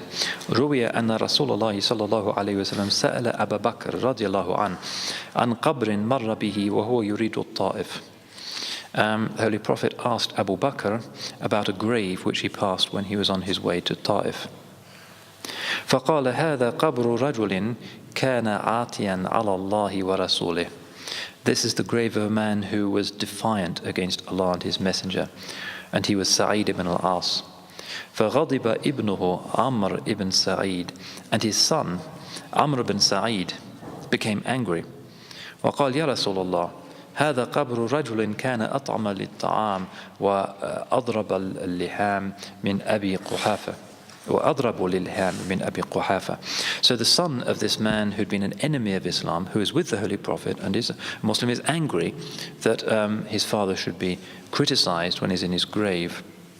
And the son says, "Yeah, O Messenger of Allah, this is the grave of a man who was more generous in giving food than Abu Quhafa." فقال أبو بكر يكلمني هذا يا رسول الله بمثل هذا الكلام. And Abu Bakr said, "Ya Rasulullah, can this man speak to me in these terms?" فقال صلى الله عليه وسلم أكفف عن أبي بكر فانصرف ثم أقبل على أبي بكر فقال يا أبا بكر إذا ذكرتم الكفار فعمموا. And then he said, "Oh Abu Bakr, if you mention the unbelievers, speak in generalities, speak in general terms. فإنكم إذا خصصتم غضب الأبناء للآباء فكف الناس عن ذلك." If you do condemn them, even though it's known, in this case it was known that the man was an enemy of Islam, he's saying, do not criticize him by name as an individual, because if you do so, then their sons will become angry on their father's behalf. So again, is restricting still further the extent to which we can curse even people who are known to have died in a state of disbelief. And this also is important, and it is something to remember, for instance, when visiting non-Muslim graveyards, that a respect is called for, and certainly cursing is not called for. This is a long section, the section on cursing, because it is a perennial issue. He talks a bit about the issue of the cursing of the killers of Imam Al-Hussein. And again he says, وَعَلَى الْجُمْلَةِ, in summary, فَفِي لَعْنِ الْأَشْخَاصِ خَطَرٌ, it's dangerous to curse individuals. فَلْيُجْتَنَبْ, let that be avoided. وَلَا خَطَرَ فِي السُّكُوتِ عَنْ لَعْنِ إِبْلِيسِ, even falling silent rather than cursing Iblis will do you no harm. So never mind cursing others. And it's a good point. You don't gain anything from cursing somebody, so if in doubt, don't do it. فَإِنْ قِيلْ هَلْ يَجُوزُ لَعْنُ يَزِيدَ, if it's said, is it permissible to curse Yazid لِأَنَّهُ قَاتَلَ الْحُسَيْنِ, because he slew al-Hussein, أو آمر به, or commanded that he be killed. قُلْنَا هَذَا لَمْ يَثْبُتْ أَصْلًا, we would say this has not been established or demonstrated at all. فَلَا يَجُوزُ, in other words, the culpability of Yazid has not been established. That's the point he's making. فَلَا يَجُوزُ أَن يُقَالْ إِنَّهُ قَتَلَهُ أو أمر به. It's not permissible even to say that Yazid killed al-Hussein or that he commanded that al-Hussein be killed, which is indeed the case. Yazid was far away, the narratives differ, the battle took place on the spur of the moment. It's not established that he was responsible. It's not. إذ لا تجوز نسبة مسلم إلا كبيرة من غير تحقيق. It's not permissible to attribute a mortal sin to a believer without proof. نعم يجوز أن يقال قتل ابن ملجم عليا. Yes, it's lawful to say Ibn Muljam killed Ali, because that's demonstrated and known. وقتل أبو اللؤلؤ عمر رضي الله عنهم, and Abu Lu'lu'a killed Umar. You can say that. فإن ذلك ثبت متواترا, because that's been established through multiple narrations. فلا يجوز أن يرمى مسلم بفسق أو كفر من غير تحقيق. But you cannot, without having solid evidence, accuse any Muslim of corruption or disbelief. قال صلى الله عليه وسلم, the Holy Prophet says صلى الله عليه وسلم, this is a hadith in Bukhari, لا يرمي رجل رجلا بالكفر ولا يرميه بالفسق إلا ارتدت عليه إن لم يكن صاحبه كذلك. So he's moving on to another issue here, which is accusing another believer of kufr. This is another form of reprehensible speech, a defect of the tongue. So in the hadith, the Holy Prophet says, let no man accuse another man of disbelief, and let him not accuse him of corruption or immorality. If he does, then if the one he is speaking of is not like that, then he will carry the sin that he has accused him of. وقال صلى الله عليه وسلم ما شهد رجل على رجل بالكفر إلا باء به أحدهما. Never does a man testify to another man's unbelief without one of them genuinely being an unbeliever.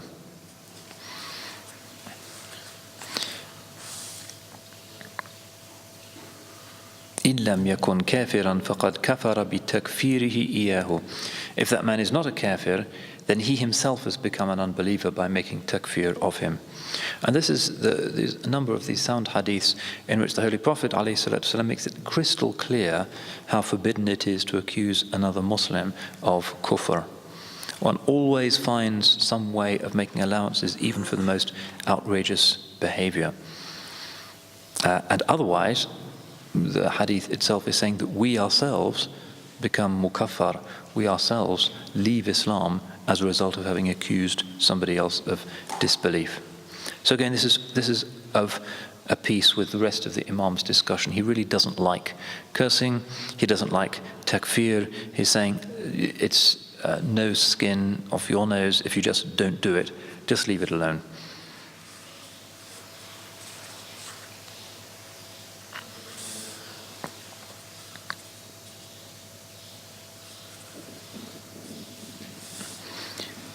وقال معاذ قال لي رسول الله صلى الله عليه وسلم أنهاك أن تشتم مسلما أو تعصي إماما عادلا والتعرض للأموات أشد. The Holy Prophet says صلى الله عليه وسلم, I forbid you from insulting any other Muslim or disobeying a just ruler or speaking ill of the dead, which is even worse. This again is part of the adab of the Muslim. You don't speak well of, you don't curse, you don't insult the dead. قال مسروق دخلت على عائشة رضي الله عنها فقالت ما فعل فلان لعنه الله قلت توفي قالت رحمه الله قلت وكيف هذا. So Masruq said, I once visited Aisha radiallahu anha, and she said, what's so-and-so, such and such an accursed person doing? And I said, he's died. And she said, rahimahullah, may Allah have mercy on him. And I said, وَكَيْفَ هَذَا? How can this be? First you're saying, لَعَنَهُ اللَّهُ, and then you say, رَحِمَهُ اللَّهُ. قالت قال رسول الله صلى الله عليه وسلم لا تسبوا الأموات.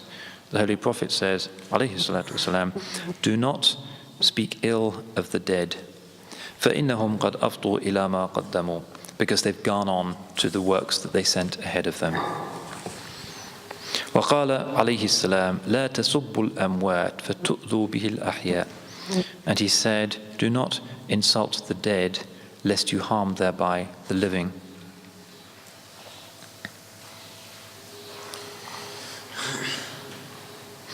وقال عليه السلام, and he said, O people, أيها الناس, احفظوني في أصحابي وإخواني وأصهاري. Respect me in my companions and in my brethren and in my descendants. ولا تسبوهم أيها الناس إذا مات الميت. And do not insult them, O people. إذا مات الميت فاذكروا منه خيرا. If somebody dies, say only good about him. فإن قيل, and if it's said, فهل يجوز أن يقال قاتل الحسين لعنه الله أو الآمر بقتله لعنه الله. And if it's said, is it permissible to say, may Allah curse the killer of al-Hussein, or the one who ordered that he be killed? قلنا الصواب أن يقال قاتل الحسين إن مات قبل التوبة لعنه الله. Then the right thing to say, and the most that you can say, is if al-Hussein's murderer died before Tawbah, then may Allah curse him. لأنه يحتمل أن يموت بعد التوبة, because it's quite possible that he could die after Tawbah. فإن وحشيا قاتل حمزة عم رسول الله صلى الله عليه وسلم, because Wahshi, the Ethiopian slave, killed Hamza, the uncle of the Holy Prophet صلى الله عليه وسلم. قتله وكافر. He killed him when he was an unbeliever. ثم تاب عن الكفر, and then he repented from his kufr. والقتل جميعا. He repented from his kufr and from his fighting altogether. ولا يجوز أن يلعن. And it's not permissible to curse him. You can't curse Wahshi even though he killed Hamza, because he repented. Similarly with Hind, you can't curse her because she repented and became a Muslimah. وَالْقَتْلُ كَبِيرًا وَلَا تَنْتَهِي إِلَى رُتْبَةِ الْكُفْرِ. Yes, the murder was a mortal sin, but it doesn't reach the degree of unbelief.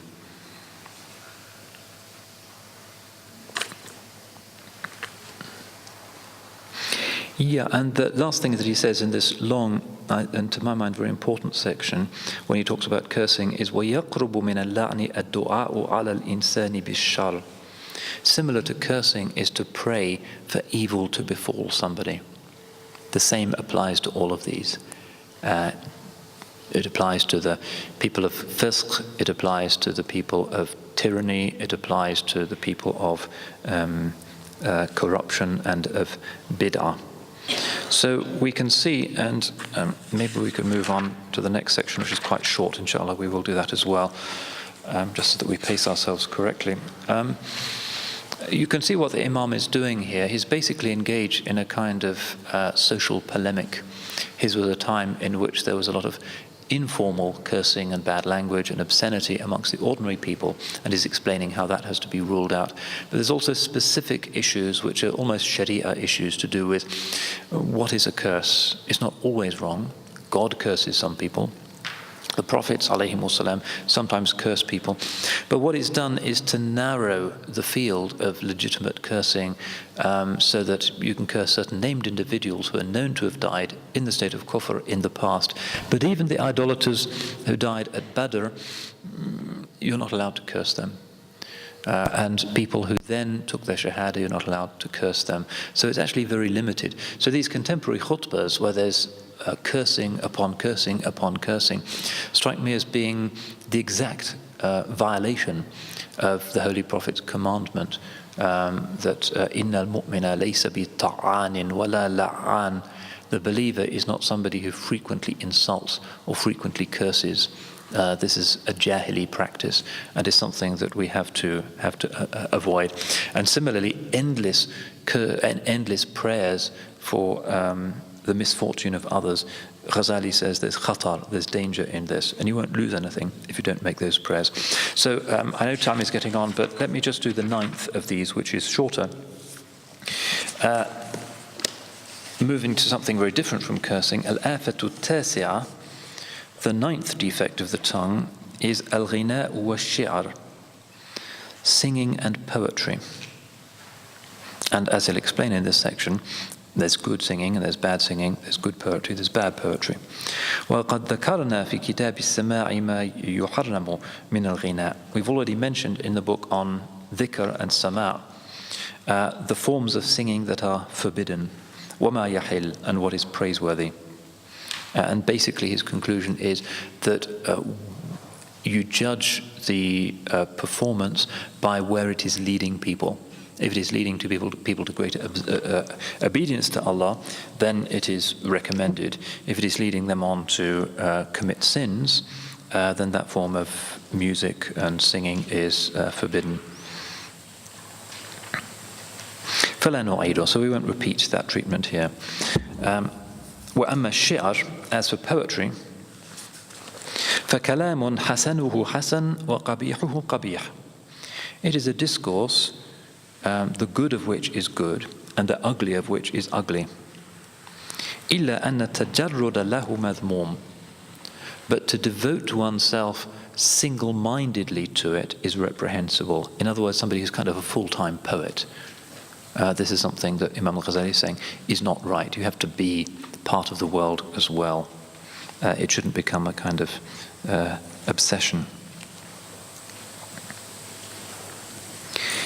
وعلى الجملة فإنشاد الشعر ونظمه ليس بحرام.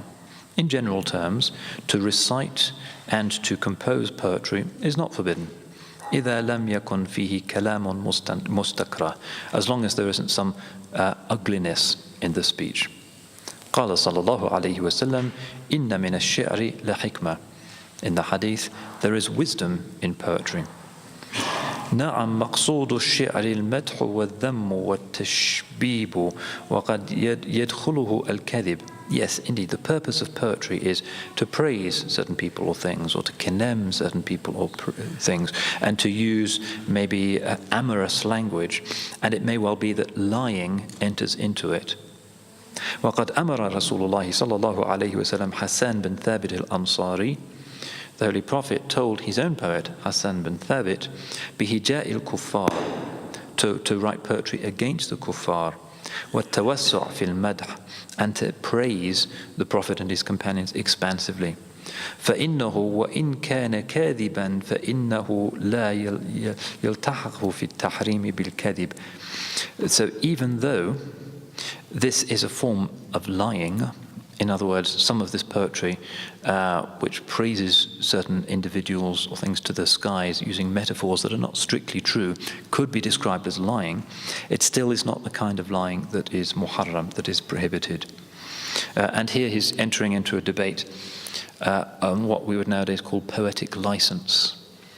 That is to say, the poets, most of what they say is not literally true, but truthfulness is a high virtue, sidq, and telling lies is not quite right. So to say, your lips are as a red ruby, well, not really. That's telling a lie, I guess. But in this context, this is not reprehensible lying.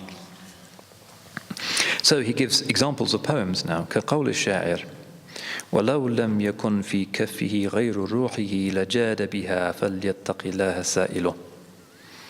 Which means, it's talking about somebody's generosity. Had there been in his hands nothing except his own spirit, he would even have given his spirit. So let those who ask for things from him fear Allah. Now,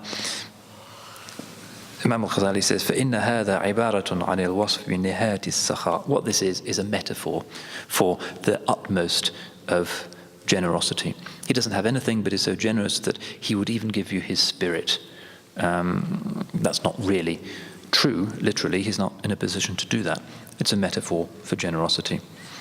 فَإِن لَمْ يَكُنْ صَاحِبُهُ سَخِيًّا كَانَ كَاذِبًا. But if the person he's writing about was not generous, then this would be a lie. وَإِن كَانَ سَخِيًّا فَالْمُبَالَغَةُ مِنْ صُنْعَةِ الشِّعْرِ. And if he is indeed generous, then exaggeration, hyperbola, is part of the craft of poetry. فَلَا يُقْصَدُ مِنْهُ أَنْ يُعْتَقَدَ صُورَتُهُ.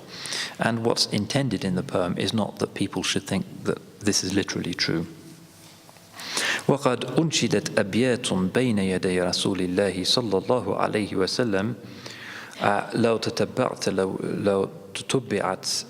لوجد فيها مثل ذلك. And poems were recited in the presence of the Holy Prophet sallallahu alaihi wasallam, which, if one looked at them carefully, one would find similar cases of lying or untruth in them. فَلَمْ يَمْنَعْ مِنْ. And he did not prevent the poets from doing this. قالت عائشة رضي الله عنها كان رسول الله صلى الله عليه وسلم. Incidentally, there's a lot of stories of Aisha in the Ihya, which is interesting, and I'm not quite sure why. She's not always that salient in Sufi literature, but in the Ihya, she's really all over the place. One could write a very interesting book, I think, on the personality of Aisha as deployed by Imam Al-Ghazali as a kind of sage. So she's saying, رضي الله عنها كان رسول الله صلى الله عليه وسلم يخصف نعله. One day the Holy Prophet was mending his sandal. وَكُنْتُ جَالِسَةً أَغْزِلْ. And I was sitting down spinning. فَنَظَرْتُ إِلَيْهِ. And I looked at him. فَجَعَلَ جَبِينُهُ يَعْرِقْ. And his forehead started to sweat. وَجَعَلَ عِرْقُهُ يَتَوَلَّدُ نُورًا. And his sweat started to turn to light. So this is a kind of religious vision that she's having. It's a domestic scene. He's fixing his sandals, she's spinning. She looks at him and she sees this light coming from his blessed sweat. Sallallahu alayhi wasallam. قالت فهبت. And she said, I was overawed, or I was afraid. فنظر إلي. And he looked at me. فقال ما لك. And he said, what's wrong? What's wrong with you? فقلت يا رسول الله. And I said, O Messenger of Allah, I looked at you, نظرت إليك, فجعل جبينك يعرق. And your forehead started to sweat. وجعل عرقك يتولد نورا. And the drops of your sweat started to glow with light. ولو رآك أبو كبير الهذلي. And if Abu Kabir al-Hudhali was a famous rhetorician and a poet, if he saw you, لَعَلِمَ أَنَّكَ أَحَقُّ بِشِعْرِهِ. He would know that the poetry that he'd written would be more appropriate if applied to you. قَالَ وَمَا يَقُولُ يَا عَائِشَةَ. And he said, and what does he say, O Aisha? What does this Abu Kabir al-Hudhali say? Incidentally, Aisha is famous for her great knowledge of Arabic poetry. So here she's obviously got a good quote in mind, and he's asking her, well, what does Abu Kabir say? قلت يقول هذين البيتين ومبرأ من كل غير حيضة وفساد مرضعة وداء مغيل وإذا نظرت إلى إسرة وجهه برقت كبرق العارض المتهلل. Which means something like, if you looked at the entirety of his face, it would shine like the sudden lightning that gives praise. قال فوضع صلى الله عليه وسلم ما كان بيده. And the Holy Prophet صلى الله عليه وسلم put what was in his hand down. وقام إلي. And stood and came to me. وقبل بين عيني. And kissed me between the eyes.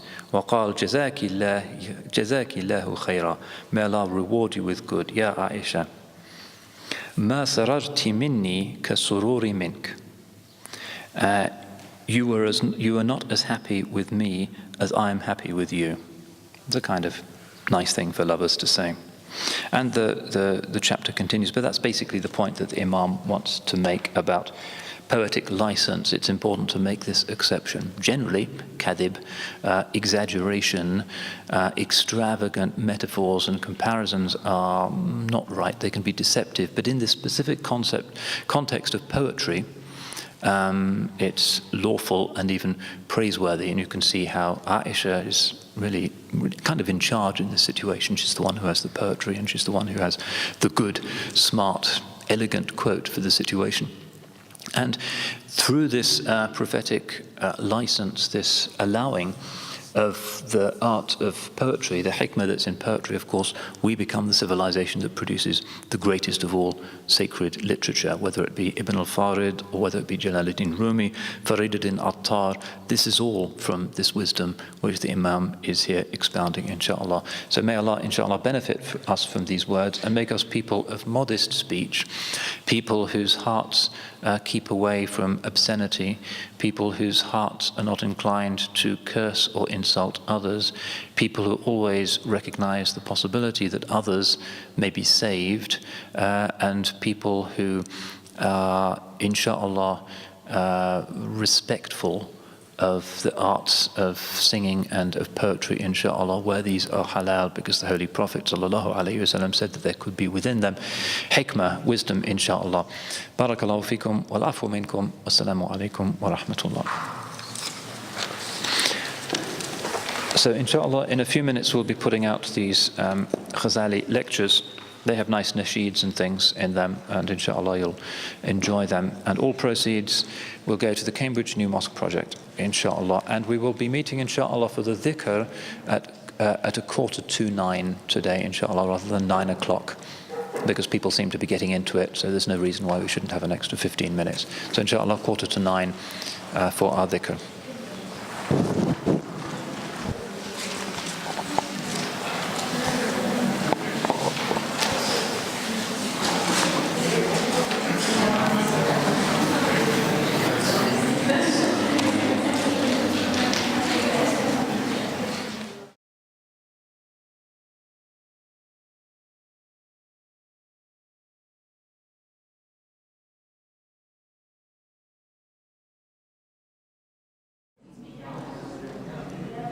Bismillah, alhamdulillah, wassalatu wassalamu ala rasulillah wa alihi wa sahbihi wa man wala. Rabbi yassir wa a'in ya kareem, waftah bil haqqi innaka al-fattahul alim. A couple of important announcements for people in the group. Firstly, if you are intending to join the Alhambra visit tomorrow and you haven't yet signed the list, which is in the cafeteria, you have to do that right away, or there won't be a place for you or a ticket when you arrive. And secondly, inshallah, at 8 today, instead of our regular little dhikr session, there will be a group of professional singers coming up from Granada to sing various things in Spanish and Arabic, inshallah, and Ali Kila will be leading them. So that will be outside in the courtyard, and that's part of the program, and inshallah, it will be one of the highlights.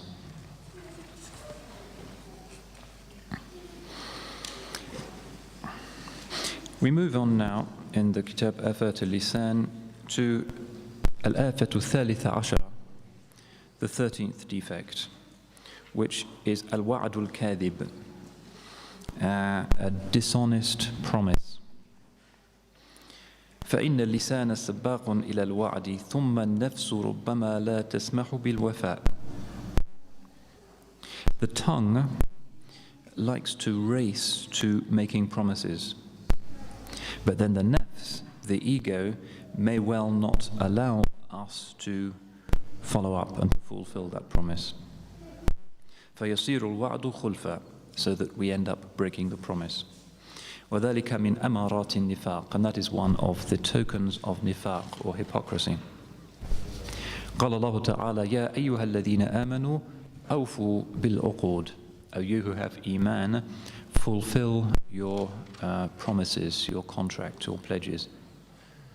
وقال صلى الله عليه وسلم العدة عطية. And he said, صلى الله عليه وسلم, that a promise is a gift. And what this means is that you shouldn't take it back again, just as a gift is something that can't be reclaimed when you change your mind. Similarly, if you promise somebody something, you can't change your mind and go back on your promise.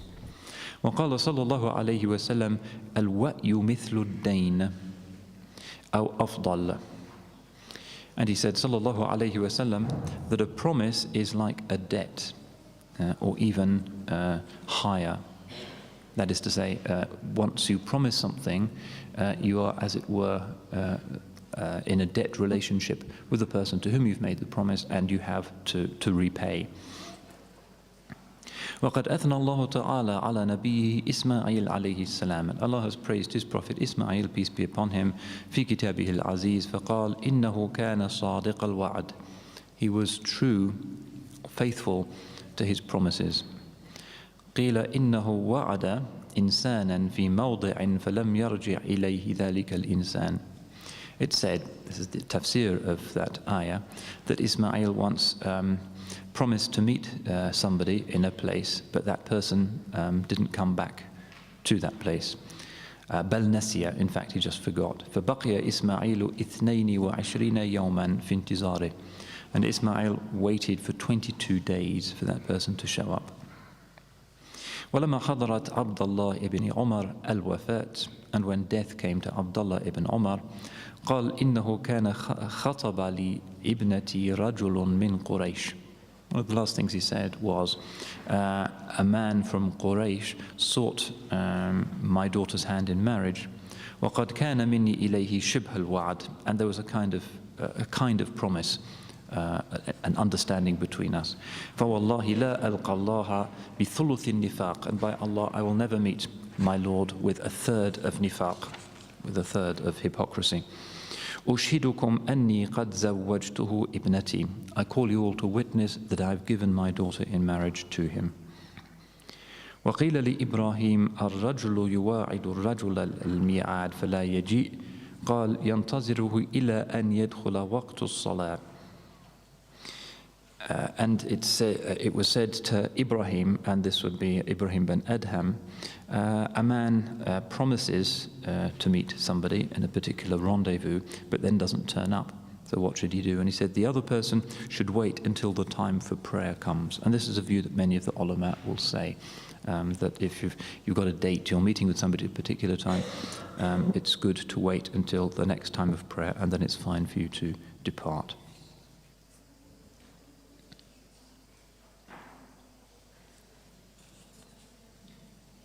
وكان رسول الله صلى الله عليه وسلم إذا وعد وعدا قال عسى.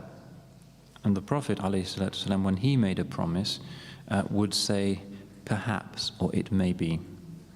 وكان ابن مسعود لا يعد وعدا إلا ويقول إن شاء الله. And Ibn Mas'ud would never make a promise without saying إن شاء الله وهو الأولى, and this is what is preferable.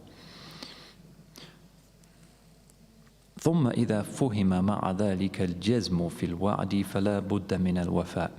But even so, if what's understood at the time of your making the promise, I will definitely see you Tuesday afternoon at 3 o'clock, or whatever it might be, if the form of your promise indicates that you're definite about that, then unless you apologize, or unless you have some excuse, إلا أن يتعذر, فإن كان عند الوقت عازما على أن لا يفي فهذا هو النفاق. If at the time when you're making this promise, you actually think that, well, maybe you won't do it, or you definitely won't do it, then that is what is hypocrisy. If there's an excuse, it's not hypocrisy. If you forget, it's not hypocrisy. But if you simply change your mind, you can't be bothered, or at the time of making the promise you don't really mean it, then this is what the Holy Prophet is indicating when he says that a false promise is a form of hypocrisy. وقال أبو هريرة قال النبي صلى الله عليه وسلم ثلاث من كن فيه فهو منافق. There are three things which, if present in a man, make him a hypocrite. إن صام وصلى وزعم أنه مسلم. Even if he prays and fasts and claims that he's a Muslim. إذا حدث كذب. If, when he speaks, he tells lies. وإذا وعد أخلف. And if, when he makes a promise, he breaks his promise. وإذا اؤتمن خان. and if, when entrusted with something, he breaks that trust. وقال عبد الله بن عمرو رضي الله عنهما قال رسول الله صلى الله عليه وسلم أربع من كن فيه كان منافقا. There are four things which, if present in a man, make him a hypocrite. ومن كانت فيه خلة منهن كان له خلة من النفاق. And if you have some share of these things, then you have some share of hypocrisy. حتى يدعها, until you give them up. إذا حدث كذب, when he speaks, he lies. وإذا وعد أخلف, when he promises, he breaks his promise. وإذا عاهد غدر, and when he enters into a contract or a pledge, he betrays it. وإذا خاصم فجر, and when he disputes, he goes beyond the bounds of lawful courtesy.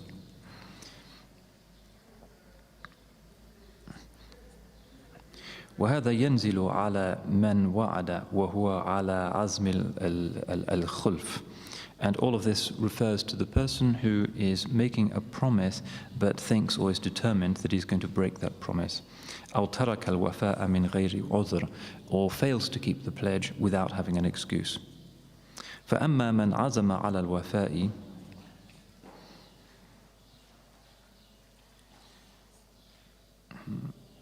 فله عذر منعه من الوفاء لم يكن منافقا. But if you do have a genuine excuse which prevents you from fulfilling it, then you're not considered to be a munafiq. وإن جرى عليه ما هو صورة النفاق, even if on the surface or by appearance there is a form of hypocrisy. ولكن ينبغي أن يحترز من صورة النفاق أيضا. And you should beware of situations where you look like a hypocrite as well. كما يحترز من حقيقته, just as much as you avoid the reality of hypocrisy. ولا ينبغي أن يجعل نفسه معذورا من غير ضرورة. And you shouldn't find excuses unless they're really essential excuses which actually prevent you genuinely from attending. So that's the end of the 13th defect. والآفة الرابعة عشرة, the 14th defect, الكذب في القول واليمين. Lying in speech and in oaths. وهو من قبائح الذنوب, and this is one of the ugly sins. وفواحش العيوب, and the corrupt faults in a human being. قال إسماعيل بن واسط سمعت أبا بكر الصديق رضي الله عنه يخطب بعد وفاة رسول الله صلى الله عليه وسلم. Ismail bin Wasit said, I heard Abu Bakr as-Siddiq رضي الله عنه giving a khutbah after the death of the Holy Prophet. فقال قام فينا رسول الله صلى الله عليه وسلم مقامي هذا. Once Allah's Messenger stood in this place where I'm now standing. ثم بكى, and then he wept. وقال إياكم والكذب, beware of lying. فإنه مع الفجور وهما في النار, because it is the accomplice of corruption and they are both in hellfire.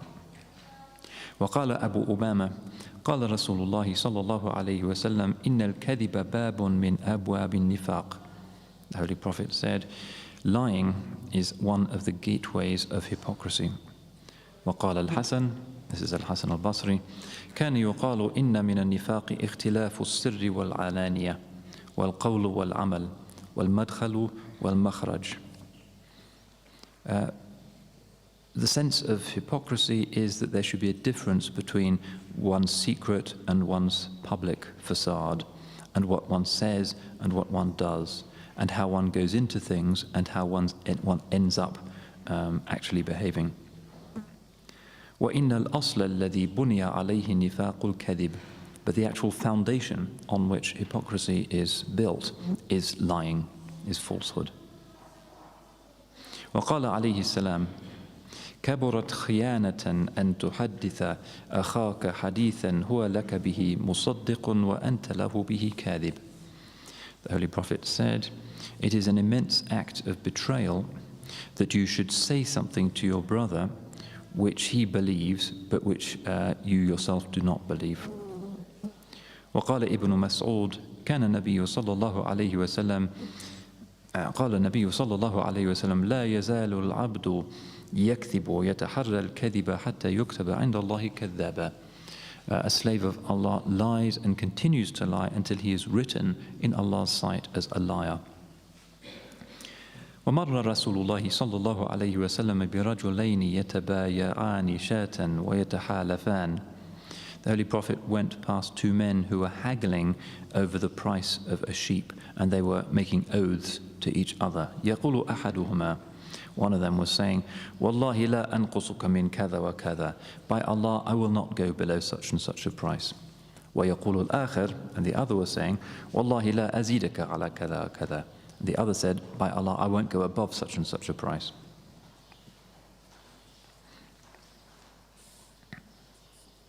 فمر بالشاة وقد اشتراها أحدهما. And then he saw the sheep again when one of them had bought it.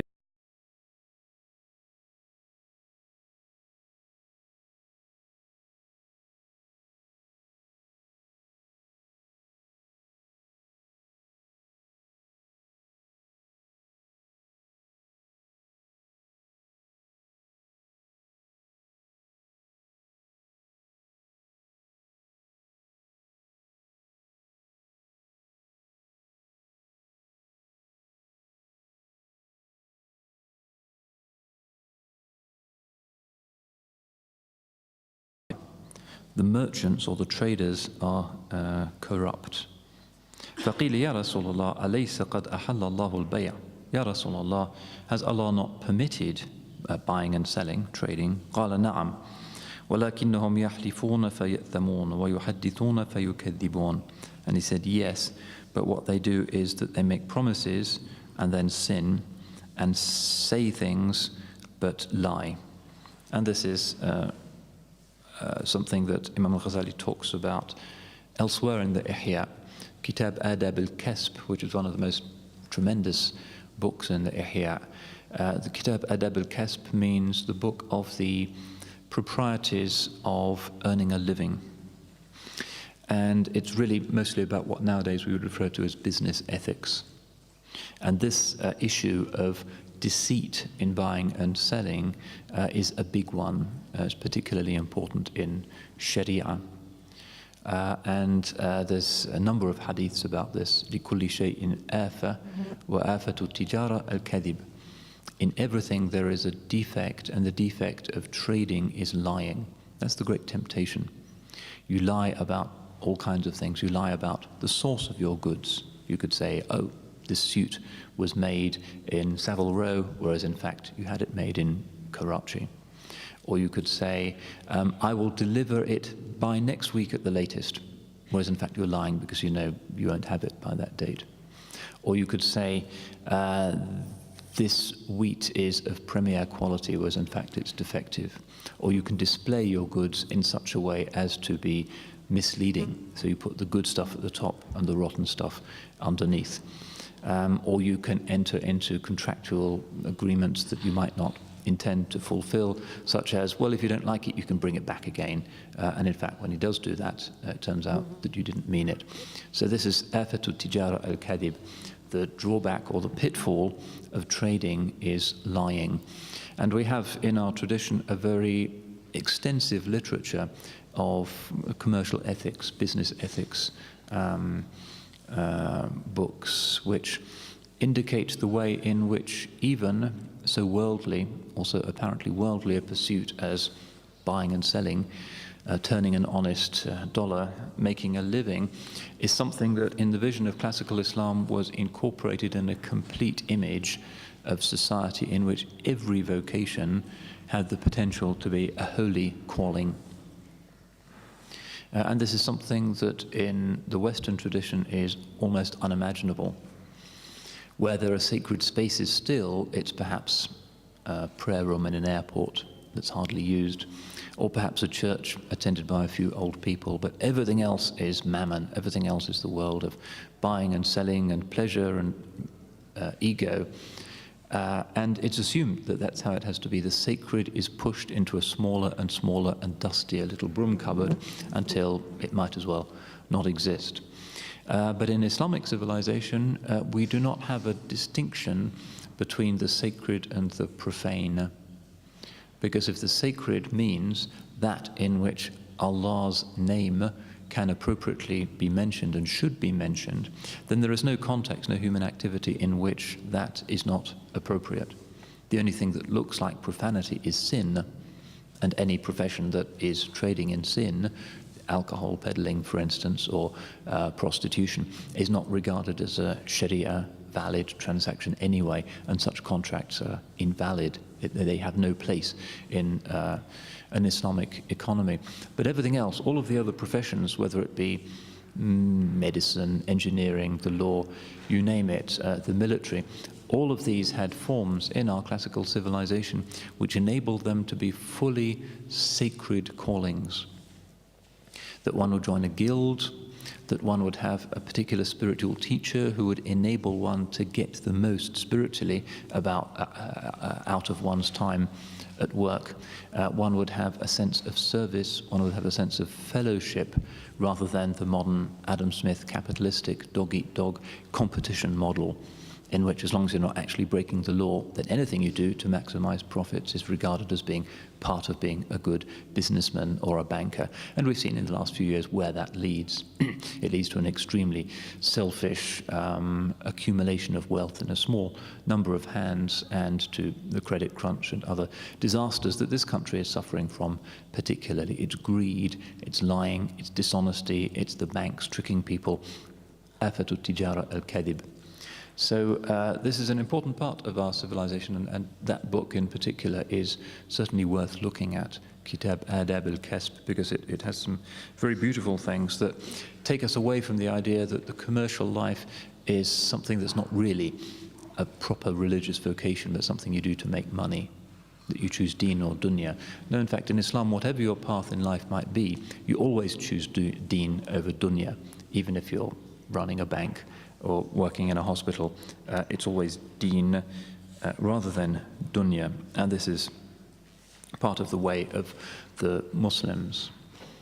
Imam Al-Haddad says, وَاقْطَعِ الْحُجُبَ الْكَثِيفَةَ بِالسَّيْرِ عَنْهَا وَاقْطَعِ الْحُجُبَ اللَّطِيفَةَ بِالسَّيْرِ فِيهَا.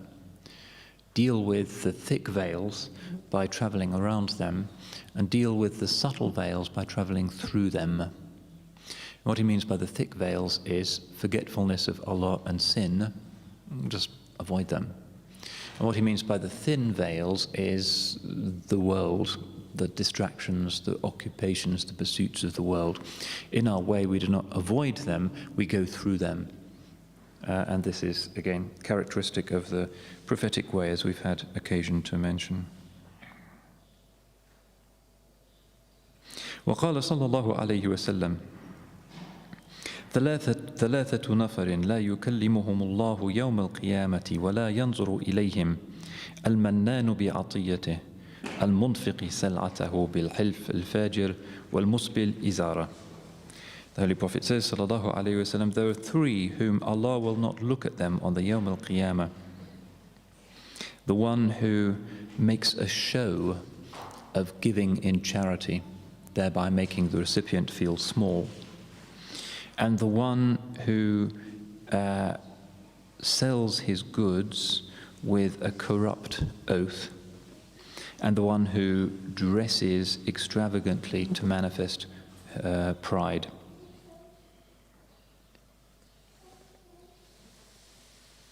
وقال صلى الله عليه وسلم ما حلف حالف بالله فأدخل فيها مثل جناح بعوضة إلا كانت نكتة في قلبه إلى يوم القيامة.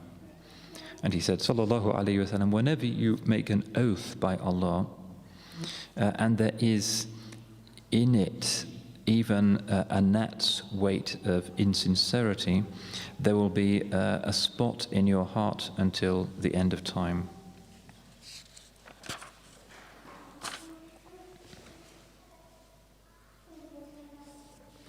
And then he moves on to bearing false witness in a famous hadith which is narrated by Bukhari and Muslim. ألا أنبئكم بأكبر الكبائر الإشراك بالله وعقوق الوالدين ثم قعد وقال ألا وقول الزور. He says, shall I not tell you which are the worst of the mortal sins? Shirk and disrespect for parents. And then he sat and said, and also bearing false witness, qawl az-zur.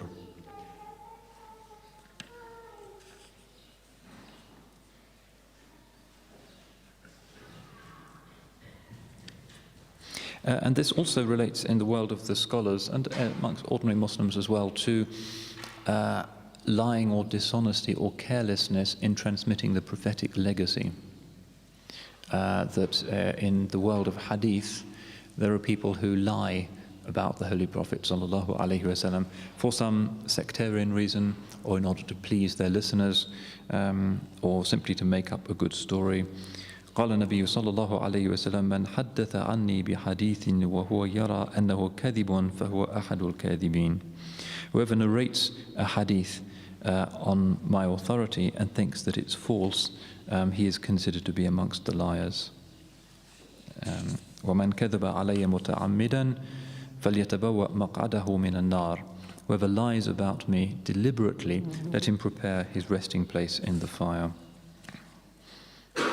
Now, that's Imam Al-Ghazali's first sort of opening shots about lying, and this turns out to be one of the longest and most complicated topics.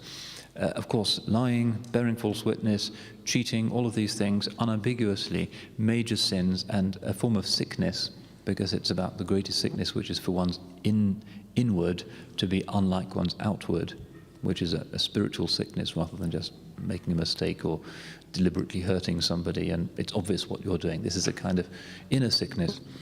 But it's complicated by the fact that there can be certain situations in which lying is actually legitimate or even required. And this is a famous question in ethics that goes back as far as Aristotle. Lying, of course, something that even small children find disgusting. It's the fitra of human beings to be repelled by a lie. But still, such is the complexity of our lives and the moral universe, that there are circumstances in which we should not tell the truth and can sometimes tell something that we deliberately know to be an outright lie. So the Imam has actually quite a long and subtle disquisition on this, which he calls بَيَانُ مَا رُخِّصَ فِيهِ مِنَ الْكَذِبِ. Those areas, those contexts in which there is a concession allowing us to lie. اعلم أن الكذب ليس حراما لعينه لما فيه من الضرر وعلى المخاطب أو على غيره.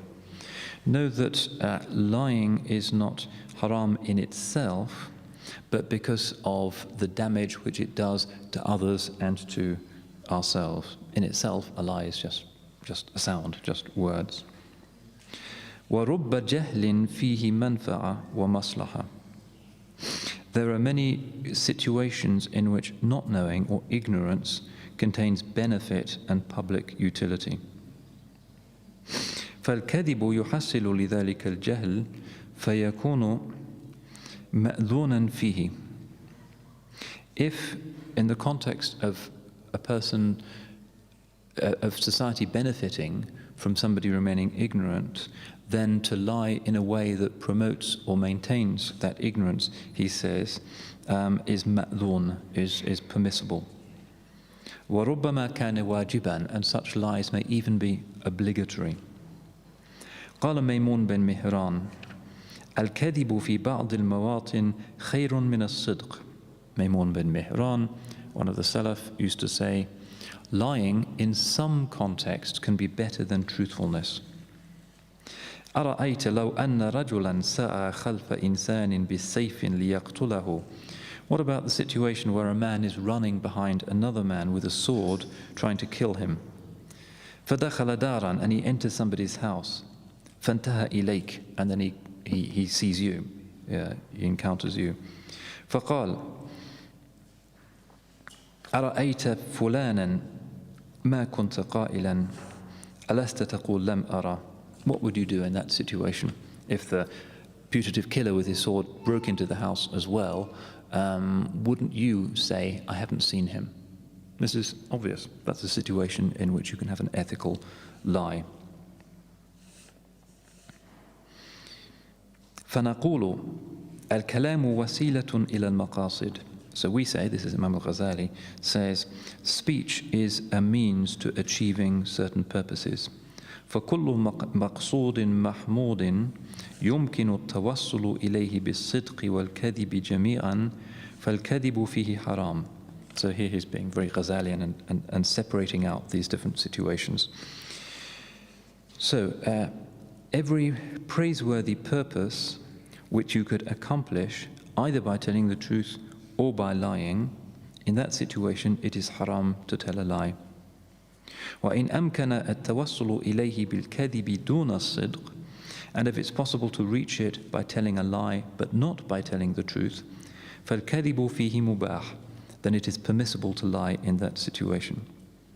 إِنْ كَانَ تَحْصِيلُ ذَلِكَ الْقَصْدِ مُبَاحًا, if bringing about that particular objective is something that is lawful.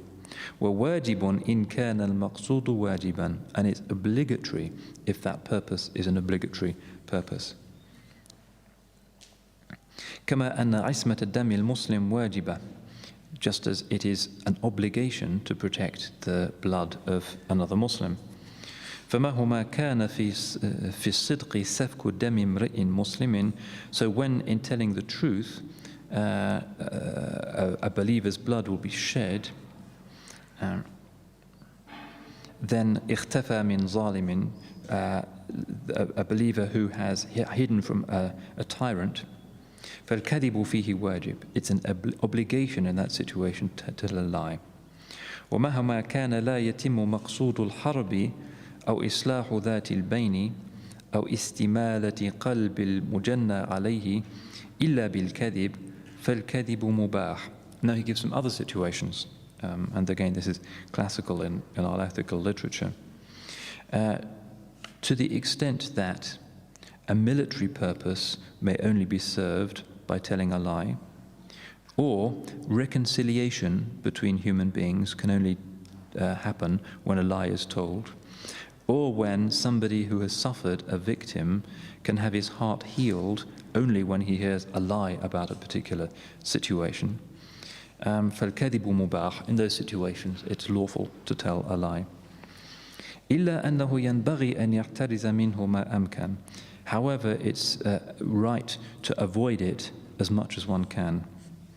لأنه إذا فتح باب الكذب على نفسه, because if he's opened this door to telling lies for himself, فيخشى أن يتداعى إلى أن يستغني عنه, then it's possible that he may become so accustomed to this that he no longer is interested in telling the truth. So he may no longer limit himself only to telling lies in situations where it's necessary and ethical. فيكون الكذب حراما في الأصل إلا لضرورة. So the summary is that in its essence, at basis, lying is haram unless there is some necessity, unless there is some pressing need which makes it lawful. والذي يدل على الاستثناء ما روي عن كلثوم. And now he gives some texts from the revelation to indicate the possibility of this exception. قالت ما سمعت رسول الله صلى الله عليه وسلم يرخص في شيء من الكذب إلا في ثلاث. I never heard the Holy Prophet صلى الله عليه وسلم permit any kind of lying except in three situations. الرجل يقول القول يريد به الإصلاح, when you say something in order to bring about reconciliation. وَالرَّجُلُ يَقُولُ الْقَوْلَ فِي الْحَرْبِ, and when you say something in a situation of armed conflict.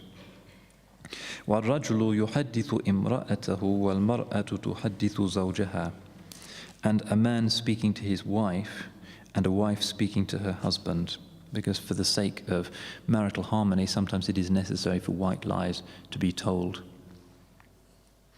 وقالت أيضا كان رسول الله صلى الله عليه وسلم ليس بكذاب قال رسول الله صلى الله عليه وسلم ليس بكذاب من أصلح بين اثنين, the one who reconciles two people is not a liar.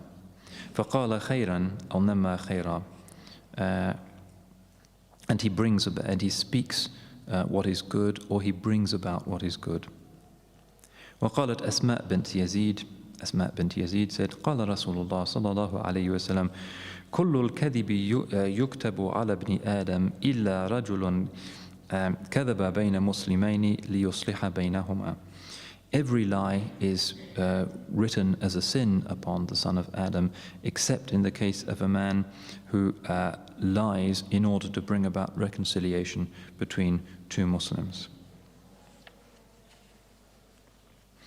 وروي عن أبي كاهل قال وقع بين اثنين من أصحاب النبي صلى الله عليه وسلم كلام حتى تصارما. A dispute, a sharp argument, a quarrel erupted between two of the Sahaba. فلقيت أحدهما فقلت ما لك. I met one of them and said, what's wrong? ولفلان ما لك ولفلان فقد سمعته يحسن عليك بالثناء ثم لقيت الآخر فقلت له مثل ذلك حتى اصطلحا. So the way in which he resolved it was that he went to one person and said, why are you arguing with such and such a person? Because I've heard him saying good things about you. And then he goes to the other party to this dispute and says, why? He says the same thing. Why is it that you're arguing with him when he's said positive things about you? ثم قلت, this is Abu Kahil, who's done this in order to bring about this reconciliation by telling two lies. قلت أهلكت نفسي وأصلحت بين هذين. I've destroyed myself, but I've reconciled these two. He's concerned that he's told two lies. فأخبرت النبي صلى الله عليه وسلم فقال يا أبا كاهل أصلح بين الناس أي ولو بالكذب. And he said, oh Abu Kahil, reconcile people. In other words, even if it's by telling an untruth.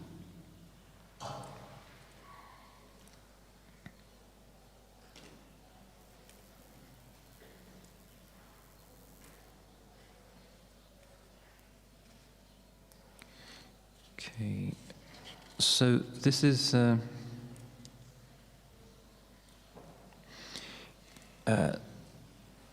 it's a long section, and he makes further differentiations, but essentially it boils down to these three circumstances, that there are ruses and stratagems in times of war.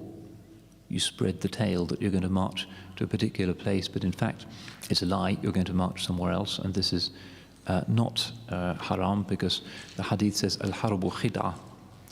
War is all about deceit, stratagems. And in order to bring about reconciliation between people, it can be lawful. And finally, in the context of the situation between a man and his wife. وَقَدْ ظَنَّ ظَانُّونَ. And then he goes on to finish this section by talking about the question of hadith.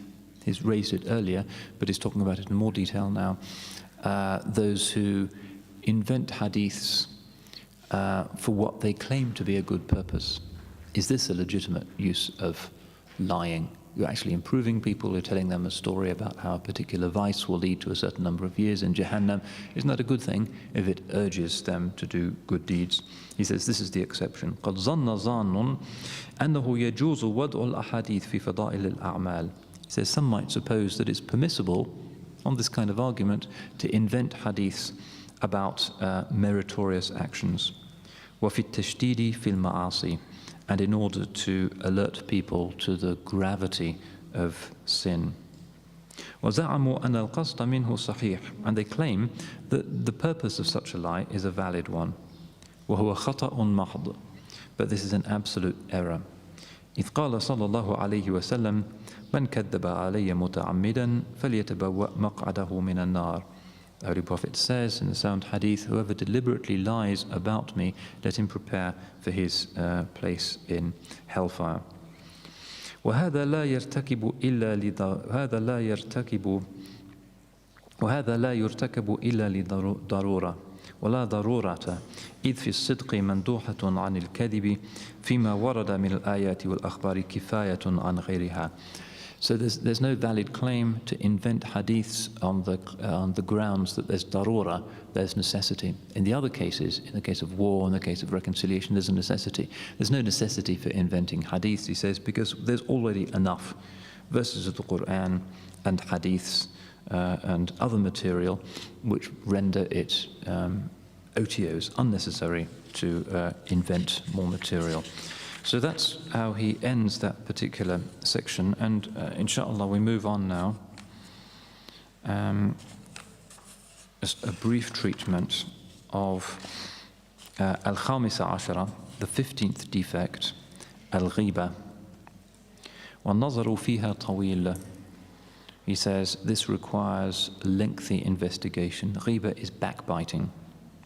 And as we'll see, there's complex issues here of criticizing people for opinions that they might hold, which in an academic context or religious context might be valid, or criticizing people in order to warn others of their danger. Don't buy from such and such a shopkeeper because he cheated me last week. Is that backbiting, or is it necessary to alert other people to a danger? It's actually a complex topic. So let's just begin with it. فَلْنَذْكُرْ أَوَّلًا مَذَمَّةَ الْغِيبَةِ وَمَا وَرَدَ فِيهَا مِنْ شَوَاهِدِ الشَّرْعِ. Let's begin, as he normally does, with proof texts from Revelation. وَقَدْ نَصَّ اللَّهُ سُبْحَانَهُ عَلَى ذَنبِهَا فِي كِتَابِهِ. Allah has explicitly condemned it in His book. وَشَبَّهَ صَاحِبَهَا بِآكِلِ لَحْمِ الْمَيْتَةِ, and has likened the one who engages in backbiting with somebody who eats dead flesh, eats carrion. فَقَالَ تَعَالَى وَلَا يَغْتَبْ بَعْضُكُمْ بَعْضًا أَيُحِبُّ أَحَدُكُمْ أَنْ يَأْكُلَ لَحْمَ أَخِيهِ مَيِّتًا فَكَرِهْتُمُوهُ. Let not one of you backbite another. Would one of you wish to eat the flesh of his dead brother? You would surely detest that. وقال عليه السلام كل المسلم على المسلم حرام دمه وماله وإرضه. The Prophet said, every aspect of the Muslim is sacrosanct for every other Muslim, his blood and his property and his honor. And the Imam will explain that this is therefore a Sharia issue, and indeed backbiting can be subject to legal sanction by the decree of a qadi. It's not just an ethical slip, it's also legally actionable, because one is, as it were, confiscating something from somebody else. It's a kind of theft, it's a moral theft. And ird is, in most of the systems of Islamic jurisprudence, one of the objects of Islamic law, one of the ends which it aims to protect. And in contemporary language, we might say it's a right. These are human rights, these usul, these 5 principles, that the Sharia exists to protect 5 rights: the right to life, the right to property, the right to lineage, stroke family, the right to religion, and the right to dignity or honor, which is ird, which is what this is talking about. And this is notoriously, in every legal system, one of the hardest things to police. So it raises issues such as common law offences in England, such as slander and libel, which can be treated very seriously by the courts. Compensation can be astronomical. It's a major crime in contemporary, as in medieval law. But actually determining what is fair comment and what is libel is famously technical and difficult. And in the Sharia, generally it's left not to the details of the fiqh, but to the discretion of the qadi, which is a standard feature of the operation of Islamic law. And in parentheses, it's important to remember this, that most of Islamic law is in what the qadis actually do and their rulings, and is in the fatwas of the various jurists. Most of Islamic law is not in the books of fiqh. The books of fiqh are not statutory law. And very often we Muslims, and certainly non-Muslims, when they look at Islamic law or Sharia law, this new term that they've invented, assume that to find it, you have to look in the law books of classical Islam. So you look in Imam Al-Ghazali's Basit, or you look at Shirazi's Muhaddab, or any of these other big texts, the Hidayah. And that is Islamic law, but that's actually not the case at all. because Islamic law is effective insofar as it is actually administered, and the judge, the qadi, has much more powers of discernment and determination, and also the fixing of penalties and punishments than is the case for a judge in the Western system. You could say Islamic law is more fluid and more, you could even say, libertarian in this sense. It's less prescriptive. And the judge has the books of fiqh to refer to, and he will probably have collections of fatwas on his shelves, but when it comes down to an individual case, it will be the decision of the judge. There's no jury, remember. It will be the decision of the judge to determine whether a crime has been committed. And except in the 6 or 7 cases of had punishment, murder, adultery, and so forth, the actual nature of the punishment, incarceration or some other penalty, is left to the qadi and is not specified in the books of fiqh. It's important, I think, always for us to remind ourselves of this, that the classical manuals of Sharia are not law books as the modern West would understand them. So in this context, it would be the qadi who would determine whether somebody's honor has been infringed. And that's actually pretty wise and even essential when you think about it, because that's such a culturally specific and relative idea that the judge, who has to be from the community, has to understand the subtleties of the community and what's likely to be implied in, say, a hostile newspaper article or in an angry exchange over a boundary dispute or whatever it might be. It's only the qadi who can determine whether speech actually has infringed somebody's ird, somebody's honor. A faraway theorist writing a book of statutory law would never be able to determine that. And this is one of the strengths of the Sharia. If you look at Wa'il Halaq's new book, The Impossible State, he says Islamic law, even though he himself is Christian Palestinian, he says Islamic law is probably the most subtle and brilliant legal system that's ever existed, but it's not understood, least of all by the Muslims themselves, because it was never statutory law. It was always law administered by the qadis, and Muslims nowadays tend to have forgotten that. So the good fit which the law had with individual societies made Islamic law actually quite different in its application and its temper from culture to culture, from class to class, from region to region. I don't want to press on with this issue of ghiba now because it's a long and complicated discussion. Tomorrow, inshallah, you will be away from here, at least most of you will be, and there won't be any classes. But inshallah, there'll be an opportunity on Wednesday morning after Fajr to try and at least race through the rest of Imam Al-Ghazali's book. I think one of the things that strikes one when you read Ghazali is how really 95% of it is still directly relevant to ourselves. And the gut reaction that most people have when they read the Ihya is that, oh, this is terribly, it's not that it's very exotic and strange and irrelevant, but it seems terribly severe.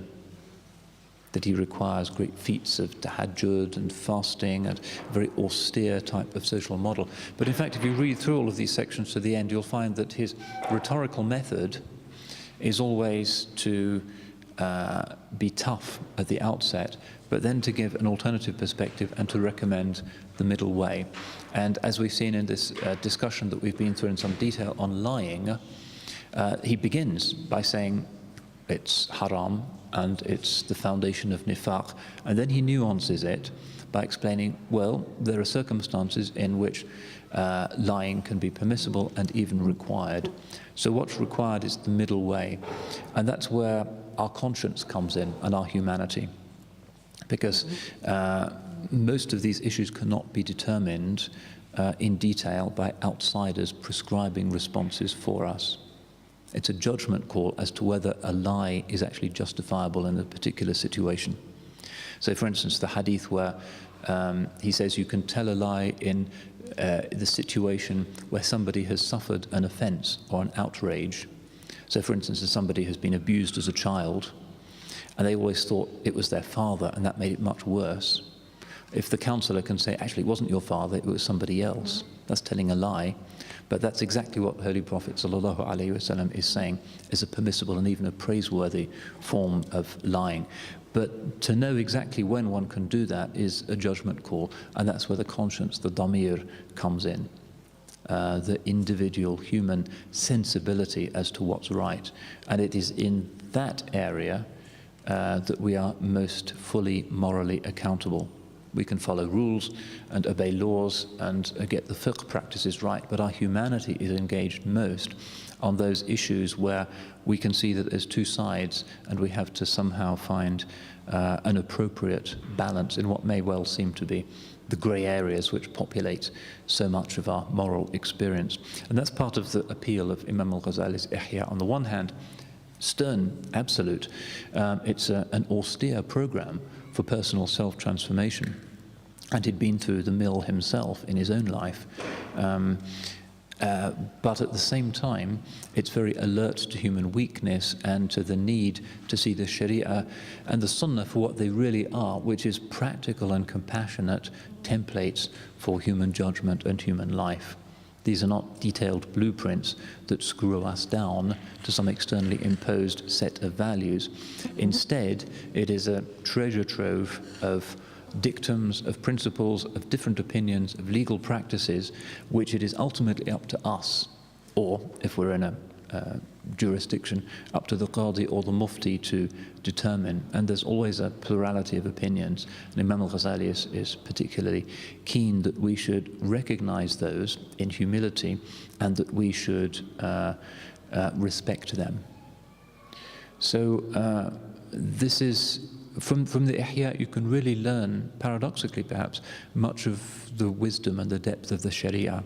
It's not a law book at all, even though at the outset it has basic information from a Shafi'i perspective on arkan al-wudu', but that's not really the purpose of the book. The purpose of the book is to explore the way in which revelation reaches into our humanity in a way that we can deal with and that makes us more human in the Adamic rather than the demonic sense.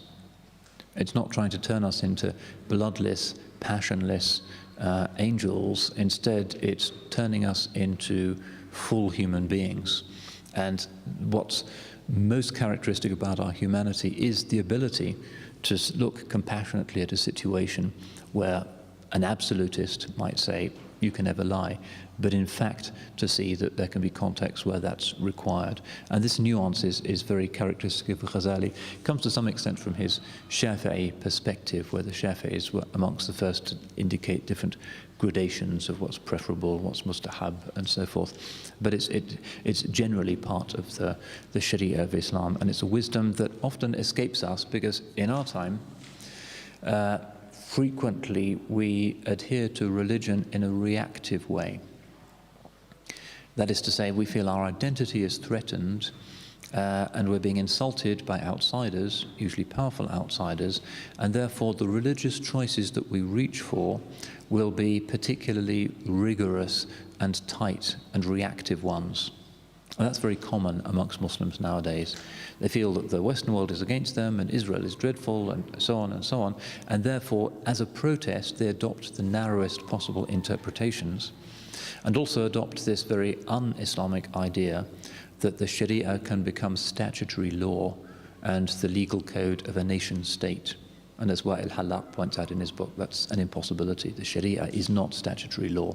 It's far too diverse and subtle a legal tradition, and it's not designed to be imposed by a state because the state doesn't have any right to legislate in Islam. The ruler is simply there to defend the borders and to appoint judges, to have his name recited in the khutbah, but he is not there to legislate. Only Allah legislates. The scholars interpret the legislation, and the Sharia is this enormously broad range of different interpretations.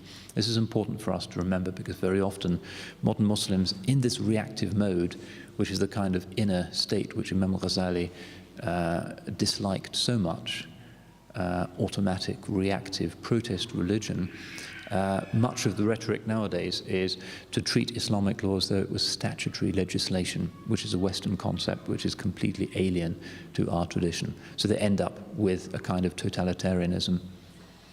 What about like the Ottomans with texts like the Majalla and other things? Like they didn't. Yeah, I mean that's a good point. The Ottomans in the late 19th century felt under pressure to move beyond the traditional constitutional arrangement whereby the Sultan sat in his palace and led the armies but didn't legislate, and to unify the legal codes of the empire in order to facilitate Turkey's integration into the European system of nation states and to facilitate trade and commerce. It was proving difficult to have a network of courts where different judgments were being given in different courts, because the qadis were all completely independent. And Western merchants, when they went to Turkey, wanted to make sure that they could sign contracts which were enforceable the same way by every qadi and every court in the empire. So the Ottomans instituted a series of reforms which essentially made the state the kind of supreme mujtahid, choosing which ahkam to follow. And they put it all together in this book called the Majalla, Majalla Ahkami Adliya, which was the first attempt to turn Islamic law into statutory law. But you could also say that it was a bogus exercise, because as soon as it becomes statutory law, it's no longer Islamic law. It's brought into a completely different statist model, a top-down model of the imposition of law, rather than the qadis being appointed by local communities and the law, as it were, being part of the community's own exegesis of the revealed legacy. But of course, they had a difficult situation. What does one do? You want to have legislation that fits your religious heritage and identity, but on the other hand, the tradition tells you quite strictly that Islamic law can never be statutory law. So what do you do if you're running a modern nation state? Nobody has a clear answer to that. Anyway, that's taking us a little bit far afield, but inshallah, I think they're setting up outside. I know you've had a long day, but inshallah, this will be a good source of relief. Barakallahu fikum, wal afu minkum, wassalamu alaikum wa rahmatullah.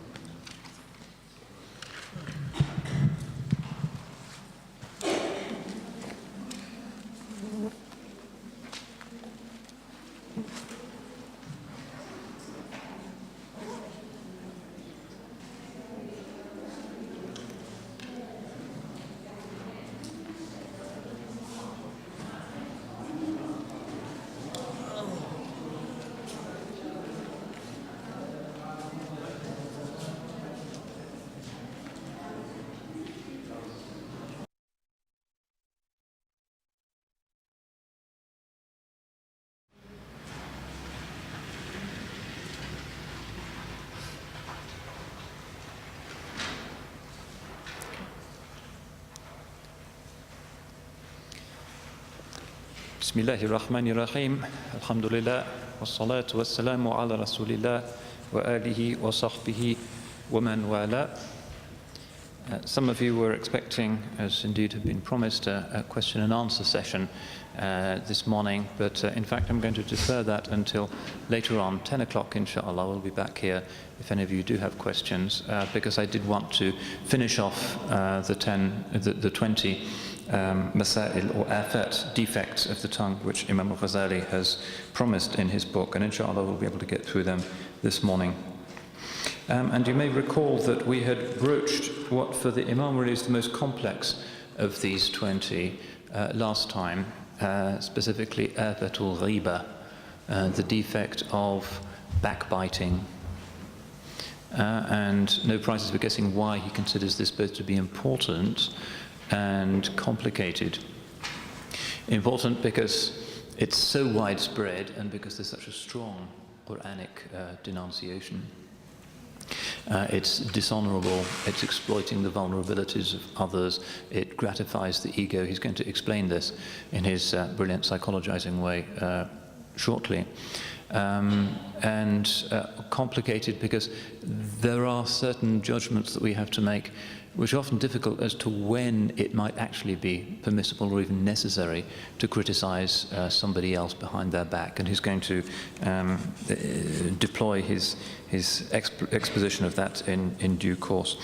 So I'm going to pick up in one of his sections. He gives a section which we won't have time to look at, which is that there can be forms of backbiting which are non-verbal, so certain kinds of gestures or facial expressions and body language. But the one I want to begin with is called Bayan al-Asbab al-Ba'ithati al-Ghiba, an exposition of the motives for backbiting. This is characteristically Ghazalian. He psychologizes everything. He wants to know not just what a sin is, but also how we can put it right, and beyond that to understand why we should be involving ourselves in it in the first place. And a lot of ethical texts tend to neglect this, but partly because of his strongly Ash'ari view of human accountability. For him, intentionality and therefore the generation of acts is in a sense the most important thing to understand, not just in terms of understanding their moral significance and the human level of accountability once we've carried those acts out, but also in terms of helping us to understand ourselves and to appreciate how we can change our intentionality so that these problems don't arise in future. So he says, اعلموا أن البواعث على الغيبة كثيرة. Know that there are many reasons why people might backbite. ولكن يجمعه أحد عشر سببا. And these can be summarized as 11 reasons. ثمانية منها تطرد في حق العامة. 8 of them are to do with the motivations of ordinary people. وثلاثة تختص بأهل الدين والخاصة. And there are 3 also which are particular motivations in the case of scholars and the religious elite. So very briefly to work through these. أما الثمانية, as for the first 8, فالأول أن يشفي الغيظ, that backbiting can heal one's rage. In other words, there's a certain therapy involved in criticizing others. You get things off your chest. وذلك إذا جرى سبب غضب به عليه فإنه إذا هاج غضبه يشتفي بذكر مساويه. And this is because if one is angry with something or with a particular person, then when one's anger is aroused, one can find a healing in mentioning the weaknesses of that person. So it's a way of getting one's own back, and a kind of backbiting therapy, we could call it. Number 2, الثاني موافقة الأقران ومجاملة الرفقاء. The second is in order to go along with one's friends and to please and flatter one's companions.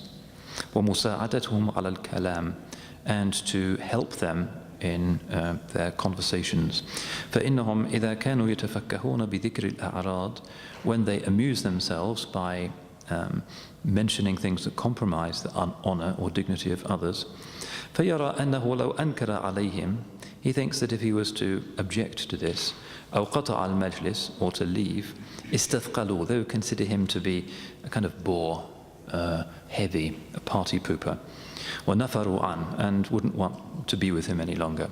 فَيُسَاعِدُهُمْ, so he goes along with them. وَيَرَى ذَلِكَ مِنْ حُسْنِ الْمُعَاشَرَةِ, and he considers that even to be part of the courtesy or the normal pattern of conversation. Number 3, الثالث أن يستشعر من إنسان أنه سيقصده ويطول لسانه عليه. The third is when we think that somebody might target us or might start to criticize us. أو يقبح حاله عند محتشم, or يقبح حاله, or might make us seem ugly or insignificant in the eyes of some important person. أو يشهد عليه بشهادة, or might bear witness against us, might testify against us. فيبادره, so he jumps the gun, he anticipates this. قبل أن يقبح هو حاله, before that person has a chance to impugn our own reputation. ويطعن في ليسقط أثر شهادته, so that the impact of what he says is diminished. So if you're afraid so-and-so is going to go to a judge, for instance, or to a friend, or to somebody who is significant and say bad things about you, you can undermine him by saying bad things about them and discrediting them in advance. And for the Imam, this is one of the reasons why human beings backbite each other, in order to defend themselves from the backbiting of others. Number 4, الرابع أن ينسب إلى شيء فيريد أن يتبرأ منه. The fourth is when we are attributed to a particular practice and we want to dissociate ourselves from it. فيذكر الذي فعله وكان من حقه أن يبرئ نفسه ولا يذكر الذي فعل فلا ينسب غيره إليه أو يذكر غيره بأنه كان مشاركا له في الفعل ليمهد بذلك عذر نفسه في فعله. So what it's saying is that sometimes if we are being accused of something, we can escape that accusation by being very self-righteous and accusing somebody else of that particular practice. Or we can say, well, all right, I did such and such a thing, but so-and-so also did it. In which case we kind of self-exculpate ourselves. Yes, I know I haven't done many optional fasts this year, but you know, Shaykh so-and-so, he didn't do many, and so-and-so didn't do many. That's also a form of backbiting, and this is a way of exculpating oneself. And the sixth,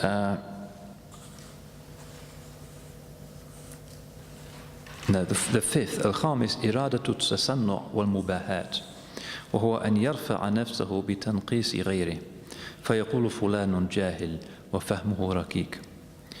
Motive number 5 for backbiting is in order to magnify oneself and to boast and to proclaim one's own superiority by means of demeaning others, so that for this reason we say so-and-so is ignorant and his understanding of this is feeble. So it's in order to justify ourselves that we can backbite others. As-sadis, the sixth, al-hasad. Number 6 is envy, which is related to the previous one. وَهُوَ أَنَّهُ رُبَّمَا يَحْصُلُ مِنْ مَنْ يُثْنِي النَّاسُ عَلَيْهِ. We might sometimes be jealous of people who are being praised by others. وَيُحِبُّونَهُ وَيُكْرِمُونَهُ. And they love him and they honor him, and we feel jealous about this. فَيُرِيدُ زَوَالَ تِلْكَ النِّعْمَةِ عنه. And we want that prestige, that status, that love to depart from that person because we'd like to have it for ourselves, the celebrity status.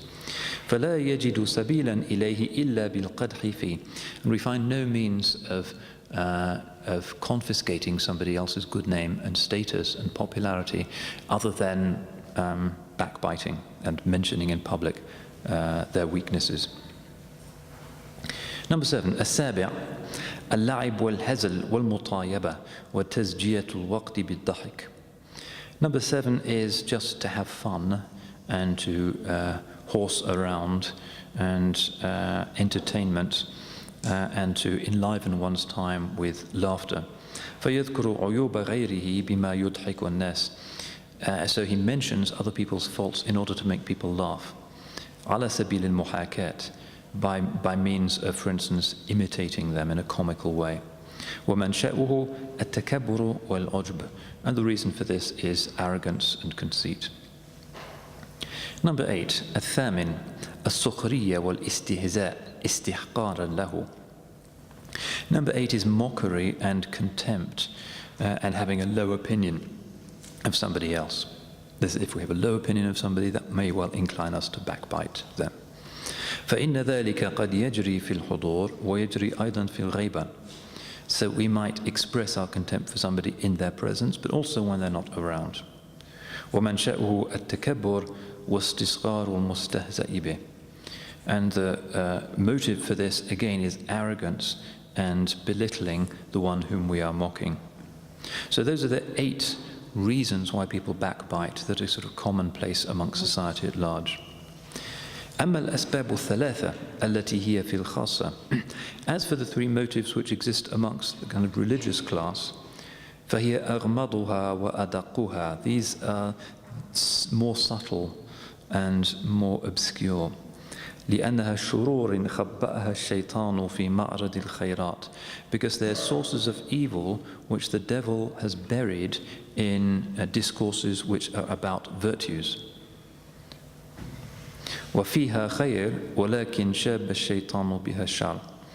On the surface, these discourses represent pious discourses, but the devil has polluted them with evil.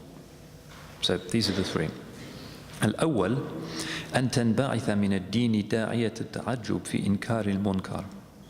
The first is when, as a result of religious affiliation, the motivation of self-satisfaction appears when condemning what is munkar, what is reprehensible, والخطأ في الدين, and condemning mistakes in religion. فيقول ما أعجب ما رأيت من فلان. So we might say, the strange thing that I saw somebody doing. فإنه قد يكون به صادقا ويكون تعجبه من المنكر. It may well be that he is true, he is right in making this criticism, but his amazement at somebody else's bad practice may be a legitimate amazement. ولكن كان حقه أن يتعجب ولا يذكر اسمه. But what was his duty was to be amazed, but not to mention the name of that person. And this, again, he's really talking about religious discourse, wa'az, khutbahs, sermon situations, where the khatib or the speaker may be tempted to point accusing fingers at named individuals. الثاني الرحمة.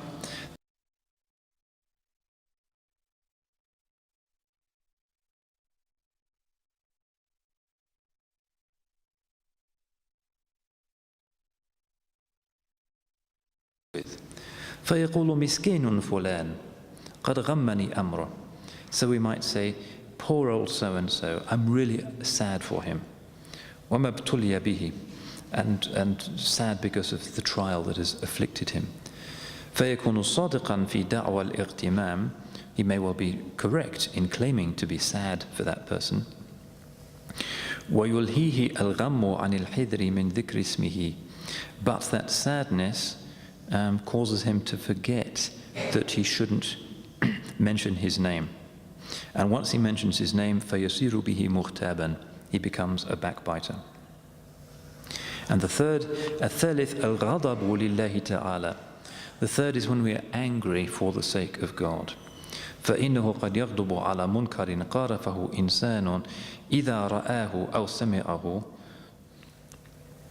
فيظهر غضبه ويذكر اسمه. Sometimes we may feel angry because of some vice which has been committed by a particular person when we see it or hear it, and we become so angry that we mention that person's name. وكان الواجب أن يظهر غضبه عليه بالأمر بالمعروف والنهي عن المنكر. The correct way to manifest one's anger in such a situation is to command what is good and to forbid what is evil. وَلَا يُظْهِرَهُ عَلَى غَيْرِهِ, rather than mentioning that person's vice to others.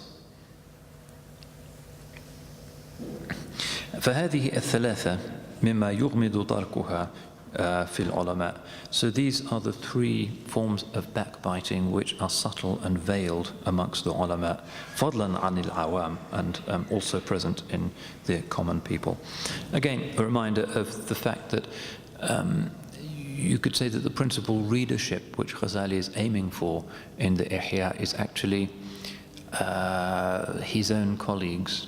This is a big book. It's not going to be bought in the souk by casual passers-by. It's a serious manual, a polemical manual directed against the scholars of his time who he saw were outwardly often impeccable but inwardly contained all kinds of defects. And you'll remember the point that we made when we started off, which is that for Ghazali all of these complex and actually quite brilliant, psychologically acute ethical observations and proposed remedies are part of his epistemological agenda. That is to say, they put us right so that the human subject becomes in control of its ego and hence able to make the right choices in doctrine and in philosophy. So all of this ethical stuff is actually not just sort of pietism, but is part of a complete program of religious knowledge. Yeah. Then he has a section on how to cure oneself of the vice of backbiting, which unfortunately we don't have time for. But just briefly to cite another important section. which again is so Ghazalian. بيان تحريم الغيبة بالقلب. An exposition of why backbiting in the heart is forbidden. اعلم أن سوء الظن حرام مثل سوء القول. Know that to harbour a bad opinion of somebody is forbidden, just as to utter a bad word about somebody. فكما يحرم عليك أن تحدث غيرك بلسانك بمساوي الغير. So just as it is forbidden for you to use your tongue to chatter about the faults of others, فليس لك أن تحدث نفسك. Similarly, you don't have the right to speak to yourself about other people's faults.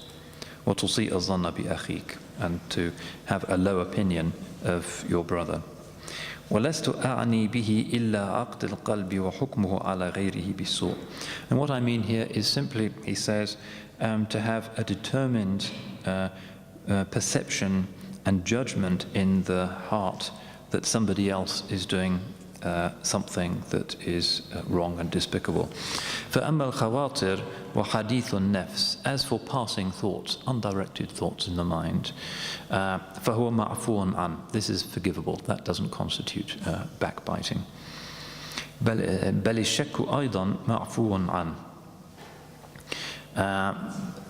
And similarly, to doubt momentarily about what is somebody doing, that is also forgivable. So for instance, if you're in Ramadan and you go past a restaurant and somebody you know from your jama'ah is in there at lunchtime happily tucking into a pizza, it's not just backbiting to tell everybody, oh, I saw somebody having a pizza at the restaurant, but it's backbiting if you also tell yourself in this aqd al-qalb way, with a determined heart, this person has got a problem with his fasting.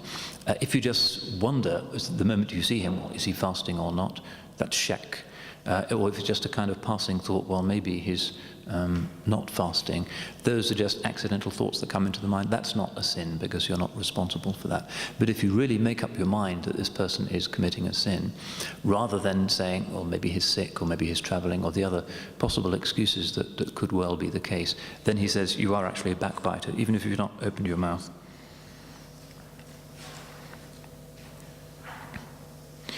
So passing thoughts are not accountable. We're not to blame just for the initial moment of doubt. وَلَكِنَ الْمَنْهِيَ عَنْهُ أَنْ يَظُنَّ. What is forbidden is to harbour a suspicion. وَالظَّنُّ عِبَارَةٌ عَمَّا تَرْكَنُ إِلَيْهِ النَّفْسِ. And suspicion, by suspicion we mean that which the soul, the nafs, inclines to. فَقَدْ قَالَ اللَّهُ تَعَالَى يَا أَيُّهَا الَّذِينَ آمَنُوا اجْتَنِبُوا كَثِيرًا مِنَ الظَّنِّ إِنَّ بَعْضَ الظَّنِّ إِثْمٌ. Allah says, O you who have Iman, avoid much suspicion. Much suspicion is a sin. And Al-Ghazālī has some important things to say elsewhere, particularly where he talks about disciplining our inward life, which is hugely important for him. The two things that characterize our inward life are the kind of stream of consciousness, chit-chat of images and thoughts, and usually driven by the ego. And there is also the possibility of a more rigorous, disciplined discourse when the human subject actually is in charge. And it's that latter one that becomes religiously significant. But it only becomes truly who we are and what dominates our thoughts if the other category is regimented as much as possible and doesn't sort of drive us. And this comes up particularly in his book on intention, Kitab an-Niyya, which is really one of the most difficult and subtle books in the Ihya, because he gets into questions of predestination and are your intentions predetermined or are they part of the ruh? It's a subtle book, but many of these issues to do with what is blameworthy. Is it just a passing thought, a passing desire, or is it your determined actions are dealt with in the Kitab an-Niyya, the book of intention. So then he moves on. He's still talking about backbiting to another section where he deals with something that is again practical and important. بيان الأعذار المرخصة في الغيبة. An exposition of excuses and justifications for backbiting. In other words, there are certain situations where we're not sure whether we should be criticizing somebody publicly or not. And how to make that differentiation is often a subtle thing. اعلم أن المرخص في ذكر مساوي الغير هو غرض صحيح في الشرع. Know that المرخص في ذكر مساوي الغير, it is a legitimate purpose of that there may be a legitimate Sharia purpose which allows one to mention the faults of others. لا يمكن التوصل إليه إلا به, and that Sharia purpose can only be achieved by mentioning the faults of others in certain circumstances. فيدفع ذلك إثم الغيبة, and this abolishes or dismisses the sin of backbiting. وهي ستة أمور, and there are 6 justifications for speaking publicly about the sins of others. So here goes. الأول التظلم. Firstly is where you are making a claim against somebody who has wronged you. فإن من ذكر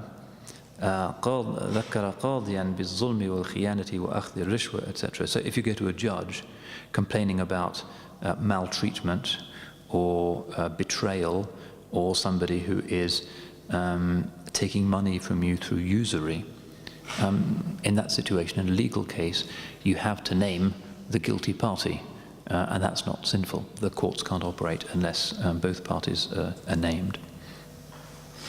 And of course, then as now, it's often in the context of legal battles that people hurl imprecations and try to discredit each other as much as possible. It's often an ugly aspect of the legal profession, brings out the worst in us. But he's saying you cannot operate as a qadi unless you ask people to say who the guilty party allegedly is. الثاني, number 2, الاستغاثة على تغيير المنكر ورد المعاصي إلى منهج الصلاح.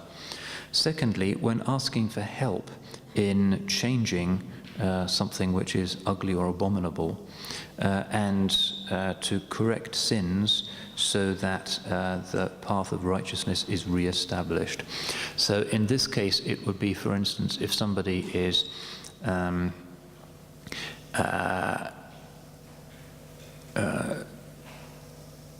mugging somebody, doing something where you have an immediate obligation to intervene and you need other people to help you, then you need to say, so-and-so, Abu Fulan, is committing this crime, so that people will then rally around.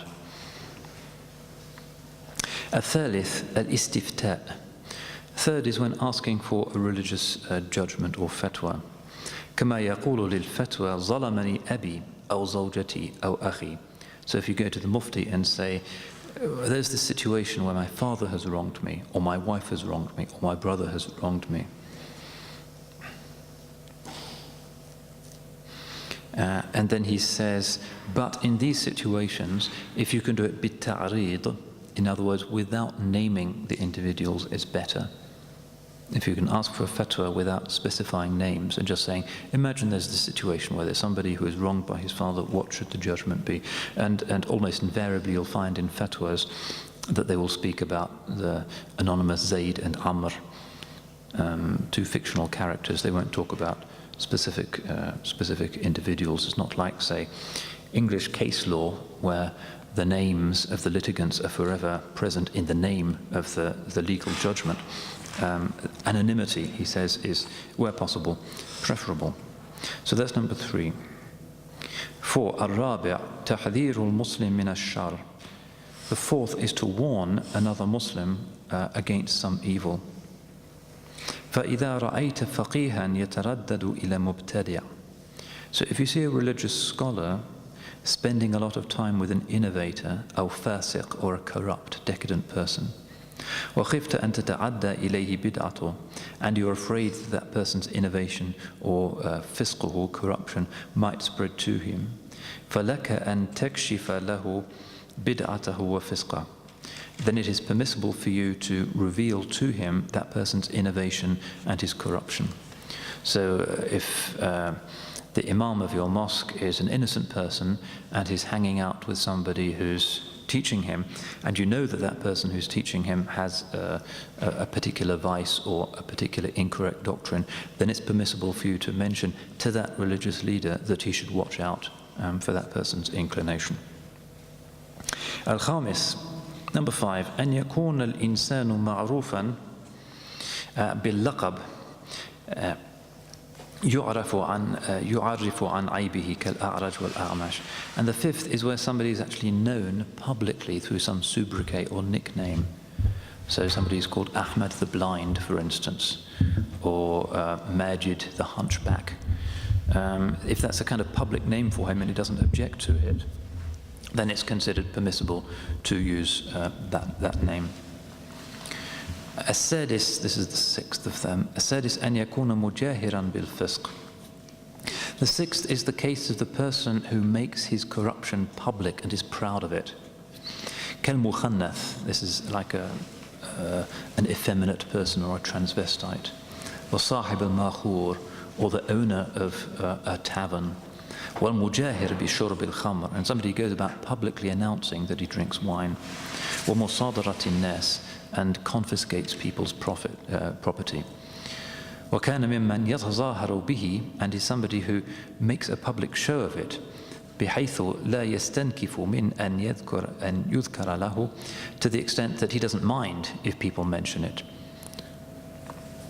فَإِنْ ذَكَّرْتَ بِهِ مَا يَتَظَاهَرُ بِهِ فَلَا إِثْمَ عَلَيْكَ. So if you mention in public the evil practice of this person who's already making it public himself, then there is no sin upon you.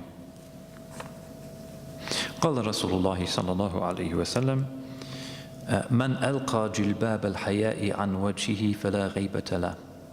The Holy Prophet says, whoever unveils himself as an immodest person, there is no backbiting against him. In other words, if he's already immodestly proclaiming a particular thing, making it public, then it's not backbiting if you mention the fact that he is subject to this particular vice. And again, this section goes on. There's still more about backbiting. I mentioned this is the most complex one. The last section, which again we won't have time to read through, is Bayanu Kafaratil Ghiba, an exposition of how to atone for backbiting. It's not just enough to know that you should stop, but how can you put it right? If you have wounded somebody with your words or done harm, how can you erase that sin? And of course it means putting it right, publicly reversing your negative opinion of him and other practices, including tawbah. But we don't have time for that. Al-afatu sadisa ashara, defect number 16, an-namima, which is tale-bearing. This is a good deal simpler. قال الله تعالى هماز مشاء بنميم, whispering, walking around with tale-bearing. قال رسول الله صلى الله عليه وسلم أحبكم إلى الله أحاسنكم أخلاقا المطيئون أكنافا الذين يألفون ويؤلفون which means, this is a hadith, the most beloved of you to Allah are those with the most beautiful character, those who are in a state of gentle solidarity, الَّذِينَ يَأْلَفُونَ وَيُؤْلِفُونَ, those who are at ease with others and make others feel at ease. وَإِنَّ أَبْغَضَكُمْ إِلَى اللَّهِ, and the most detestable of you to Allah, الْمَشَّاءُونَ بِالنَّمِيمَةِ, those who walk around bearing tales, stories about others. Al-mufarriquna bayn al-ikhwan, who divide brothers. Al-multamisuna lil-bura'a il-atharat, those who seek out or seek to discover faults in innocent people. So that's a good definition of what this namima means. And again, fast forwarding a little bit. I just wanted to mention this section, which is what to do, this time look at it from the other perspective, what to do if you are in the presence of somebody or some people who are bearing tales about somebody. Well, you know about Shaykh so-and-so, you know what he's doing now, and did you know, etc. It may not be backbiting as such, but it constitutes this tale-bearing, this kind of pleasure in casting ambiguities on others. So what should you do if you're in that situation and you hear these things? فَعَلَيْهِ سِتَّةُ أُمُورٍ. He should do 6 things. الأول ألا يصدقه. The first is that he simply shouldn't believe it. لأن النمام فاسق. Because the talebearer is a corrupt person. وهو مردود الشهادة.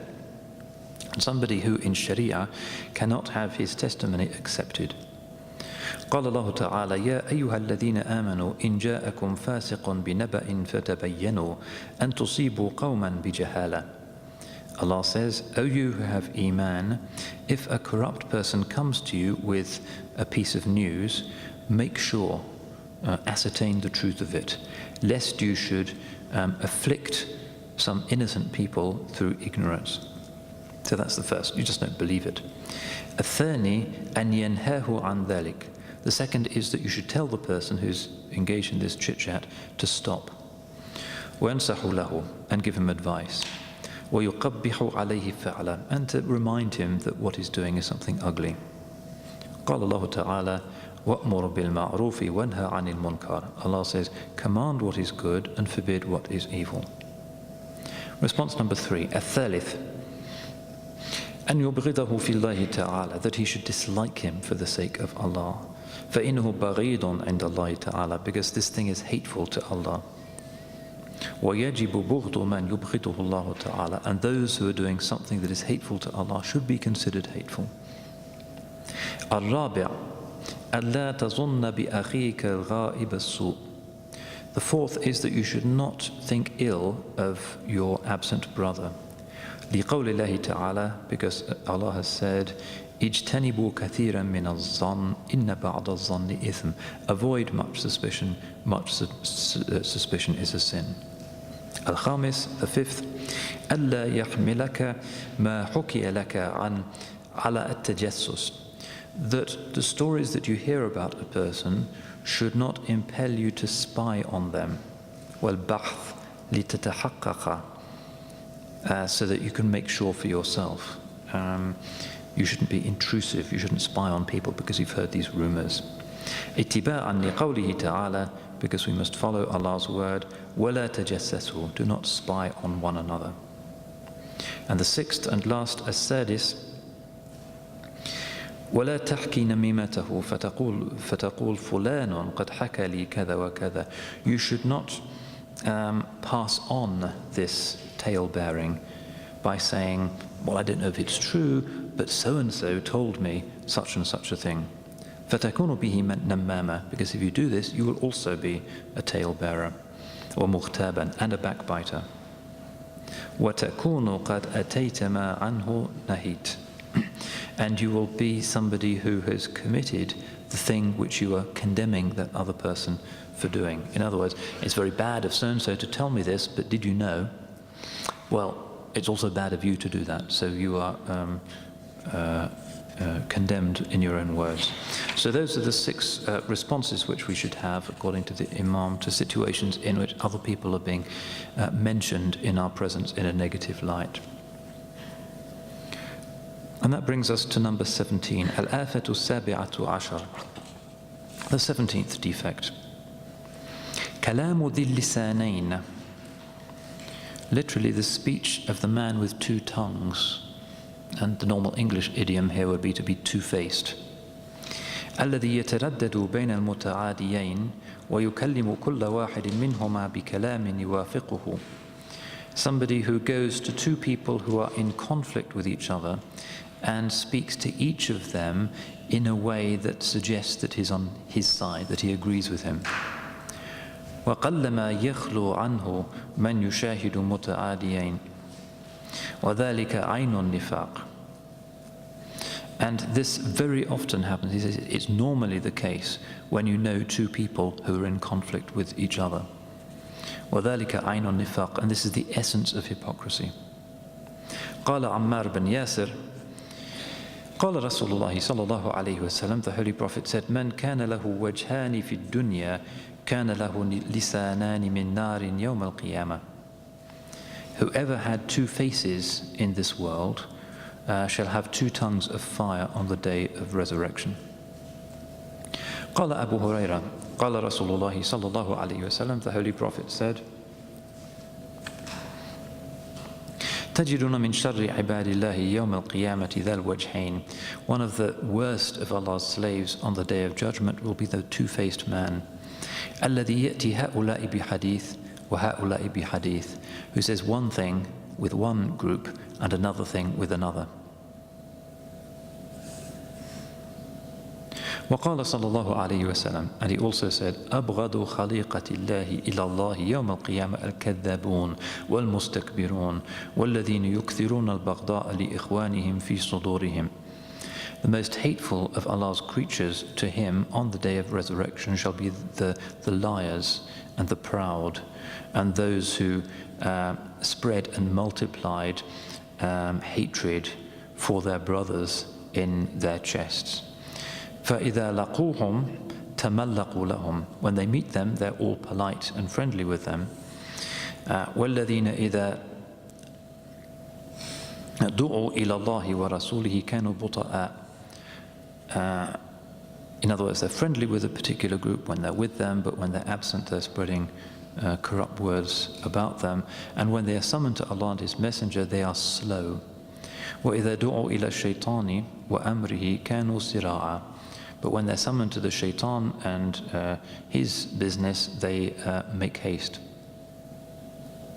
قال ابن مسعود, Ibn Mas'ud said, لا يكونن أحدكم إمعا. Not one of you should be imma. قالوا وما الإمع. And they said, well, what's an imma? قال الذي يجري مع كل ريح. He said, the one who blows with every wind. In other words, you modify your opinions and what you're saying in accordance with what pleases whoever you happen to be with. And this, he says, is to do with the essence of nifaq. And there's more that he says, but we don't have time for it. So that's number 17, to be two-faced. He does have an interesting disquisition in the middle of this, which is a practical issue for some, which is what to do when you're with a ruler or with powerful people. Should you be a particular way with them, but not that particular way when you're with others? So you're with a ruler and you know that probably he's drinking alcohol and that he's really not particularly observant of religion, but nonetheless you kind of relax with him and you don't mention those things to him and you help him because maybe you want some money from him or a job from him or have a particular need. And he says this is a complex thing, but generally the way of the ulama is always to be with the rulers as they are with the common people, and not to go along with the court culture of politeness and time-serving and hypocrisy. Al-afatu thamina ashara, defect 18. Al-madh, praising. وهو منهي عنه في بعض المواضع. And this is, in certain circumstances, a forbidden thing. أما الذم فهو الغيبة والوقيعة. And it contrasts with condemnation. It's the opposite of condemnation, which is backbiting and insulting others. وَقَدْ ذَكَرْنَا حُكْمَهَا. We've already discussed backbiting. وَالْمَدْحِ, praising, يَدْخُلُهُ سِتُّ آفَاتٍ أَرْبَعٌ فِي الْمَادِحِ وَاثْنَتَانِ فِي الْمَمْدُوحِ. And as for praising, this is subject to 6 defects. 4 afflict the one who is praising, and 2 afflict the one who is being praised. فَأَمَّا الْمَادِحِ, as for the one who is praising, giving the praise, فَالْأَوْلَى أَنَّهُ قَدْ يُفْرِطْ فَيَنْتَهِي بِهِ إِلَى الْكَذِبِ. The greatest danger here is that he goes to excess in his praise and ends up being a liar. And that's always the risk when you're, even for the sake of politeness, and it's common in Oriental cultures endlessly to heap praises upon people when making speeches, and it becomes tedious after a while. And sometimes, he says, the danger with that is that you end up simply telling lies. الثانية, the second, أنه قد يدخله الرياء. Ostentation may afflict this or contaminate it. فإنه بالمدح مظهر للحب, because by praising somebody you are making a show of love for that person. وقد لا يكون مضمرا له, but in practice you may not inwardly love that person. ولا معتقد الجميع ما يقوله, and you may not actually believe all the things that you're saying. فيصير به مرائيا منافقا, and if you're like that, then you are ostentatious and a hypocrite. الثالثة أنه قد يكون ما لا يتحققه ولا سبيل له إلى الاطلاع عليه. The third is that you may be saying things that you're not really sure of and you have no means of ascertaining.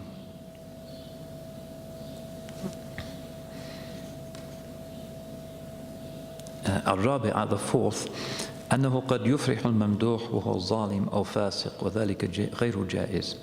The fourth is that you might bring joy, is that by bringing joy to the one you are praising, he may in fact turn out to be a tyrant, an unjust person, or a corrupt person, and that is impermissible. So those are the four defects of being a praiser. أما الممدوح, as for being praised, فيضره من وجهين, he is harmed by praise in two ways. أحدهما, the first, أنه يحدث فيه كبرا أو وإعجابا وهما مهلكان. The first is that it can bring about pride and conceit, and these are two mortal sins. And that's obvious, that's the obvious danger of being praised. الثاني هو أنه إذا أثنى عليه بالخير فرح به. The second is that when one is praised for a virtue, one feels joyful with that. وَفَطَرَ وَرَضِيَ عَنْ نَفْسِهِ, and therefore becomes complacent and becomes self-satisfied. وَمَنْ أُعْجِبَ بِنَفْسِهِ قَلَّ تَشَمُّرُهُ, and whoever is self-satisfied becomes lazy. وَإِنَّمَا يَتَشَمَّرُ لِلْعَمَلِ مَنْ يَرَى نَفْسَهُ مُقَصِّرًا. People who work really hard are always people who regard themselves as inadequate. So that's another way in which you're harming somebody by praising him all the time. You may come to believe this and may think, well, I'm all right, I'm a wonderful person, I needn't bother to improve my ibadah or to work hard. And that's another way in which by praising him you can damage him. فإن سلم المدح من هذه الآفات, if a praise is actually safe from these defects, في حق المادح والممدوح, in the case both of the praiser and the praised, لم يكن به بأس, there's nothing wrong with it. بل ربما كان مندوبا إليه, it may even be something that's commendable. ولذلك أثنى رسول الله صلى الله عليه وسلم على الصحابة, and it was in this spirit that the Holy Prophet praised the Sahaba. فقال لو وزن إيمان أبي بكر بإيمان العالم لرجح, so that he said, for instance, were Abu Bakr's iman to be weighed against the iman of the rest of the world, it would outweigh it. وقال في عمر, and he said about Umar, لو لم أبعث لبعثت يا عمر, and he said, had I not been made a prophet, you would have been made a prophet, O Umar.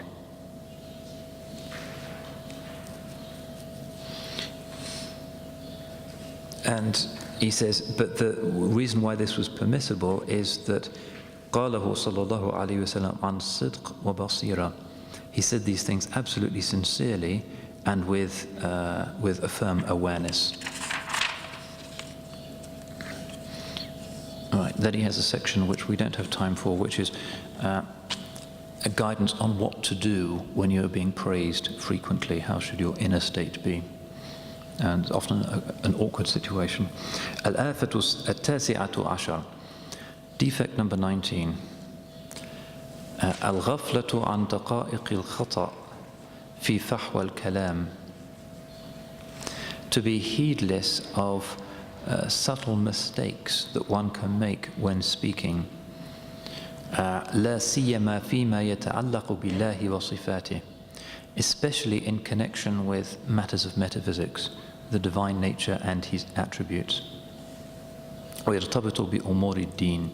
This is something that relates specifically to religious matters. فلا يقدر على تقويم اللفظ في أمور الدين إلا العلماء. Only the scholars are able to speak well about matters of religion. العلماء الفصحاء, articulate scholars. فمن قصر في علم أو فصاحة لم يخلو كلامه عن الزلل. So whoever's knowledge or eloquence is inadequate or defective, his speech will be prone to errors. لكن الله تعالى يعفو عنه لجهله. But Allah, inshallah, will forgive him because of his ignorance. ما قال حذيفة قال النبي صلى الله عليه وسلم لم يقل أحدكم ما شاء الله وشئت لا يقل أحدكم. So the Holy Prophet said, none of you should say ما شاء الله وشئت. Allah willed it and I willed it. It's an expression that is periodically heard in Arabic. ولكن وليقول ما شاء الله. Let him instead just say ما شاء الله and then ثم شئت. So this is the Holy Prophet himself making this same point. You shouldn't say Allah willed and I willed it. You should say Allah wished for such a thing and then I wished for it. You introduce a word between them. وذلك لأن في العطف المطلق تشريكا وتسوية. And that's because putting them together is associating the divine with oneself and implicitly equating them. وهو على خلاف الاحترام, and this is at the very least disrespectful. And again, he gives some other examples of this defect of the tongue, which pertains to inarticulate people or non-experts talking about subtle metaphysical things. He acknowledges this as a danger. And finally, we've reached number 20, al-afatul ishrun, the 20th defect, which is a kind of corollary of the 19th. سؤال العوام عن صفات الله تعالى وعن كلامه وعن الحروف وأنها قديمة أو محدثة. Questions from ordinary, non-scholarly Muslims about the divine attributes and about his speech and about the letters of the Quran. Are they uncreated or are they created? ومن حقهم الاشتغال بالعمل بما في القرآن. What is appropriate for them is to be busy with acting upon the Quran. إلا أن ذلك ثقيل على النفوس. But unfortunately that's heavy for the egos. والفضول خفيف على القلب. But idle talk is easy for the heart. والعامي يفرح بالخوض في العلم.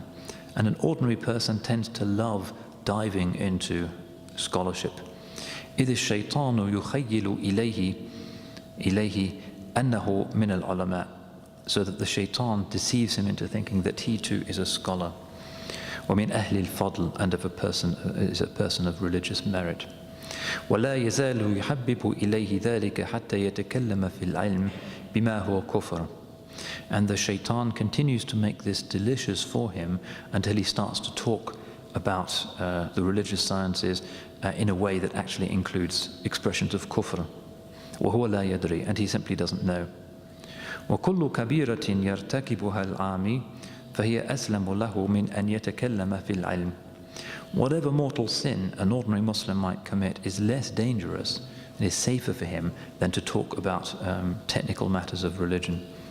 لا سيما فيما يتعلق بالله وصفاته, especially issues of metaphysics, anything to do with the divine nature and attributes. وإنما شأن العوام الاشتغال بالعبادات والإيمان بما ورد به القرآن. What is right for ordinary Muslims is to busy themselves with worship and to believing in what is stated in the Quran, وَالتَّسْلِيمُ لِمَا جَاءَ بِهِ الرُّسُلُ, and simply to acquiesce in what the messengers have brought, مِنْ غَيْرِ بَحْث, without going into them in depth. وسؤالهم عن غير ما يتعلق بالعبادات سوء أدب منهم. And for them to question about things other than what is sort of basically necessary in their ibadah is discourteous in them. يتعرضون لخطر الكفر, and by doing so they expose themselves to the danger of disbelief. وهو كقول ساسة الدواب عن أسرار الملوك. It is like a camel or donkey drover asking about the secrets of kings. وهو موجب للعقوبة, which could well cause the king to punish them. وكل من سأل عن علم الغامض لم يبلغ فهمه تلك الدرجة. Whoever asks about some subtle and obscure scholarly thing and his understanding has simply not reached that degree, فهو مذموم, he is to be condemned. فإنه بالإضافة إليه عامي, because he is in relation to that an ordinary person. So even if you're a scholar, you're an alim, and you're trying to get into some really obscure interpretation of Ibn Arabi, for instance, you should know that that's reprehensible if you haven't studied that, and you are in that particular ilm, that particular science, not considered a scholar. You are just an ammi, just an ordinary Muslim. قال رسول الله صلى الله عليه وسلم ذروني ما تركتكم فإنما حلك من كان قبلكم بكثرة سؤالهم واختلافهم على أنبيائهم. Those who came before you were destroyed only because of their many questions and their endlessly going back to in questions to their prophets. ما نهيتكم عنه فاجتنبوه وما أمرتكم به فأتوا منه ما استطعتم. Whatever I forbid you, avoid, and what I command you to do, obey those commandments as much as you are able. With that very important point, because nowadays in particular the boundary between authorized and unauthorized religious discourse has been almost abolished, and some major scholar might appear on a YouTube clip, for instance, talking about al-Juwayni's arguments for the ontological status of the letters of the Quran, and immediately within a day every last kebab seller from Marrakesh has put his opinions on there, and you can see this is a real defacement. Somebody sent me just 2 days ago a video clip on YouTube of Sheikh Ali Jum'ah, the former Mufti of Egypt, talking about whether or not a wali is infallible, and he said no, a wali is not infallible. It's theoretically possible that a wali can sin and that he could possibly slip and commit a sin. And immediately all of these wild people start to attack him, saying, oh, he's saying that once you're a wali, it doesn't matter if you commit a sin. Complete misunderstanding. And there's already 60,000 hits on that particular out of context clip. And this is a real plague. We've lost our respect for the ulama, and we think that we can make things up for ourselves, and that everybody is now mujtahid.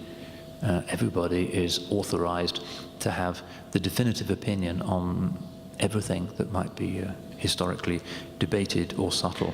And we ask Allah subhanahu wa ta'ala to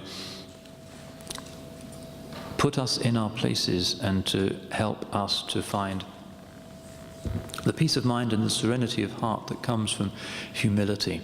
And this is a great gift, and not to feel put out or inadequate because we haven't studied something, or we don't know something, and simply to say, I don't know, rather than allow the nafs to have its way and to pretend that we have a view on a particular subject, because that's lethal. And that's exactly the afa, the defect, the 20th defect, which Imam Al-Ghazali is talking about. What you don't see in the comments after the YouTube clip is Allahu A'lam or La Adri, I don't know.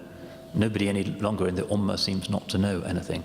We've all become Allama, or become a great scholar. And this is one of the fitnas of our time, and it's foretold in the hadith of the Holy Prophet sallallahu alaihi wasallam. So alhamdulillah, we've come to the end of what I think is a very relevant and brilliant achievement of moral theology, practical ethics.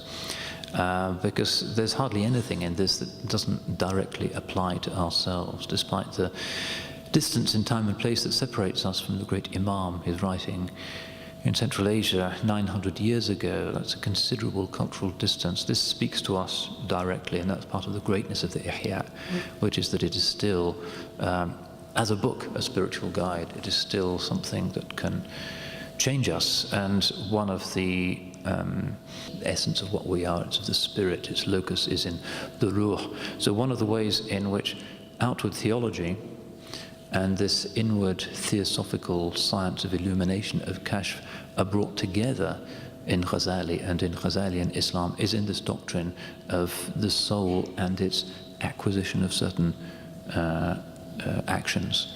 And the doctrine of kasb is where our philosophical theology dovetails with our mysticism. And of course the law as well, because innamal a'malu binniyat, actions are only by intentions, and the intentionality of an agent is one of the most important things that the jurists discuss. Whether simply saying, I intend to perform the prayer, constitutes a valid prayer or not, even if your mind is elsewhere when you say that. It's an issue also for the jurists. So this issue of intention, which really is the fundamental concern of the Ihya Ulum ad-Din, is the principle whereby Islam brings together these three very different dimensions, which are the dimensions of Islam, Iman and Ihsan.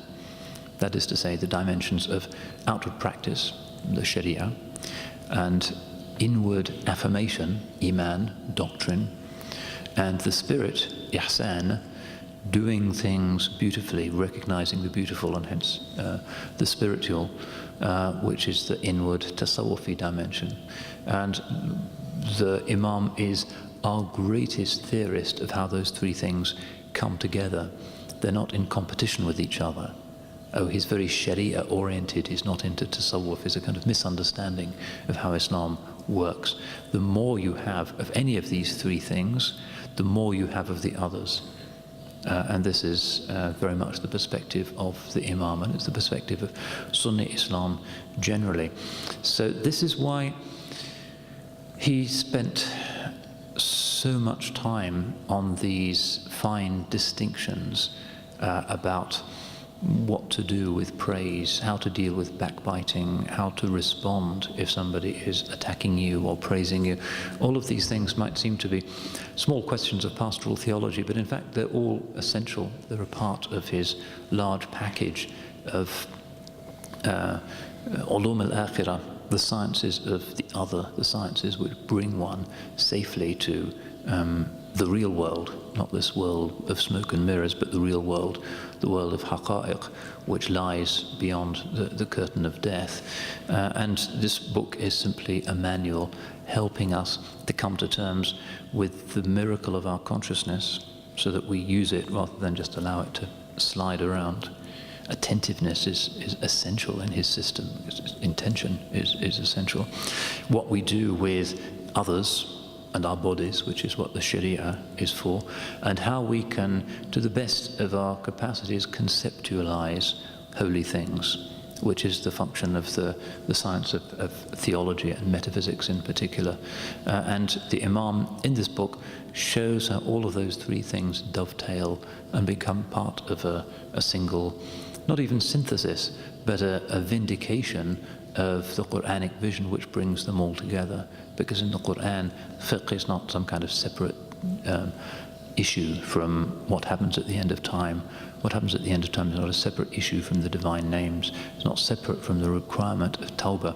In all of these things, all of these things are collapsed together and become a single principle in the Quran. And when you listen to the Quran in Taraweeh, you see how those subjects follow one another in quick succession, but in a way that's harmonious. And that's the essence of the Islamic vision. It's an integrated vision of religiosity. So we ask Allah subhanahu wa ta'ala to give us something of that integrated vision, to make us people of balance, to make us people who are at ease with our beliefs, with our bodies, with others, and with our souls. And inshallah that the light that is transmitted to this ummah through the example of the Holy Prophet sallallahu alaihi wasallam and a spiritual connection with him will become manifest in our lives, in our faces, in our actions, in our families, inshallah, rather than just remaining a matter of speculation or of theory. Barakallahu fikum wal afu minkum. Wassalamu alaikum wa rahmatullah. So I will be, as I say, be having a Q&A session at 10 o'clock this morning, inshallah, for those of you who wish it. Assalamu alaikum.